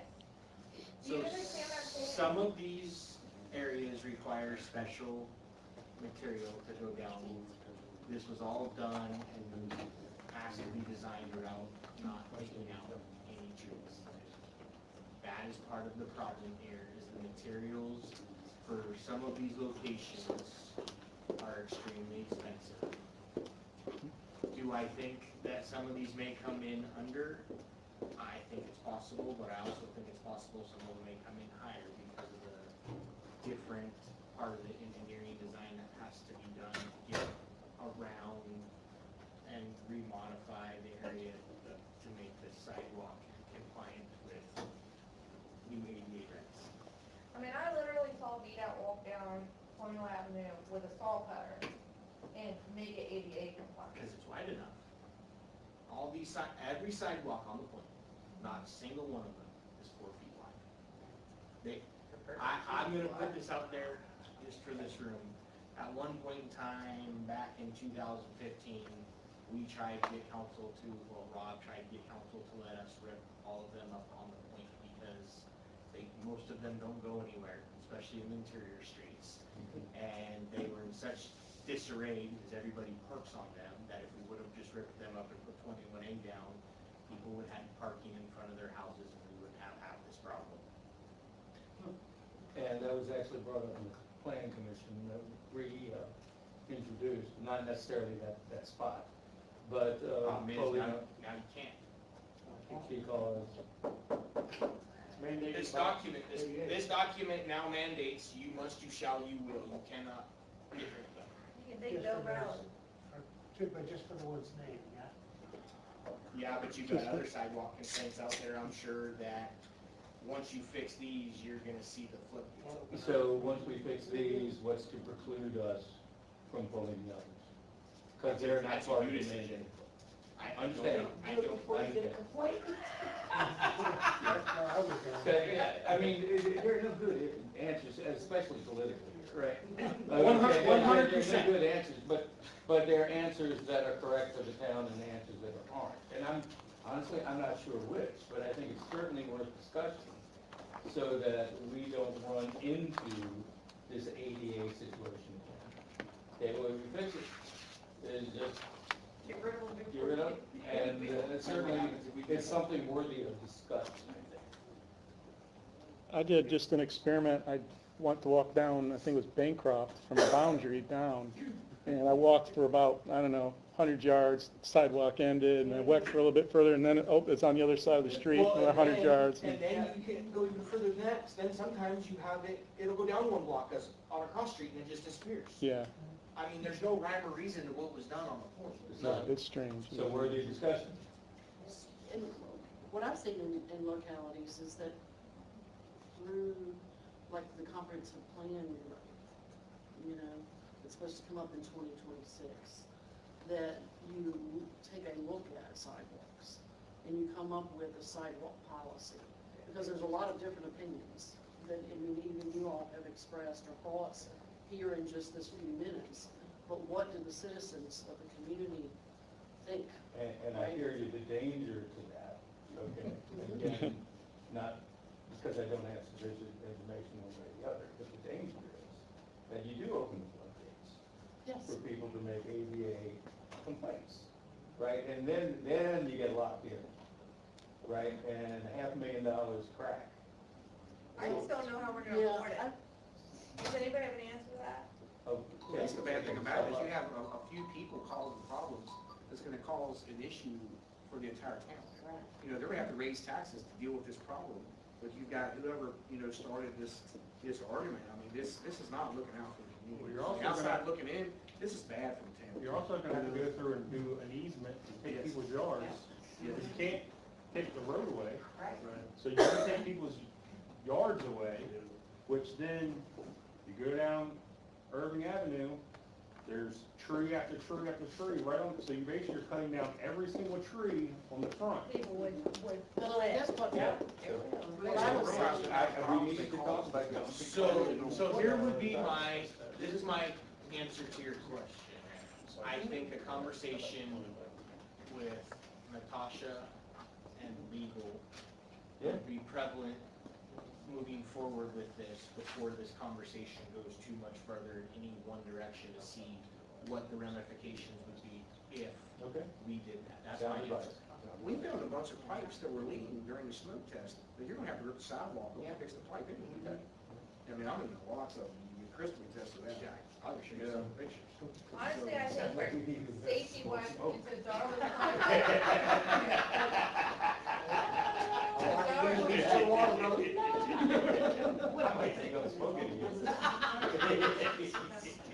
Going back to Darwin's point about the comp plan though, and what I've seen in other jurisdictions, and tying it back into our vision, the vision of the town, right, and attractive, right, we talk about that word attractive, what does that mean?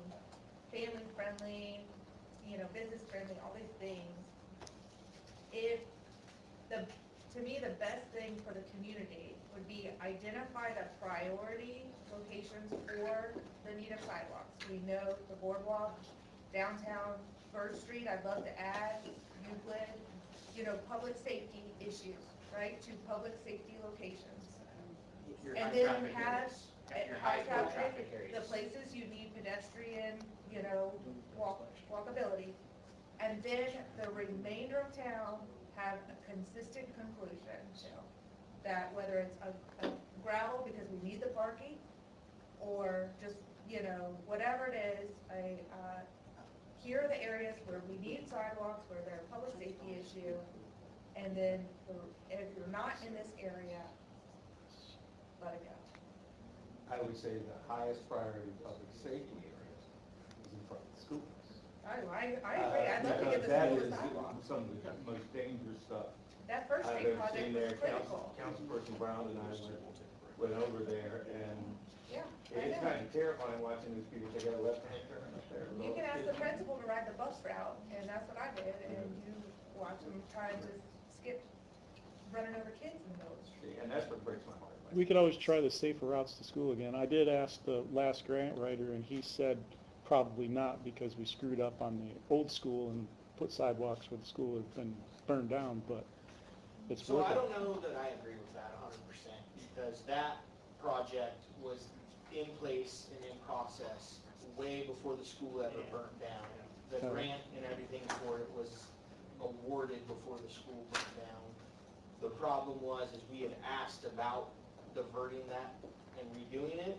Hmm. It wouldn't meet the time frame because there was, again, a time frame of expending those monies. So I'm not saying he's wrong, but I don't know that I 100% agree with that. You can't go back. There were extenuating circumstances with that. Mhm. It wasn't just that we screwed up and chose to put it where there was no school. We There did was burn a it school down. there. We did burn it down. But it got burned down in the process, and if I remember correctly, I think we had already broken ground on that project when the school burned It down. was right about that time. So, and if it wasn't far from it. Is that something we could partner So with the I- school on? Is that something we could partner with the school on, or?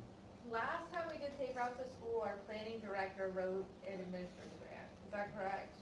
Was that back with Gary It started and then with, Brendan? it started with Gary. That's when we got put in the locally administered project category, which we were not ready for at the time. Yeah, we should ask, like, the Dwight Avenue one is a VDOT administered project. I agree with you, we are not ready to do that, we don't have the capacity or the. Can't have the school apply for the Safe Routes to School grant for VDOT? I asked him, and I think that's what David's asking too. I think the town had. I think, Dr. Mitchell said that the Because town it's had not, required. it's not on school property, It's on ours, it's so public right of way. the school can support, For safe routes. but we have to apply.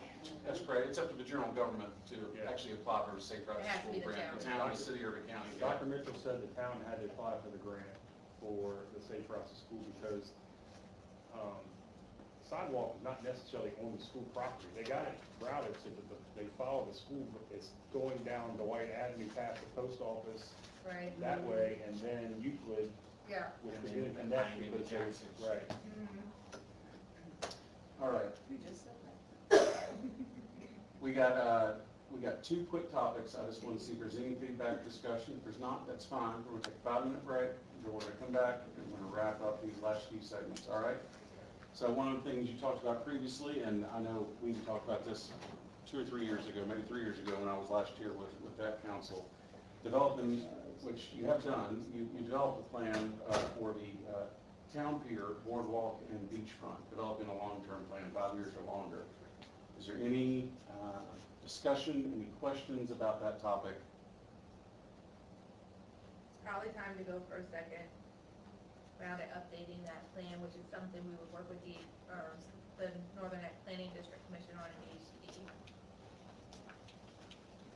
Okay. And we got Main Street designation, so that's another reason to. Did we get Saw it? that. Yeah, we got it. We did? So what is this plan we're talking about? The It's a pier, town revitalization plan that has the boardwalk, the pier, and that's what I'm talking about. Maybe it's something different? Yeah, this was y'all decided to develop a long-term plan, parentheses, 5 years longer, for the town pier, boardwalk, and beachfront. But you did create a plan, develop the plan. The mayor is saying there could be time to reconsider next steps or further options. I guess that would be good for us all to look at before we You know decide. what, I think, yeah, it's on the website, you can Yeah, find it. I'll have to look at it, because I don't even.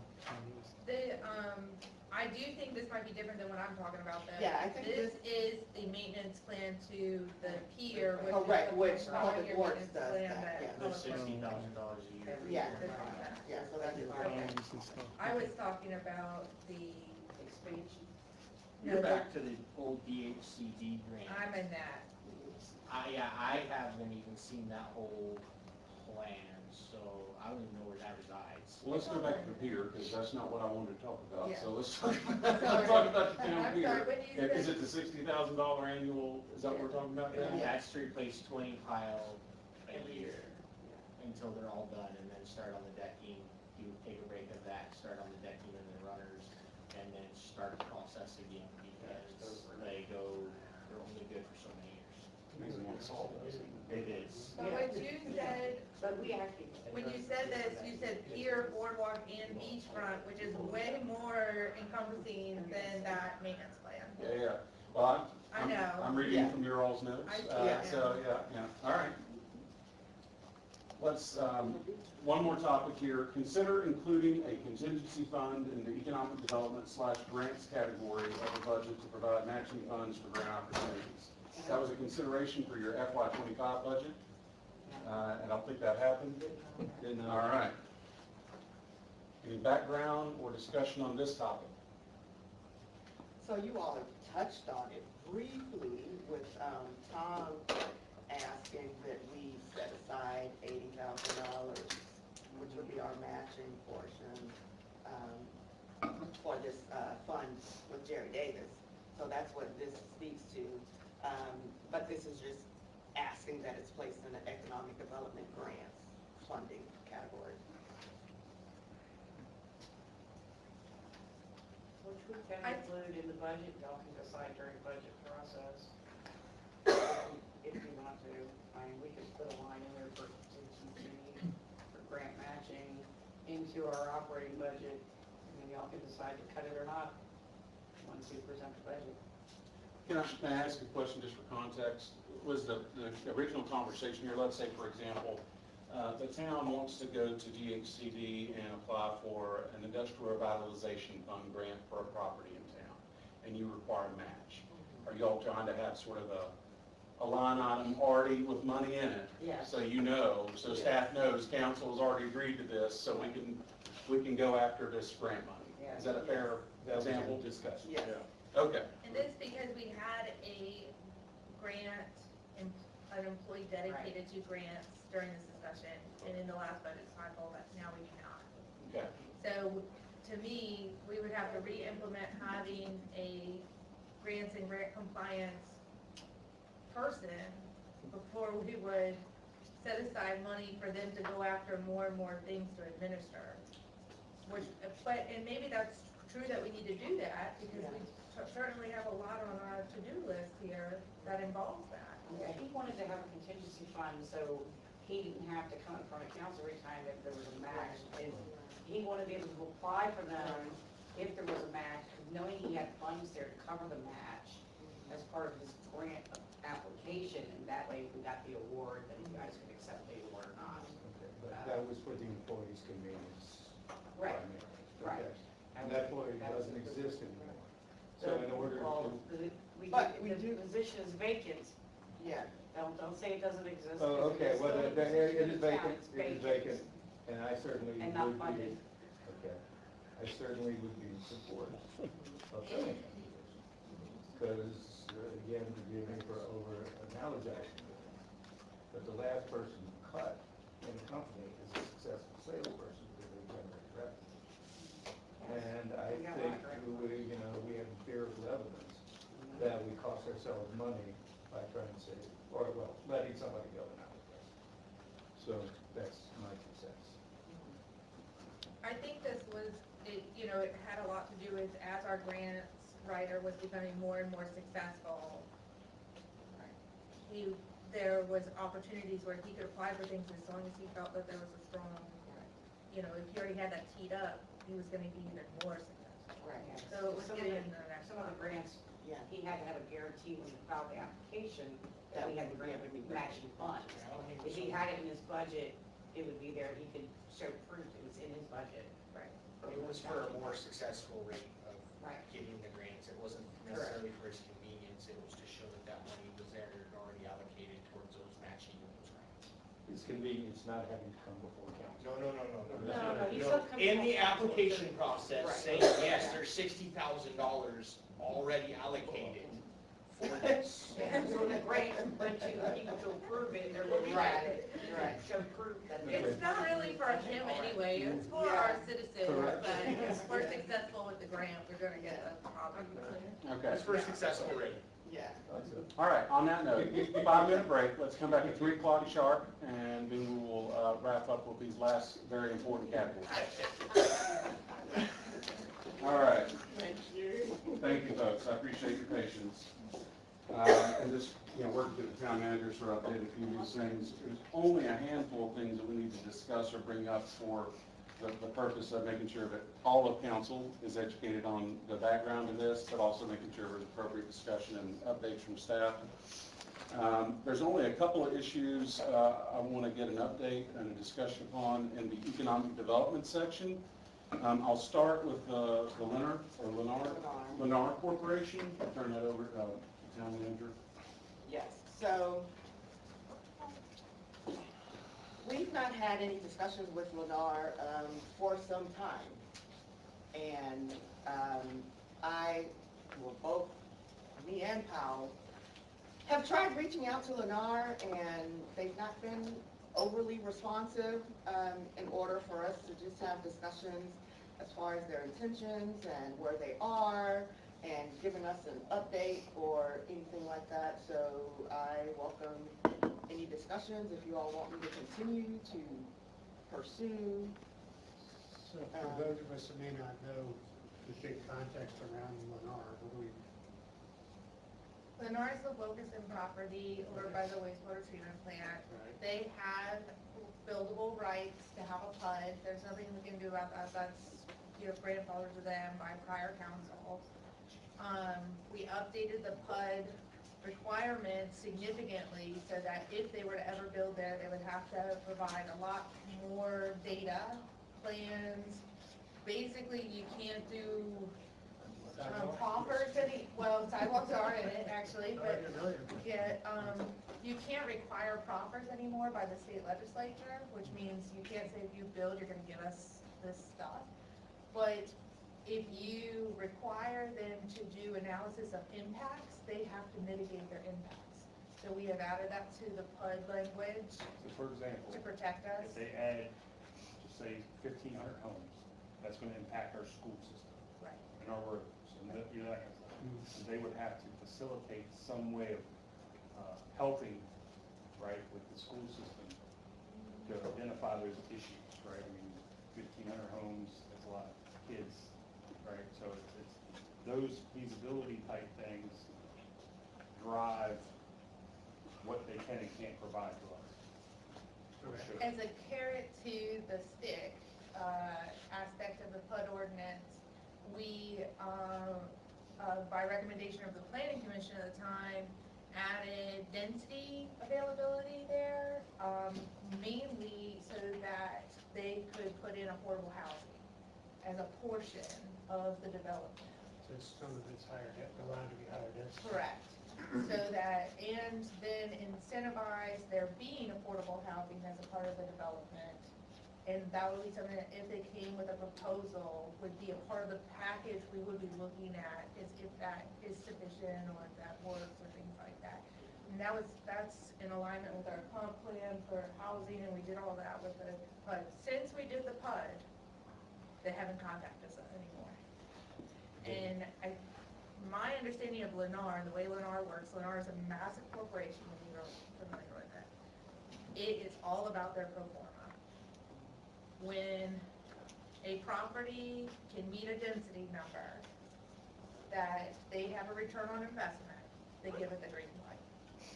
It is also a massive corporation where they are prioritizing developments across the United States. And and their own personal investments. And when their own investments are making money, they have opportunity, and when their investments are not making money, they don't have opportunity, and that was explained to me by Lamar themselves back years ago when we had a conversation with them. My guess is if they're not contacting us, or not responsive to us, this has dropped off their radar, and it's not working, and it's not a green light to them. So the bud changes probably changed the economics, we slid down the list, and they're like, yeah. So it's time to turn the process. Well, before the PUD kind of said you could do whatever you wanted. Yes. The reality is, yeah, the reality is the PUD language before, under the prior, like when they got the initial rights to do a PUD there, was so insanely lax that the town would have been rolled over by Lennar. And these corporations certainly can roll over communities. So now we have a lot more protections in place, and I think that people are a little, I don't know that it's blamed on the PUD, I'm just saying that those things coincided. And they've had this for 25 plus years-ish. And I don't think it was the PUD, because remember, they were acting as if they were gonna do the green light, because we all met and so forth. And that was after the PUD. That was after the PUD. So, I think It what could be happened something is else. that interest rates went up and, Yeah. you know, all that good Costs stuff. went up. Yeah. From my understanding, Exactly. it's 33% of that property is now classified as wetlands. Correct, that's true too. So that would draw you from that 33% of that land, you cannot do anything. Back to your return on investment thing, the numbers change for Numbers whatever change reason. drastically. And apparently they paid way too much for the property in the beginning. So they're having a hard time finding the numbers to work back out. And so my guess is they will re-engage if the project is given a green light. They were doing some surveying, Yes. so it's still, they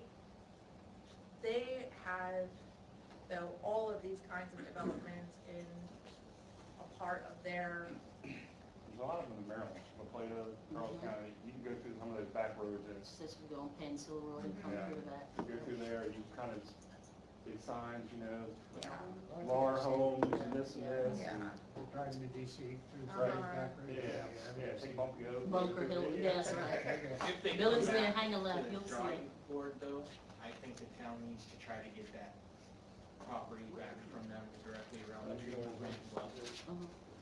That was in discussion, was how much percentage of the property. One of the discussion points was allocating a percentage of the property to expansion of the school system because of the increased demand, building and a YMCA over there, and, buffer zone to. Yeah, because right now, what it Those were all shows in around the well, negotiation. we don't own enough property around the well to meet the BDH requirements for nothing around the well. They can build right on top of the well. So, but we're, Probably nobody wants them or us, right? I mean, it'd be hard to sell home. Well, to Natasha's point, I'm not particularly interested in continuing to poke them. We'll hear from them when believe me, when they have a green light, they will engage. The invisible hand of Adam Smith will resurrect itself and you accommodate it. Needs to happen, right? All right. Okay. One quick positive announcement. We talked about this briefly before the break. So about Main Street designation, Madam Town Manager, clarify that. Yes, so during last year's discussion, we had set an expectation to have received our Main Street designation January of '25, and guess what? We did it! Saw myself in the governor's announcement. Yes, Yay, yes, indeed. and I want to say that we are the first community within the Northern Neck, am I correct? To have earned such an honor. If you all don't know, it is a really, really big deal to be awarded a Main Street designation from the mayor, not the mayor, from the governor. It really speaks to our downtown corridor, because the downtown areas, that's the heart and soul of communities. That's where communities gather. That's where events take place. And if you just travel to any communities, that each one of them have a very distinct downtown, which speaks to what's important and valuable and sets that community apart. So we are very pleased And so in working with downtown Colonial Beach, we are going to schedule an event similar to a ribbon cutting of some sort where we can invite just our community members, but members of the county, because we are a part of the county, and this is great for Westmoreland County as well. So when we have finalized those plans, we'll share them with everybody, and we will ask media from Fredericksburg, Richmond, surrounding areas to just come so that we can have a huge write-up in the paper, which, you know, just highlight just all the great things that we continue to do here in Colonial Beach. If I can add some context, you know, the Main Street approach, the 4 points that they have as part of our program, you know, I've worked with it in my career in every community I've worked in, and it's one of those things that takes time. But if you really implement that into what you do in your downtown, I think the results will reveal themselves, and you'll be very happy with it. You look at communities like Stanton. Stanton got involved in the Main Street approach back in the 80s, when their mayor at the time literally said it looked like Beirut. I'm quoting. You know, Ashland is where Ashland is today because of its using the Main Street approach. Even little towns in Southwest Virginia like St. Paul, it's changed tourism and everything for them. So kudos to y'all for taking that first step and now using that approach to help your downtown and continue to help market your community as well. It will require continued support. Yes. The economic development manager, you know, Kelly Epco, her position needs to be filled. That is our Main Street director, couples as bows. That's my child getting off the bus at my house, and hopefully my mother is there to pick him up. Technology at work. But I will just say the council, as far as like council's role in this, and whoever's, you know, liaison to EDC, you'll see that is gonna work closely with Main Street, supporting their work. They're gonna have access to a lot more grants, and it's gonna bring a lot of transparency to our economic development, because there's reporting tools on how many new businesses are opening or closing, how many, you know, commercial vacancies there are, how well these businesses are doing, how many employees are related to the economic growth, and all those reports will be, you know, transparent. And so that's going to create some statistics for us that maybe we haven't been tracking that great in the past, and that's all part of Main Street. So we'll look towards having reports from DCD. DCD is including Colonial Avenue. This is not just the boardwalk area. It goes up Colonial Avenue all the way to, because, you know, Colonial Avenue corridor is a primary important part of, I think, the total economic development of the town. So, yeah, just, I know we'll have a presentation in February from the SMART grant that they got. It's an ARP who Timmons is working with, which the town helped facilitate. So, yeah, there'll be more throughout the year. Yeah, I went to visit my old hometown, Front Royal, and the Main Street used to be combat zone. I mean, literally, the only thing open was tattoo parlor and the pawn shop. I was stunned by what a beautiful little town it is now, and it was part of the Main Street program. And I would never have thought that, because they had lost whatever industry they had. And it was kind of amazing talking to the shopkeepers there, how they supported each other, built each other. If we had anywhere near those results, everybody's just going to be astounded, I think. I grew up in Clifton Forge, and it was a railroad community. The railroad pulled out, destroyed the town, and the Main Street community brought it back to life. That's a great thing for y'all. Congratulations. Now, another cornerstone of your community, public safety. All right? Chief, give us an update on the accreditation process, please. And a little background for our newer folks. I can't remember exactly when we started this. Was a while back. We started seeking or trying to get ourselves qualified for accreditation through an association called the Virginia Law Enforcement Professional Standards Commission, short for what they call it. we've been in that process since the hiring of our accreditation manager, who's Andy Gore. Andy Gore is currently working off of a grant, and he has been working diligently to get our policies in order, our procedures in order, getting the officers trained up on what they need to do in order for us to pass, to get our final accreditation. And actually, good timing, because today we're having our second mock assessment. That's going on now. I should find out later how we did. The hope is that we can clean up any of the loose ends, and Andy is planning on scheduling the final assessment during the second week of February. That may be, today we'll determine if that's a little bit, if we're going a little too fast, because we want to make sure we get this thing done right.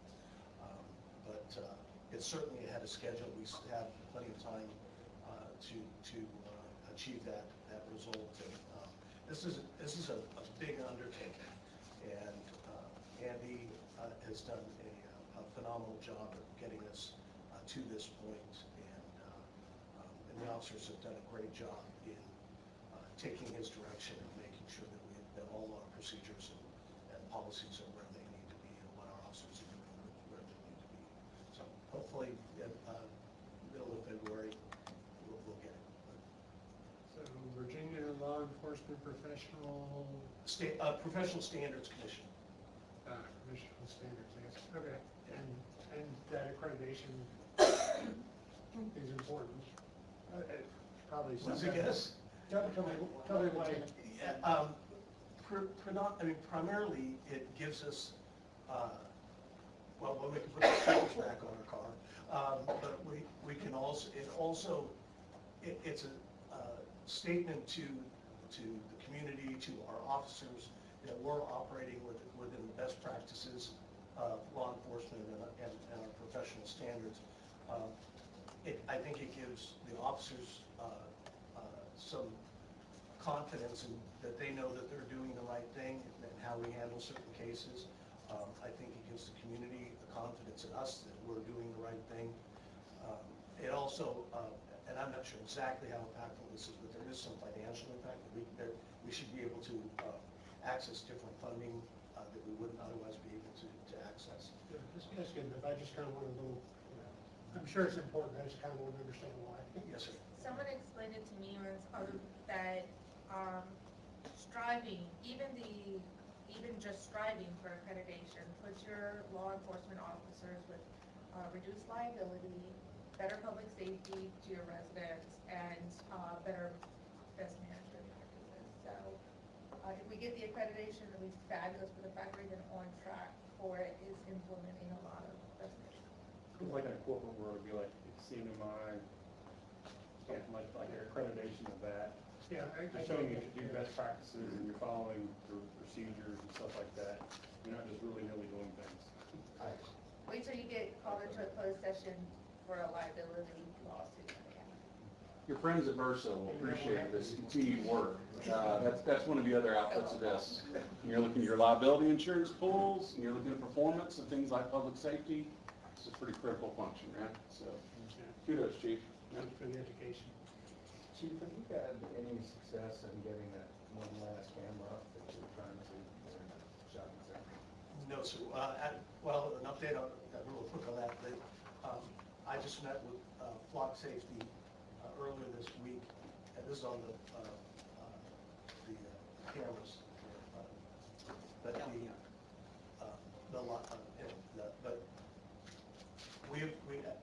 with Chris and I, we went through and we formalized locations, the installation locations for 3 of the cameras, but we are still working on that last one on the west side. Okay.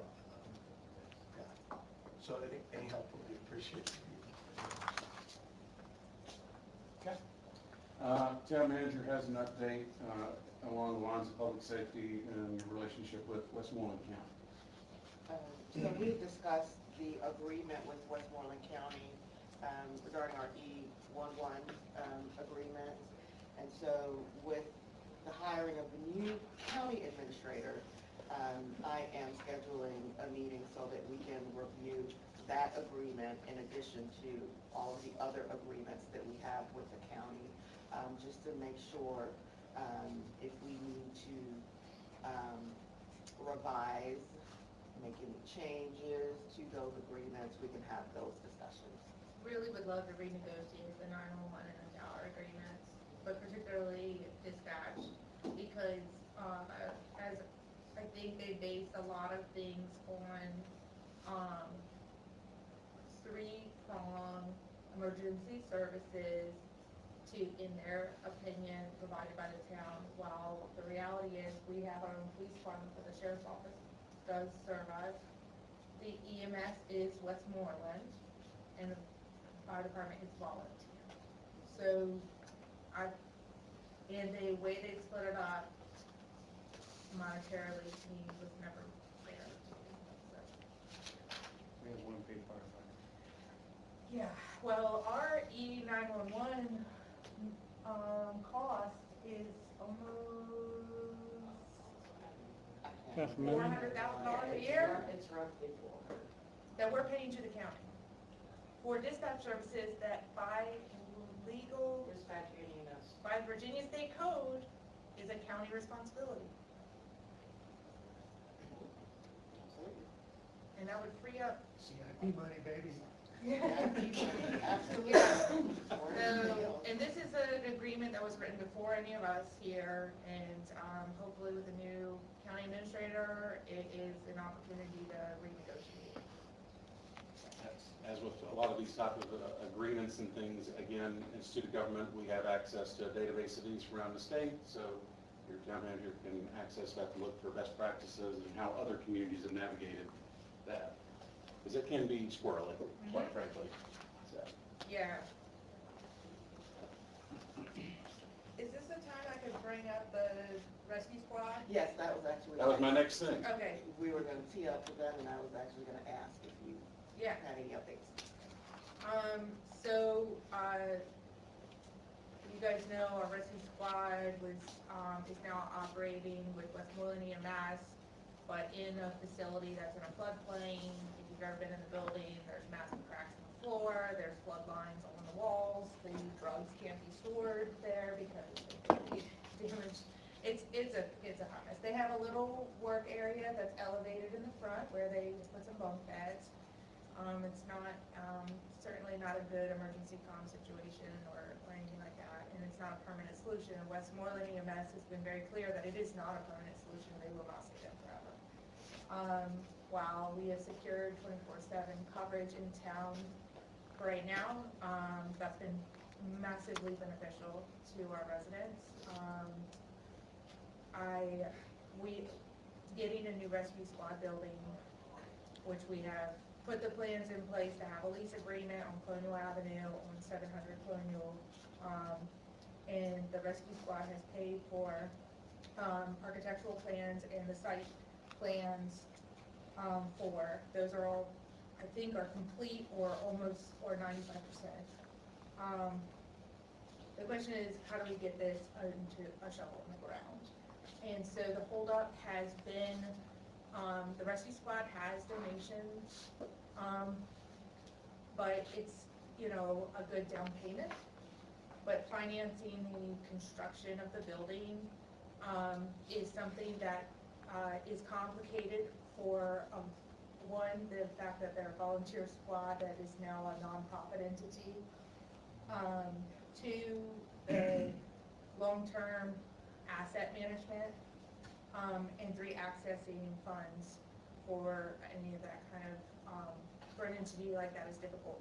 Since we own the property, we have the ability to go after a USDA grant loan. The grant amount is varied. I think we could qualify between 30 and 40% in grant, and finance the remainder. We currently budget $35,000 a year, $31,000 a year, and the county budgets $70,000 a year to the volunteer squad. if there is,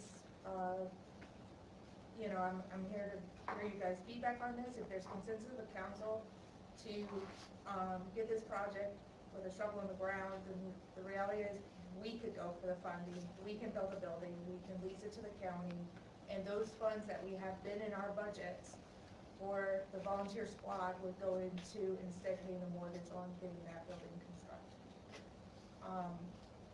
Thoughts? I kind of need consensus of council before I re-engage the rescue squad, because this would have to be in tandem with the rescue squad and with the county unit. Do we have agreement from the county and Fresno? Yes. Would they be willing to put that in writing?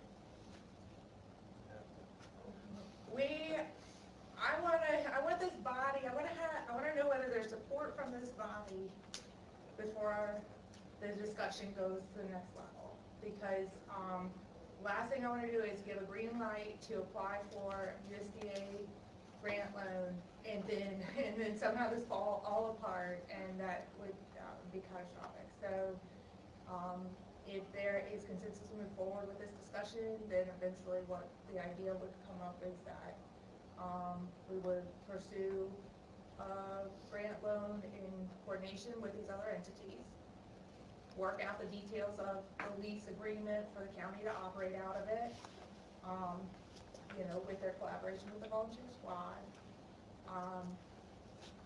The volunteer squad, I think, would like it dedicated to their years of service, which is, to me, very reasonable to do, to the Columbia Beach Volunteer Rescue Squad that has served the community for, you know, 80, 100 years. Plaque, a designation, maybe named after, you know, Captain Stroke, I don't know. I don't know what that means. But a recognition. Certainly people have donated to the volunteer squad for this facility to happen. And so we would be looking at those donations still continue to be towards this happening, because that's the point of the donation. So, but I just didn't want to take it any further till there was, so I had better, you know, some feedback. So let me know what your thoughts are. Questions? Yeah, yeah. Anything questions? Yeah. Okay. So, for whatever reason, should Westmoreland decide that they don't want to run out of that location? Okay. So we guarantee you a building. Is there a plan B for that building? Or what would be potential plan B for that building? Because you can't give the building back. Yeah. I'm looking at the chief, because in my head, the building is an emergency management building, and if for some reason that fallout were to happen, you know, possibly it's a police station. I don't know, if you're looking for a hypothetical. Yeah. Exactly. Where the building, a new building across from the Wasatch. Where the old public works Okay. building is sitting. Oh, okay. But I think that's a far-fetched hypothetical, because Westmoreland EMS, Bladebird, the people who operate out of the rescue spot in Colonial Beach are very clearly know how critical the in-town location is. Yeah, that's what I was gonna say, like, is there ever a scenario in your mind where we would not have a rescue squad, regardless who's in there? Well, because we've been threatened by Woody before. Yeah, we had been threatened by Woody to pull it from the town limits, but if we should riot in that case. Who's Woody? The 4th district supervisor for the county. Oh. Yeah, and he used to be the chair at that. Yeah, he was the chair. The other part of that too is, you know, we should obviously probably try to do like a 30-year lease. Yes, I Right, think, like, we're yeah. not doing 5 years here, Yeah. we're doing Yeah. 30-plus year legal leases. limitations are a 40-year lease, and we would go to the extent of legal limitations, and, yeah, But that was why I asked the question about Woody. sure. At that point, it would be paid off. But we should riot if that were to happen. No, I mean, really, I'm gonna get my pitch. Well, we basically rioted one time before. Yeah. But you can't ask them to give it back, so we have It to. would be our building. Right. It would be our capital asset, which is maybe not a bad thing on our books anyway. I would imagine the agreement would be a lot like what we have with the rescue squad now, which is not that they pay us a lot of money, but that they maintain the building, keep it up, we don't have any expenses related to it, and in turn, we're getting, you know, Kind of community center sort of arrangement. well, that they would, right, that they would keep up with everything, we wouldn't be an expense, but we would We have secure the dances at the rescue assets. squad We again? would have rescue squad. And we would have rescue. And a squad. Ferris wheel, which is kind of the whole thing. Just dances at the rescue We squad. didn't talk about the Ferris wheel yet. But the old building isn't out. No, and you should go take a look at it if you'd like. But, yeah, because I haven't been there like Yeah, 4 years, it's, so I did stuff. Yeah, Because I know Westmoreland there's EMS something is making it work, but it's like a bunk situation in a room half the size that they're living in for 24/7 service. And so it's actually saved lives having that 24/7 here. Okay, Tim Trevor is describing these two instances where people's lives are saved. Yeah. And having an older population, as we do, it's kind of vital to have 24/7 service here. Well, and the idea, I think, has been floated around many times, I think it's that by putting the rescue squad station on Colonial Avenue, we would regain the property that's down there by downtown as extended parking, which it's in a floodplain, so parking is a very good use of that. A good place for it. And a good place for it. Yeah, So, you know, it's just kind of twofold, but there has to be a consensus to move this forward. If there's not a consensus to move this forward, I'm not gonna continue to talk to them, because I don't wanna move faster than you guys are. Are you looking for a yes from each of us? I mean, is that I'm something- looking for some head nod or some input, or, Is this an appropriate place for this? right now, this is still all a discussion. I just, you know, I think if there were an actual application that would come to a council meeting, but I don't even wanna keep going down the road unless I'm sure this is something we should look into. What would be the reasons not to look into it? yeah, I was thinking the same thing, it seems like a no-brainer. What would be the reason not to have this like at a regular meeting or a work session to discuss? I mean, we can keep discussing it, you know, in a work session, I just, there's a lot of details to still get ironed out, and I know until, one of the reasons is I haven't asked the rescue squad yet if they're good with us building the building for them. Well, Because I haven't talked to, you know, I haven't had this, so I needed this to even broach the subject with the volunteer squad, because all these funds have to coordinate with each other. They have to say yes, county has to say yes, we have to say yes. I think the point, David, is asking the question in a forum, like our strategic meetings, is to identify these types of things so she can go ask those questions. Because what happens is we take this to a council meeting, everybody goes in an uproar, left or right. By having some direction to say, yep, let's find out the details of it, and then bring it to the council meetings and say, all right, so the plan that we're having is X, Y, and Z. People then bring in comments, public comments, stuff like that. But you're gonna get left and right, no, yes, all that kind of stuff, before any of that happens, because it's probably gonna take 2 years to do this. I don't think we know what we're talking about until all three entities are together, and this entity cannot be represented unless there's consensus. okay, so Our is land is what you're looking for. town's land, before it can be given to anybody else to use. So we have to decide Well, how to do it. lots of pieces of this would have to come to council. A new lease agreement would have to come to council. A rural development agreement would have to come to council. Any kind of MOU would have to come to council. There's a lot of public, you know, steps. But Is it fair to say what you're trying to find out is, are there any sort of violent objections, right? You're not looking for committed items for Right. anything, right?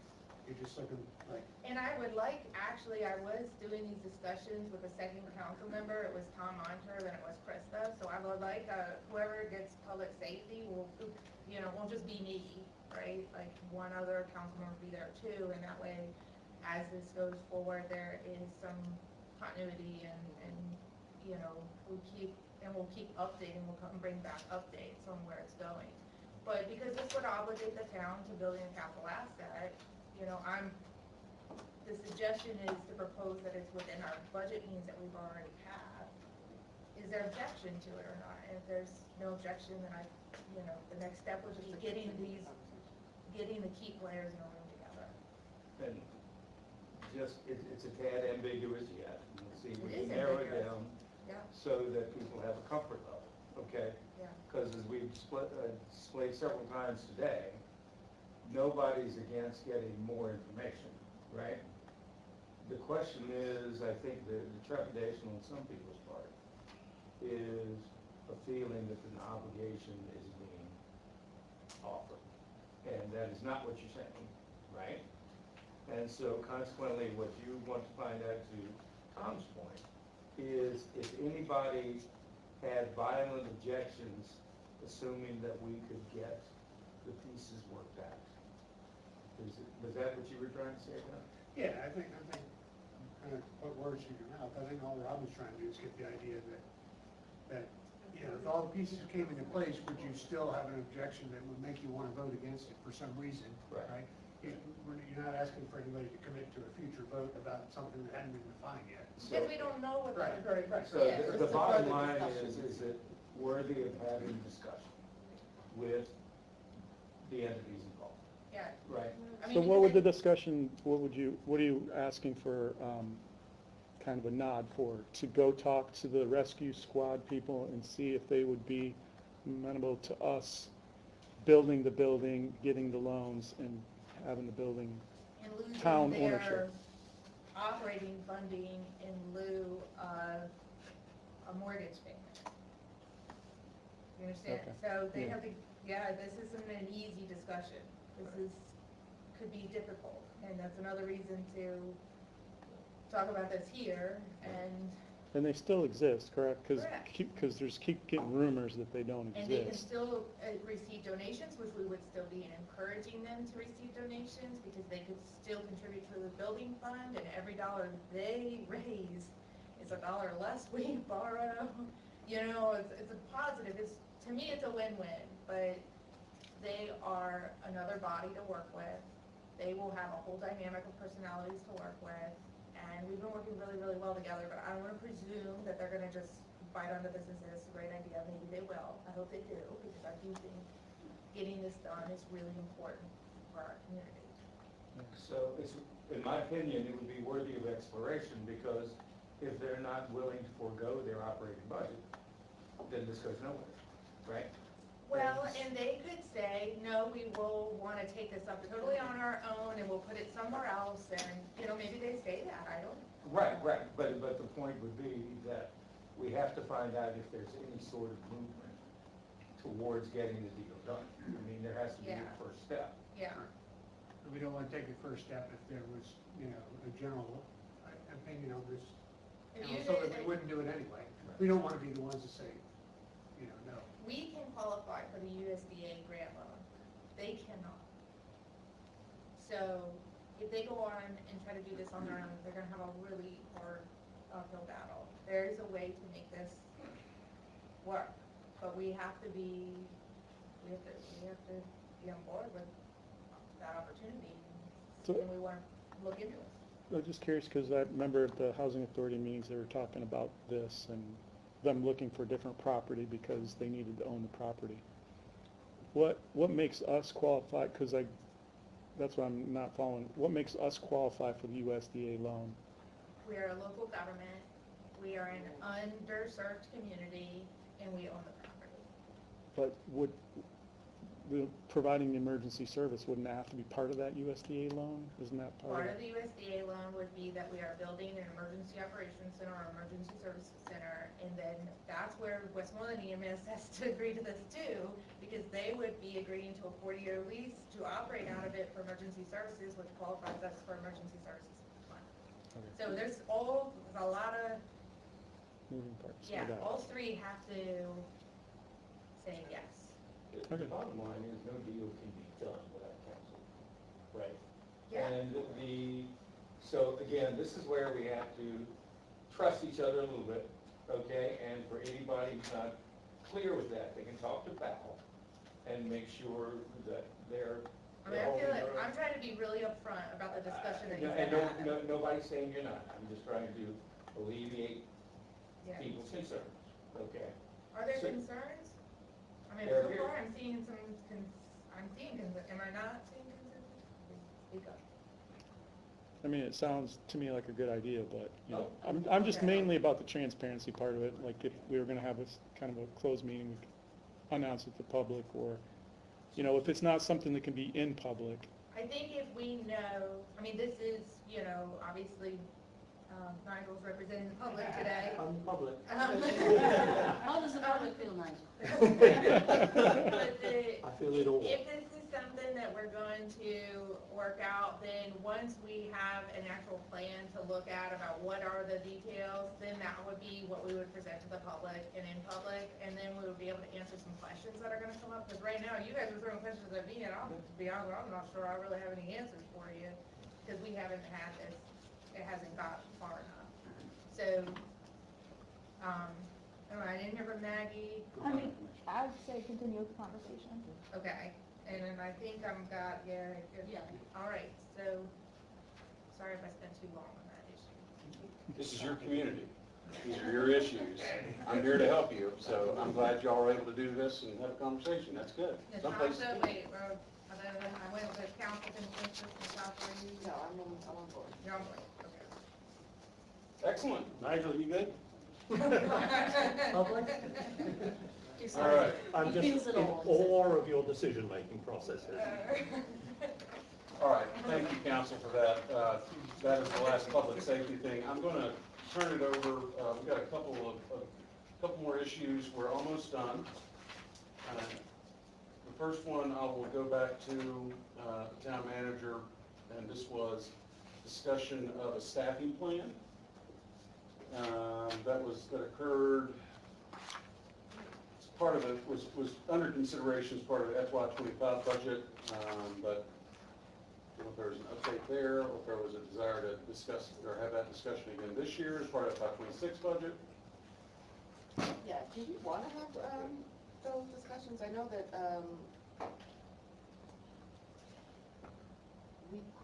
there were some cuts that were made last budget, and we never broached this topic actually last year. So is that something that you all want me to consider this year? The staffing plan. I think. This is under government performance in your notes from last year, under new initiatives, if that's Yes. helpful, on page number 10. Do you need it? I What are don't your think so. needs? So I think that with the pay study implementation plan that occurred last year, I think it addressed a lot of the issues that we were getting. And so I don't think that that is a need that I have this year. I didn't have an HR manager last year. I have been fortunate to have hired an amazing HR manager who's done a tremendous job with staffing and retention and things of that nature. So yeah, I don't think that's needed. So a quick question, I remember the council made a decision to try to get everybody to at least 85% of the industry average in this area, whatever.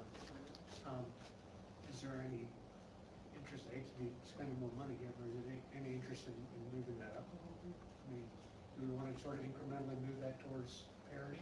So it was a two-step plan in the pay study. The first step was to get everyone up to 80% of market, and we've done that. So in this year's budget, what we'll address will be bringing everyone up in the steps in years in service and getting them to the 80% on that end. So we will bring that to you this budget. There's more, okay, good. $160,000. That'll be built into the budget. Built into Yes. the next budget. I'm gonna wait till you see the budget. Well, retention. Yeah. No, it's really. Okay. Good? And the last topic, so that was the only couple issues to discuss under government performance. And then the last one is communications and civic engagement. Let's turn it over to the town manager for his general update on that topic. Yes, so we need to hire an economic development and downtown DCD, Downtown Colonial Beach Executive Director. The job description, I've emailed the job description to EDC because I want to make sure that their needs in an economic director, that I've captured those accurately. And I think tomorrow I'll have a meeting with Susan and Eric, and they'll give me feedback. And as soon as I get that I've captured their needs adequately, I'll release that listing so that we can hire an economic development person. That falls in with communications and civic engagement.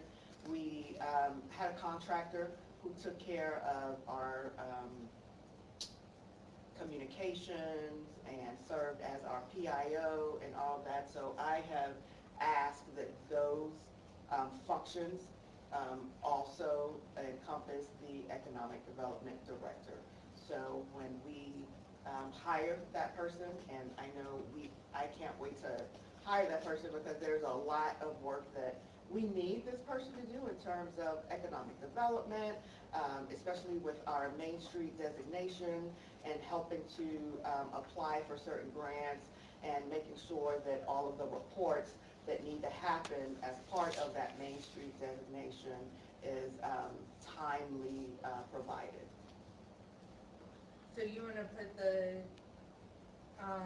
marketing, what was that, we cut that a little bit right into the economic development hire and put those responsibilities into the economic development hire. Yes, now it is a huge ask, and I don't know if I will find a unicorn like that, but I want, exactly, Susan is the unicorn. She has set the bar high. But in the event that I don't find somebody like that, right, then we would have further discussions, and we have the contract that's in our budget in order to hire somebody to do that on a contract basis. So we have divested them with the idea of we just turn that person over to BTV. No, so Kelly served as the economic director for BCD, and as part of the Main Street designation, they have to have an economic director serving, I want to say, 20 hours. 20 hours. So that position was part-time, is it going to be full-time now? It is going to be full-time. Yeah, that makes more That position sense. was part-time. It is going to be full-time to allow them to handle the town's needs in addition to being able to fulfill the 20 hours. They reimburse the town for the 20 hours, or how does that work? No, we are paying for it as our support to the Main Street. Yeah. Yeah, localities are required to pay for their staff, Main Street communities. So what's the, I know that they got a grant for whatever it is. SMART grant? Yeah. And I've had questions from constituents. What is that grant? Who gets the money and all that? And so I guess the question is, what is our responsibility for the Main Street, and what is their responsibility for the Main Street? Who owns it? So the Timmons Group was awarded that contract, and they are going to present to council in February, and they will discuss what they will do, and really it's to help with building up the downtown corridor. They'll have a connectivity plan and all sorts of different plans to make the downtown area better, to attract businesses, which is what we want as part of economic development. But that contract is managed by DCD. The town facilitated the solicitation since they didn't have a way of issuing the solicitation. So that was what the towns played in that grant. And so that is DCB's grant, they manage that grant, and all of that. So in February, Timmons will present to council just their whole plan, and they can address that. So is it normal for a nonprofit to be the primary driver of a downtown, a main street? Typically the model. Is that the typical model? Okay.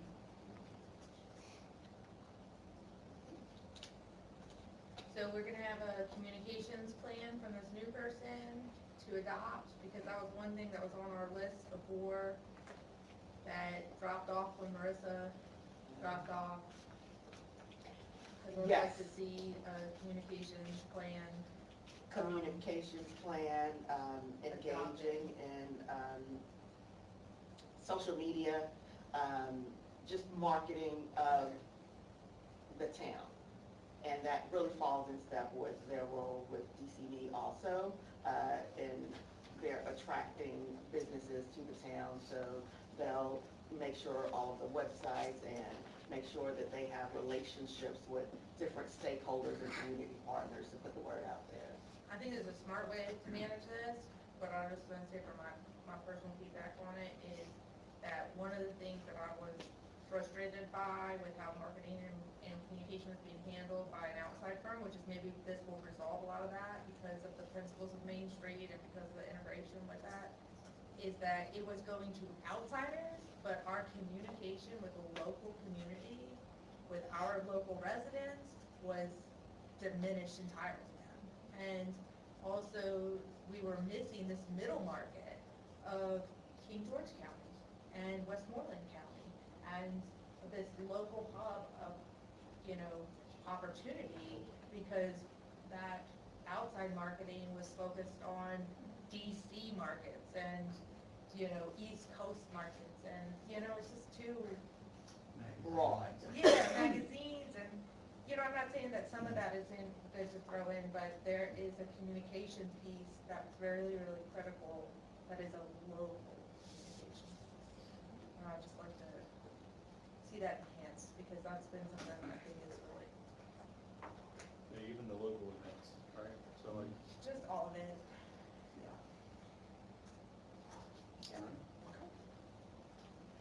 Anything else, Madam Chairman? No, that is all, and I will keep you all apprised of the developments of that position.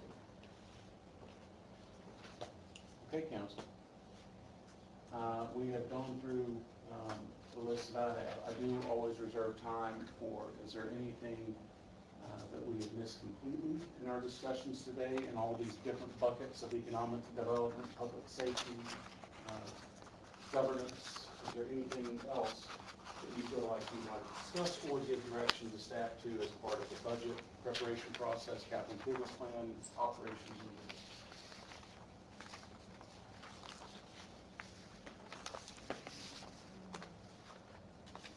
Why don't we go down Let's see, well, in prior years, we've asked council, do they have appetite for tax increases? Yes or no? I'm not sure if we'll be discussing that today, but I did like a community survey of my own. And the top two things I got was no new taxes or fees for 2025 and extra scrutiny on all town finances. So I think, that's some big stuff that the community at least is giving me feedback on.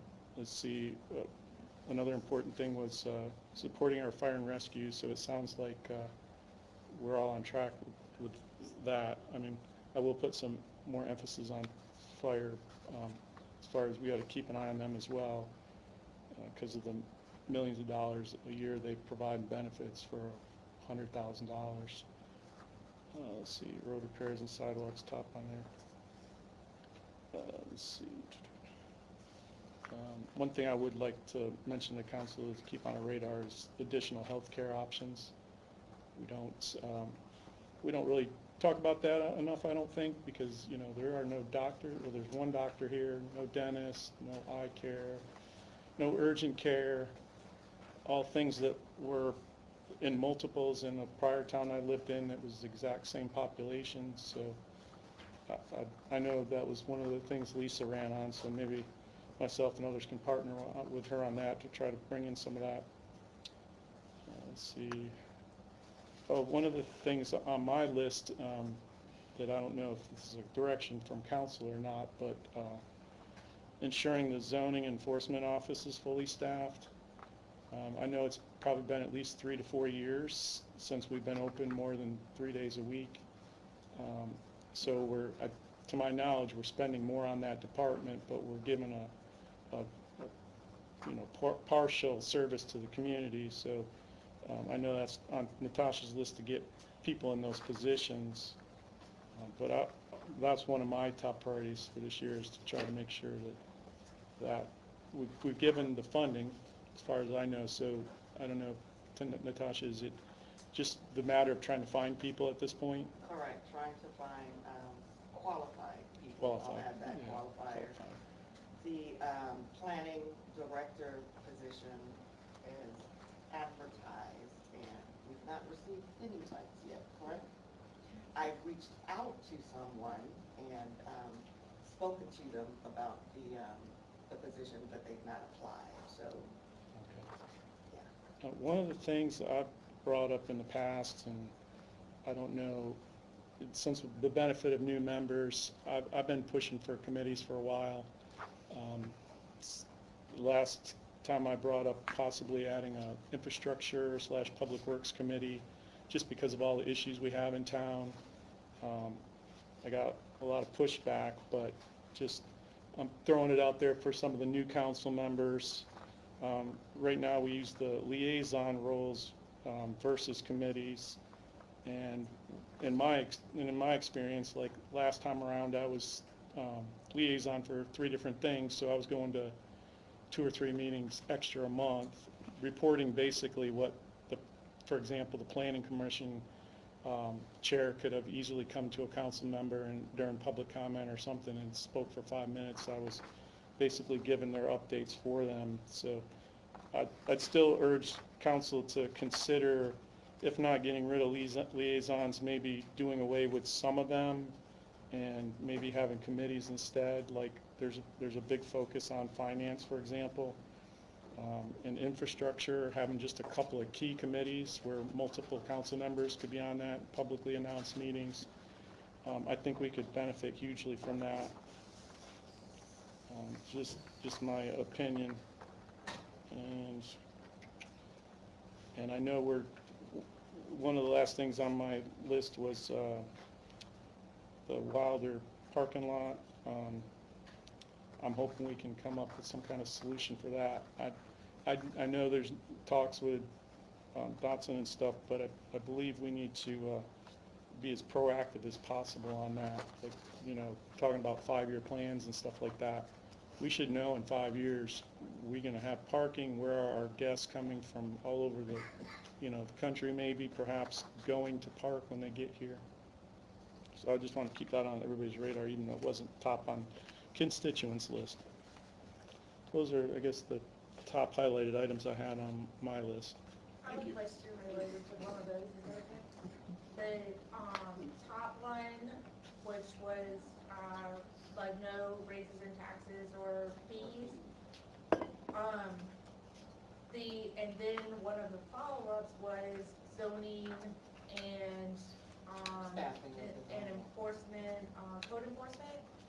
The fees for violations of codes have not been reevaluated in a decade or more.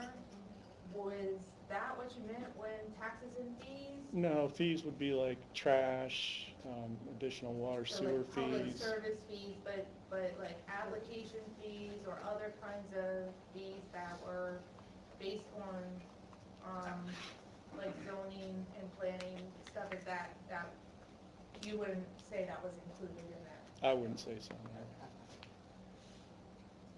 Thank you for the clarification. I mean, I don't really have anything else to add. I guess I'd probably piggyback on what David said about the liaisons and reconsidering those positions, but other than that, I don't really have anything else to add. I think we agree. So, I understand the changing liaisons to committees, but you're basically changing one meeting to another meeting. So can you give us why a committee rather than the liaison kind of thing? I mean, what direction are we going to get out of a committee that we wouldn't get out of a liaison report as well? Well, the liaison, like, for example, the planning commission, like I said earlier, they used to report out to us, and from what I heard, the reason why that kind of all stopped is because it got ridiculous. Their reports, and Robin can correct me if I'm wrong, they started taking up more and more time, so it was like 15 minutes at a meeting. But there's nothing that says we can't say you get your 5 minutes like the rest of the public. So planning commission could, potentially go away. I mean, if a council member wanted to go and attend and, be a big part of it, Rick and Tom were at the last meeting as well as myself, so, there's nothing wrong with that. But the reason why I think committees would help, at least what I've heard historically, is we could dive deeper in some of the big problems the town has. Like, say we wanted to, if a council member had a real big passion to bring in healthcare and figure out a way, there's nothing to stop the council from coming up with an official committee and meeting, for once a month for a year, and maybe actually solve that problem that's been lingering in this town for decades. And how would the town council member, I mean, we can't go out and approach businesses. I mean, that kind of would be the business development person that we would want to hire to do that, right? So, I mean, how would a town council member approach urgent care? Because we got to do it as a whole, right? Like, we can't make decisions on bringing in urgent care without all of us being in, not just a committee. They could have deeper dive discussions in these meetings. And also, from what I've heard, the way they operated, they were very efficient. They didn't linger on. It was like, okay, we got an hour, set in that hour.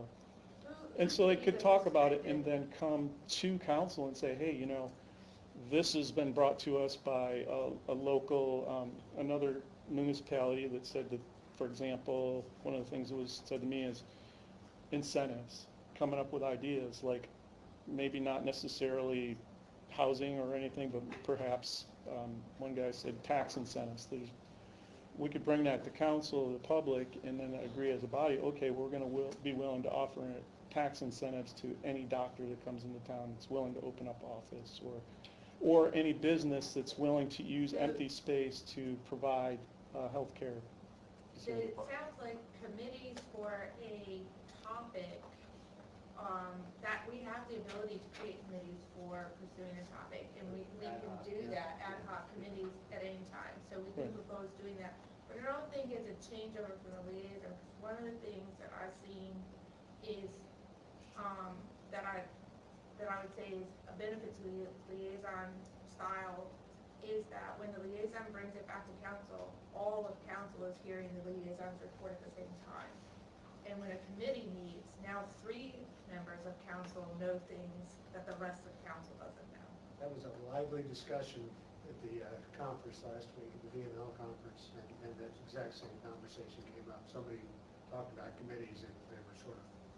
Well, part of the problem with... Everybody else with that exact feedback, hey, why would you add half your council? Well, then now you have one member of council that has like all the inside on public works, or all the inside on But no one finance. member can make any decision for the consensus of council, so if you have a committee, you must have a majority making decisions with all the rest of the council members involved. And I felt like, as somebody who tries to facilitate the entire council, that I had a lot of different council members who always wanted all the information.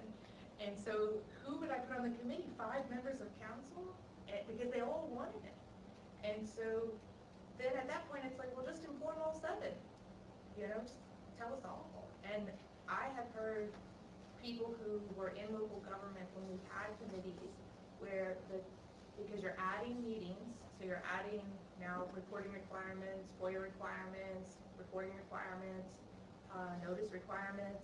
There's to staff. staffing of all those community And meetings. then they couldn't get scheduled. They wouldn't show up, people wouldn't meet, they were be delayed.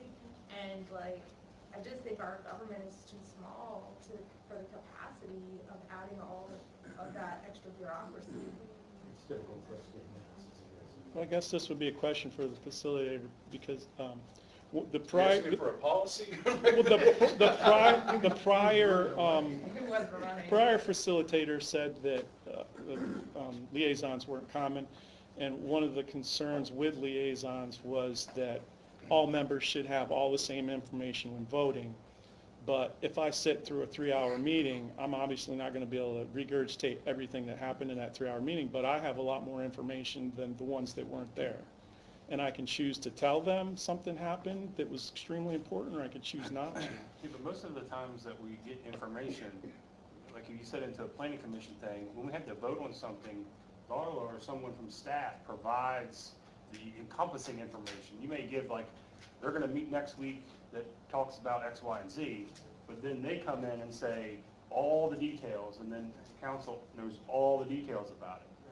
I mean, it's not like you're just taking notes to regurgitate everything that they say.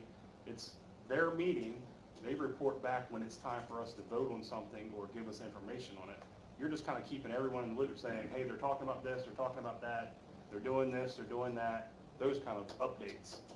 Like she said, if you have a committee where us three are sitting here talking about public works, and we know everything about what he's planning to do next week or next month or next year, and you know, you get one more person, you're voting for everybody at that point, right? That's kind of like the whole point of like not setting those committees so we don't make the decisions ourselves and leave them out. I just think the town's too small to hold the capacity for it.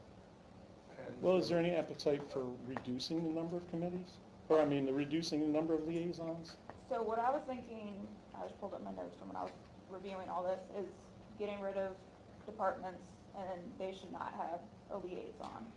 I mean, it seems like departments should be briefing the entire council, not one member who doesn't understand the entire scope of the department and speaking for that whole department. So Well, I would that's- just do planning commission, redevelopment, and housing, parks and rec, and just those sort of commissions would have a council representative. EDC. Yeah. I think before, when we talked about the departments, the town manager had to be a part of the liaison's report in order for a council member to be a liaison to a department. And that was helpful. There's some sticky wickets here, and there's some people would tell you, and this is just my experience, I'm not talking as your facilitator today, I'm talking for someone who's worked with folks like you, and worked for you for the majority of my life.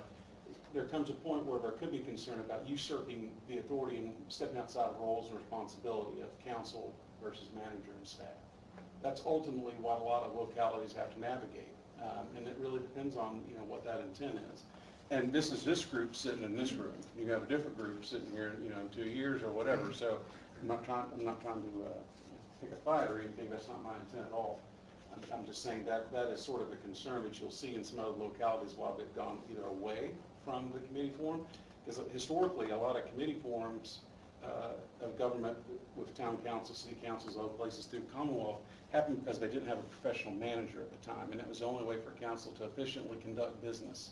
Now that most places have transitioned to a more professional council manager form of government in the Commonwealth, that's why you have a town manager, that's why you have department heads. They're running the day-to-day operation, which is town manager's responsibility, or on her behalf, a department head to make reports to you all from time to time.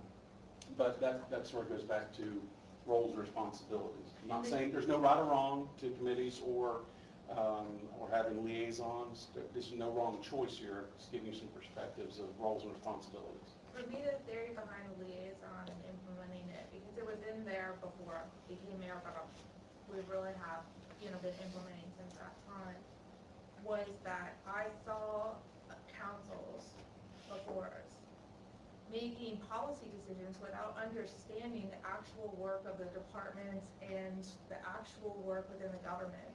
And it was it wasn't effective. It wasn't effective government because the decision makers on council to Maggie's point, didn't understand the departments.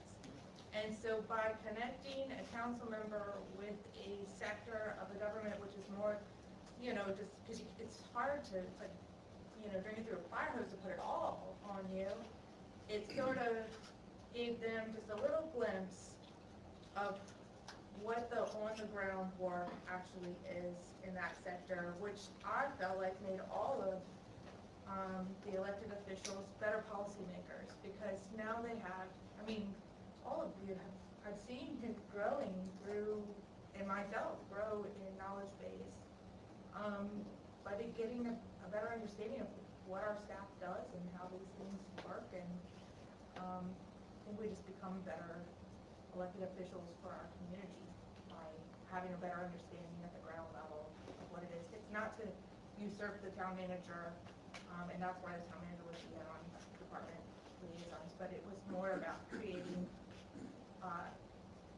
educated elected officials. Let's do it this way. John, have you seen any value in the liaison position? I do, because I think it's important to have representatives come down that we can talk with and discuss our issues, so we can get, representatives that feel like we're being represented and heard, and that way they can take back those issues to the council. I've worked under both, committee and liaison. I prefer the liaison. The committee, one thing I have found with committees is the council members become arguing. It becomes a bit of a debate often. And what I'm trying to do is convey a message to you. I don't need, honestly, a debate with you. I'm trying to tell you the problems I'm having and what we need to solve them. And when you have a committee, it turns into an argument. And that's just been my experience with it. That one town I'm thinking of specifically is, when we have you, we discuss issues with you, you listen to what we have to say, you give them input, you go back and communicate. But when I'm talking to a group of people, it becomes a debate. And it's one person's always trying to be the most intelligent person in the room. And we really just we don't succeed with anything. We never get anywhere. So that's just really my 2 cents. I prefer the liaison. Chief, how did your liaison relationships work? I thought it was great, because you did it, the one person that you could talk to, it's on, because Krista was very committed to that, and I was very appreciative of that. So, no, I thought it went well. Did you ever feel that the police force was improperly represented and that she didn't carry all the information to council? No, sir.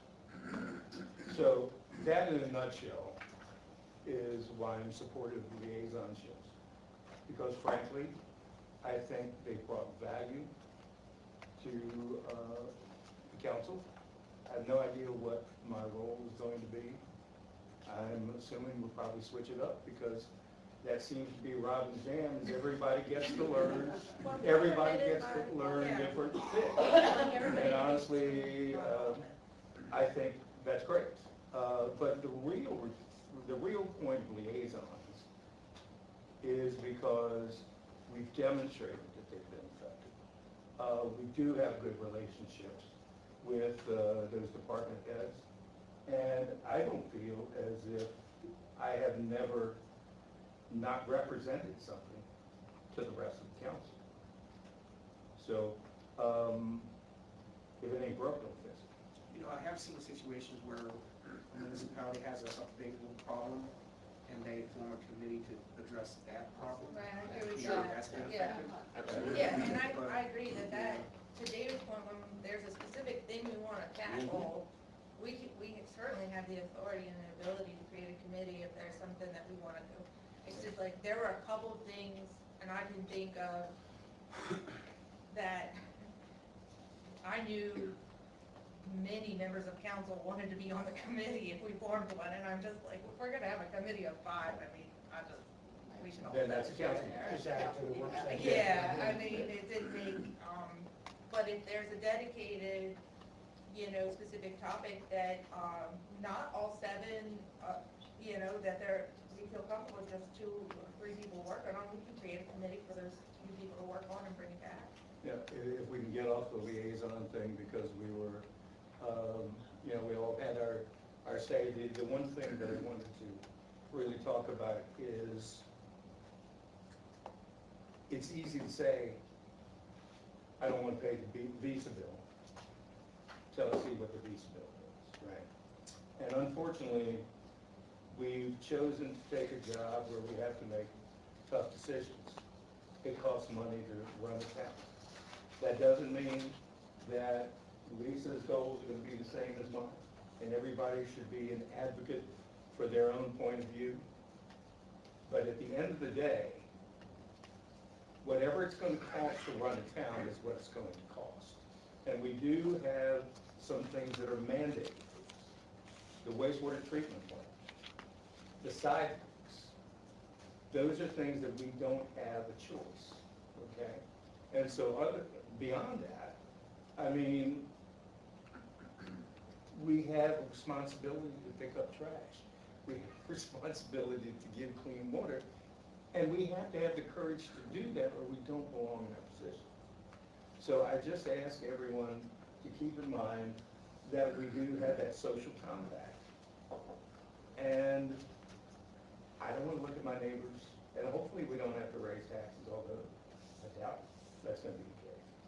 But I certainly don't want to have that conversation with Blue Squad. But at the end of the day, all I ask is everybody in their heart of hearts say, these are the core functions that we need to provide to our town, and make our decisions accordingly. Did we skip over Kenny? Did you get a chance to speak? Oh, Wait, no, did it sounded Ashley great. speak? Yeah. Oh, okay, you were finished, I'm sorry. Kim started with a question, but I don't know if you ever got a chance to get at anything on other than you said you thought we were doing pretty good. We can do that. Rick took the conversation over. That's right, great. I thought great. Get it never wrong. We don't need a committee to decide. Lisa? Oh, you're good.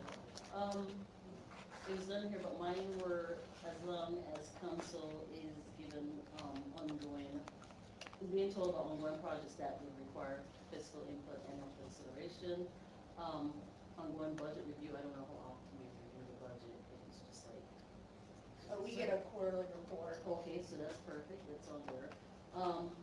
Quarterly report for this one, or it can be bi-monthly, that's no big thing. Public Works, everybody may not need that, but for me, and how I operate, it was good to have a regional. So that was something on there for public work facilities. As David alluded to, one of my platforms is local health facility staff, like assistant medical personnel. Sidewalks, we discussed that, be repaired or replaced. Any and all water lines repaired or replaced, and the issues of water main breaks. Improve the broadband services, which is on infrastructure, transform, Colonial Avenue to the point where it looks a little more attractive when you turn the corner. So that's why I said transform Colonial Avenue to destination, Colonial Beach Gateway feel, like kind of downtown parts of the old town, so that it doesn't look so dismal, because my father-in-law and Lori had a picture of Colonial Beach from back in the day. You look now, there's a real beach. So that was one of the things that we're working on, but more parking for citizens and visitors alike, and last but not least, semi-annual council retreats to foster better team spirit and understanding of each other to promote a more cohesive working environment. That's it. See you back in September, Charles. Because you said that's it. That's a list of 20 things. That's not 20. They're all good things. It's just that there's stuff that's that I've been a part of and works with, especially the last one. Yeah. If we can not be honest with this, and we can understand, because like you said, we all feel like we have something we're hiding, or everybody's not saying something, and I think if we can do more of where we get away, and it's not like a have to, it's not a duty, it's a desire, it fosters better working relationships, and I've seen it on other things that I'm on. Can I give you a fun committee? Why are you smart? I said, I think the next one should be a fun one where we go and. Yeah. Do a famous for ask. Oh, yeah. Tonight will be live. Just look for the ask that. Y'all gonna be climbing stuff, I've got just a person for you, it's not me, but I'll give you a recommendation, all right? I've got some ideas. So I think your prompt question was, was there, I want to do that. are there any big things that we didn't talk about today that we should have? And I don't feel like there are, right? There's a lot to do. We've got lots of questions and thoughts and things, but I'm good for today. You had enough of the fire hose Yeah. drinking from it?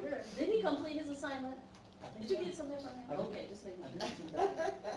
That's one of the reasons too, just to give you all context why I wanted to, if we had time at the end of the day, just to have this little round robin conversation, because I don't think that, if there was something that we talked about preliminarily and what you shared with me, one-on-one, I want to make sure that didn't fall through the cracks in these larger conversations. So, thank you for that. Mayor?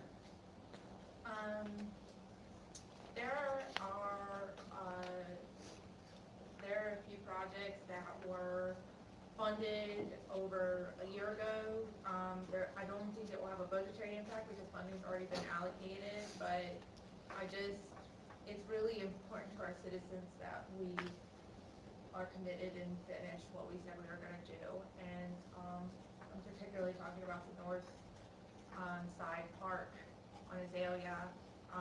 There was a group of 20 or 30 parents that came to a council meeting that live in that area, that are underserved without that asset, and just don't want it to drop off the radar. I think it's a really important thing for our community. But all of those, pre-funded items should be, just that, just staying on track. I think there's a lot of project implementation, and project implementation takes enormous staff capacity. And I am always asking for more. We are always asking for more, and we're never telling staff, don't do that. I mean, when do we tell staff, don't take something off your plate? I mean, we never say that. We only are aggregate.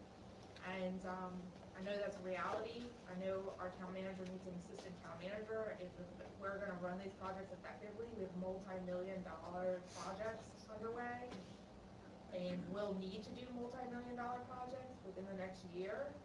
So that's a lot of responsibility, and in order to be responsible with our dollars and to our constituents, they need to be properly managed. They need to, have due diligence. There's a lot of paperwork, and I don't want anything to fall through the cracks. So just kind of keeping that perspective out there. We talked about emergency services. That was a big one. We talked about the communication plan. I'm excited about Natasha's idea. I think that's a great idea. We talked about North Beach and resiliency, wastewater, CIPs, financial stability, which I think RT touched on a lot.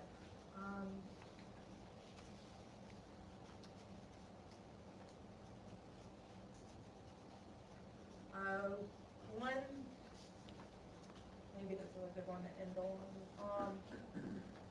The beach replenishment and the beach restoration is just absolutely critical. And so I think making sure funding whatever Chris needs in implementing, I think he has a plan for the beach restoration. But whatever he needs our support in policy-wise to ensure that our primary, asset is maintained correctly. I think that may need to come up early this year. So just want to put it on our radar. And we're going to have a great year, and I'm committed to having more fun. So if any of you have fun ideas,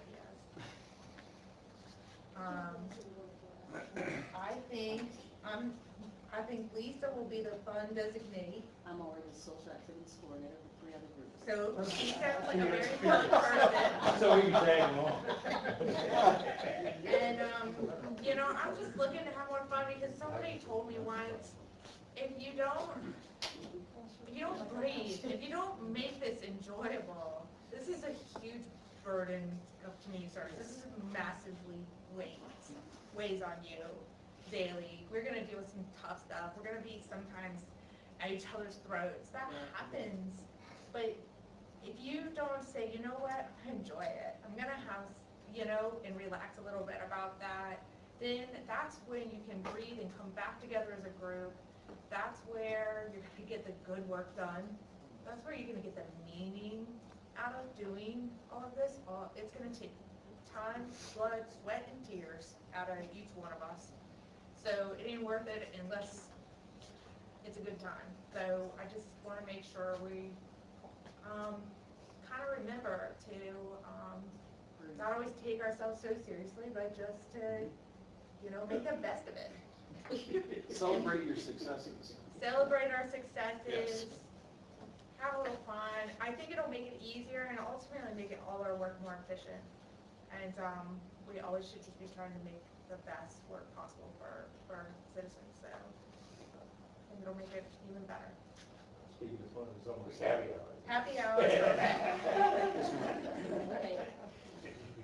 Since we're all in this room, it's just food for thought. If anybody really knows me, and I had sent a message to Natasha, she said to send it to Robin. I don't know if you ever got the email. I know it's not everybody's thing, but I was wondering if the possibility exists that we could start our council meetings with just a general prayer. I'm open, but I think that there will be mixed reaction. Charles, you want to? I said general, it's not I like know, we I hear you. specified, but- I hear you. I've had pushback on that subject in the past. It's not from me. My only professional comment, and I'll leave it as a professional comment, is talk with your town attorney and look at what other localities have done in navigating this. This is a complex issue for a lot of folks, and so I would just suggest you look at some of your peers if you did want to seriously consider that and look at some of Well, I the did things. research it. We Like I could- said, other counties are doing it, so. The county does it, so we could ask the county. Do it, the house does it. County, the King George does it. We can only do that, we can't. I think somebody said the House and Senate is. The county does it, and if you notice when they do it, he gives a disclaimer ahead of the prayer. Right. He asks for objections. There are some people who feel that when the county does that they are singling people out to show their religious faith as agnostic if they were to say, no, don't. But that's So where they respect feel comes attacked in, by it. 'cause I- they can tell. I mean, I'm just saying, there's, just because they do it doesn't mean that everybody is in agreement about it. Not But, everything we do will everybody be in agreement No, with, yeah, so you're right. understood. right, I'm open to it, but I think, it's a council decision, so, and maybe an attorney decision, that's what Charles is saying. Stephen's saying that would. Not really an attorney decision, I just think you need to ask about your exposure. It's just a legal question these days, it just is. It's just a reality of the situation. From my history in Chesterfield, because that was part of the controversy that came about in the state, is because of Chesterfield County always opens their board meetings with a prayer. And there was, just honest, open, there was a Wiccan person who wanted to come to and ask to pray at one of the board meetings, and they were denied that ability to come and pray because the board, as a majority, didn't feel like that was appropriate. So there was some court. There is judicial review on this topic, Yes. for sure. And so there was some court involvement. Yeah. And so the board still allows prayer. But they have a policy in place, and they rotate it, this is just an example, they rotate it so that each board member is responsible for asking a person to come have a prayer. And then they also have times when it's just silence. They have invited a Wiccan person, because it's religious freedom, and you don't want to step on people's religious freedom rights. And so, just food for thought from an example that I wasn't directly involved in, but certainly there. I personally support it. That's my 2 cents. other feedback? No.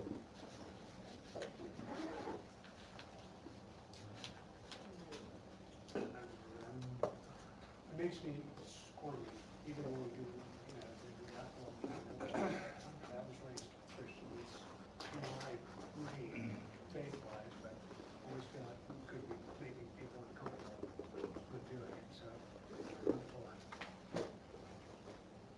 Maggie? Well, didn't we have it used to be moment of silence, right? We do that. Still do. Okay, yeah, I would just continue with that. And my question, at this point, knowing all the things that we do and get questioned and get sued for, I would kind of just not do it. I mean, everybody has their own faith and everybody has their own way to display that. I don't want to open us up to further legal issues. Would you be open to, us talking about it further and with Al? Like I said, it's just something I wanted to just throw there for discussion. It wasn't supposed to be a hard and fast decision today. Because Yeah. I understood, because like I said, I'm in different areas and we're respectful of each other's stand. I'm glad you brought it up. Thank you. And that's how you have a conversation about a difficult topic without yelling and screaming at each other. That was very nice, folks. I mean, kudos, because that does not happen everywhere, I can assure you. My belief is we can all disagree, but still get along. I do have one thing I forgot to mention earlier. Parking. To that, I agree 100%. Parking is something that needs to be determined and discussed early on in this season. I remember last year, we were last minute deciding what that year's parking policies were going to be. We left off potentially changing the structure for business areas and also leaving certain areas free, like the municipal parking lot and some streets. So just a general reminder, if we're going to have any changes this year, we need to put that on the agenda sooner than later. That's a very good point. If there is, any proposed changes, Dave's absolutely right. That needs to come up before March, quick. Put it in March, that last meeting at least, because it gets implemented on all the You know, first, right? in, Public Works, I know we had brought up the crosswalks along Washington. As soon as the weather breaks. Okay, so, but other than that, I don't know, maybe we need to relook at the parking plan and see where we're at. I hadn't heard of anybody, any changes to the plan this year, and if we don't hear any, then it'll just be what it was last year, and we'll keep moving forward, but if we wanna make changes, they gotta be quick. I do not foresee any changes to the parking plan. Have we gotten any feedback from the businesses or anything like that? Not from the businesses, no, but we are going to remove, how many parking spaces is that? I think it's roughly 6. Roughly 6 parking spaces will be lost for businesses along, what's the street? Taylor Street. Taylor Street, yeah. I was going to ask about So that. we can accommodate for, Fire? Yeah. The- so the fire there's- truck can't, Ladder truck. Ladder truck. the fire truck's ladder can't reach the condos. And so those 6 parking spaces, that is where they need to park in order to get the ladder up. So their operators have enough space to keep the ladder stable? Will it become a fire lane then? It'll be a new parking. That's still Yeah, a discussion. we hadn't really decided. I was thinking leaning more towards a loading zone so that folks can park 15-minute there parking. for 10, 15 minutes so that it's not completely removed, but also allow the parking truck access. Okay. Not parking truck, fire truck. Right, yeah, okay, All right. Anything else, guys? great I just job. want to say thank you all, council. It's been a pleasure to work with you, staff. Appreciate you all. The voice of democracy, the citizens over here, Nigel, thank you for being here as well. Please know, y'all done great work today, and the next steps for me in this process is working with your town manager. I'll be putting together a brief summary report based on some of our conversations this afternoon, which I'll get. It'll be bullet points, very easily digestible. And hopefully it'll be a good reminder for you as you go through your budget process. So thank you all very much. Thank you.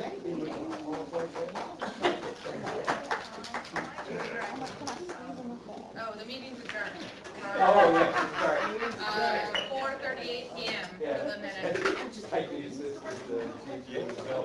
Yeah. Yeah.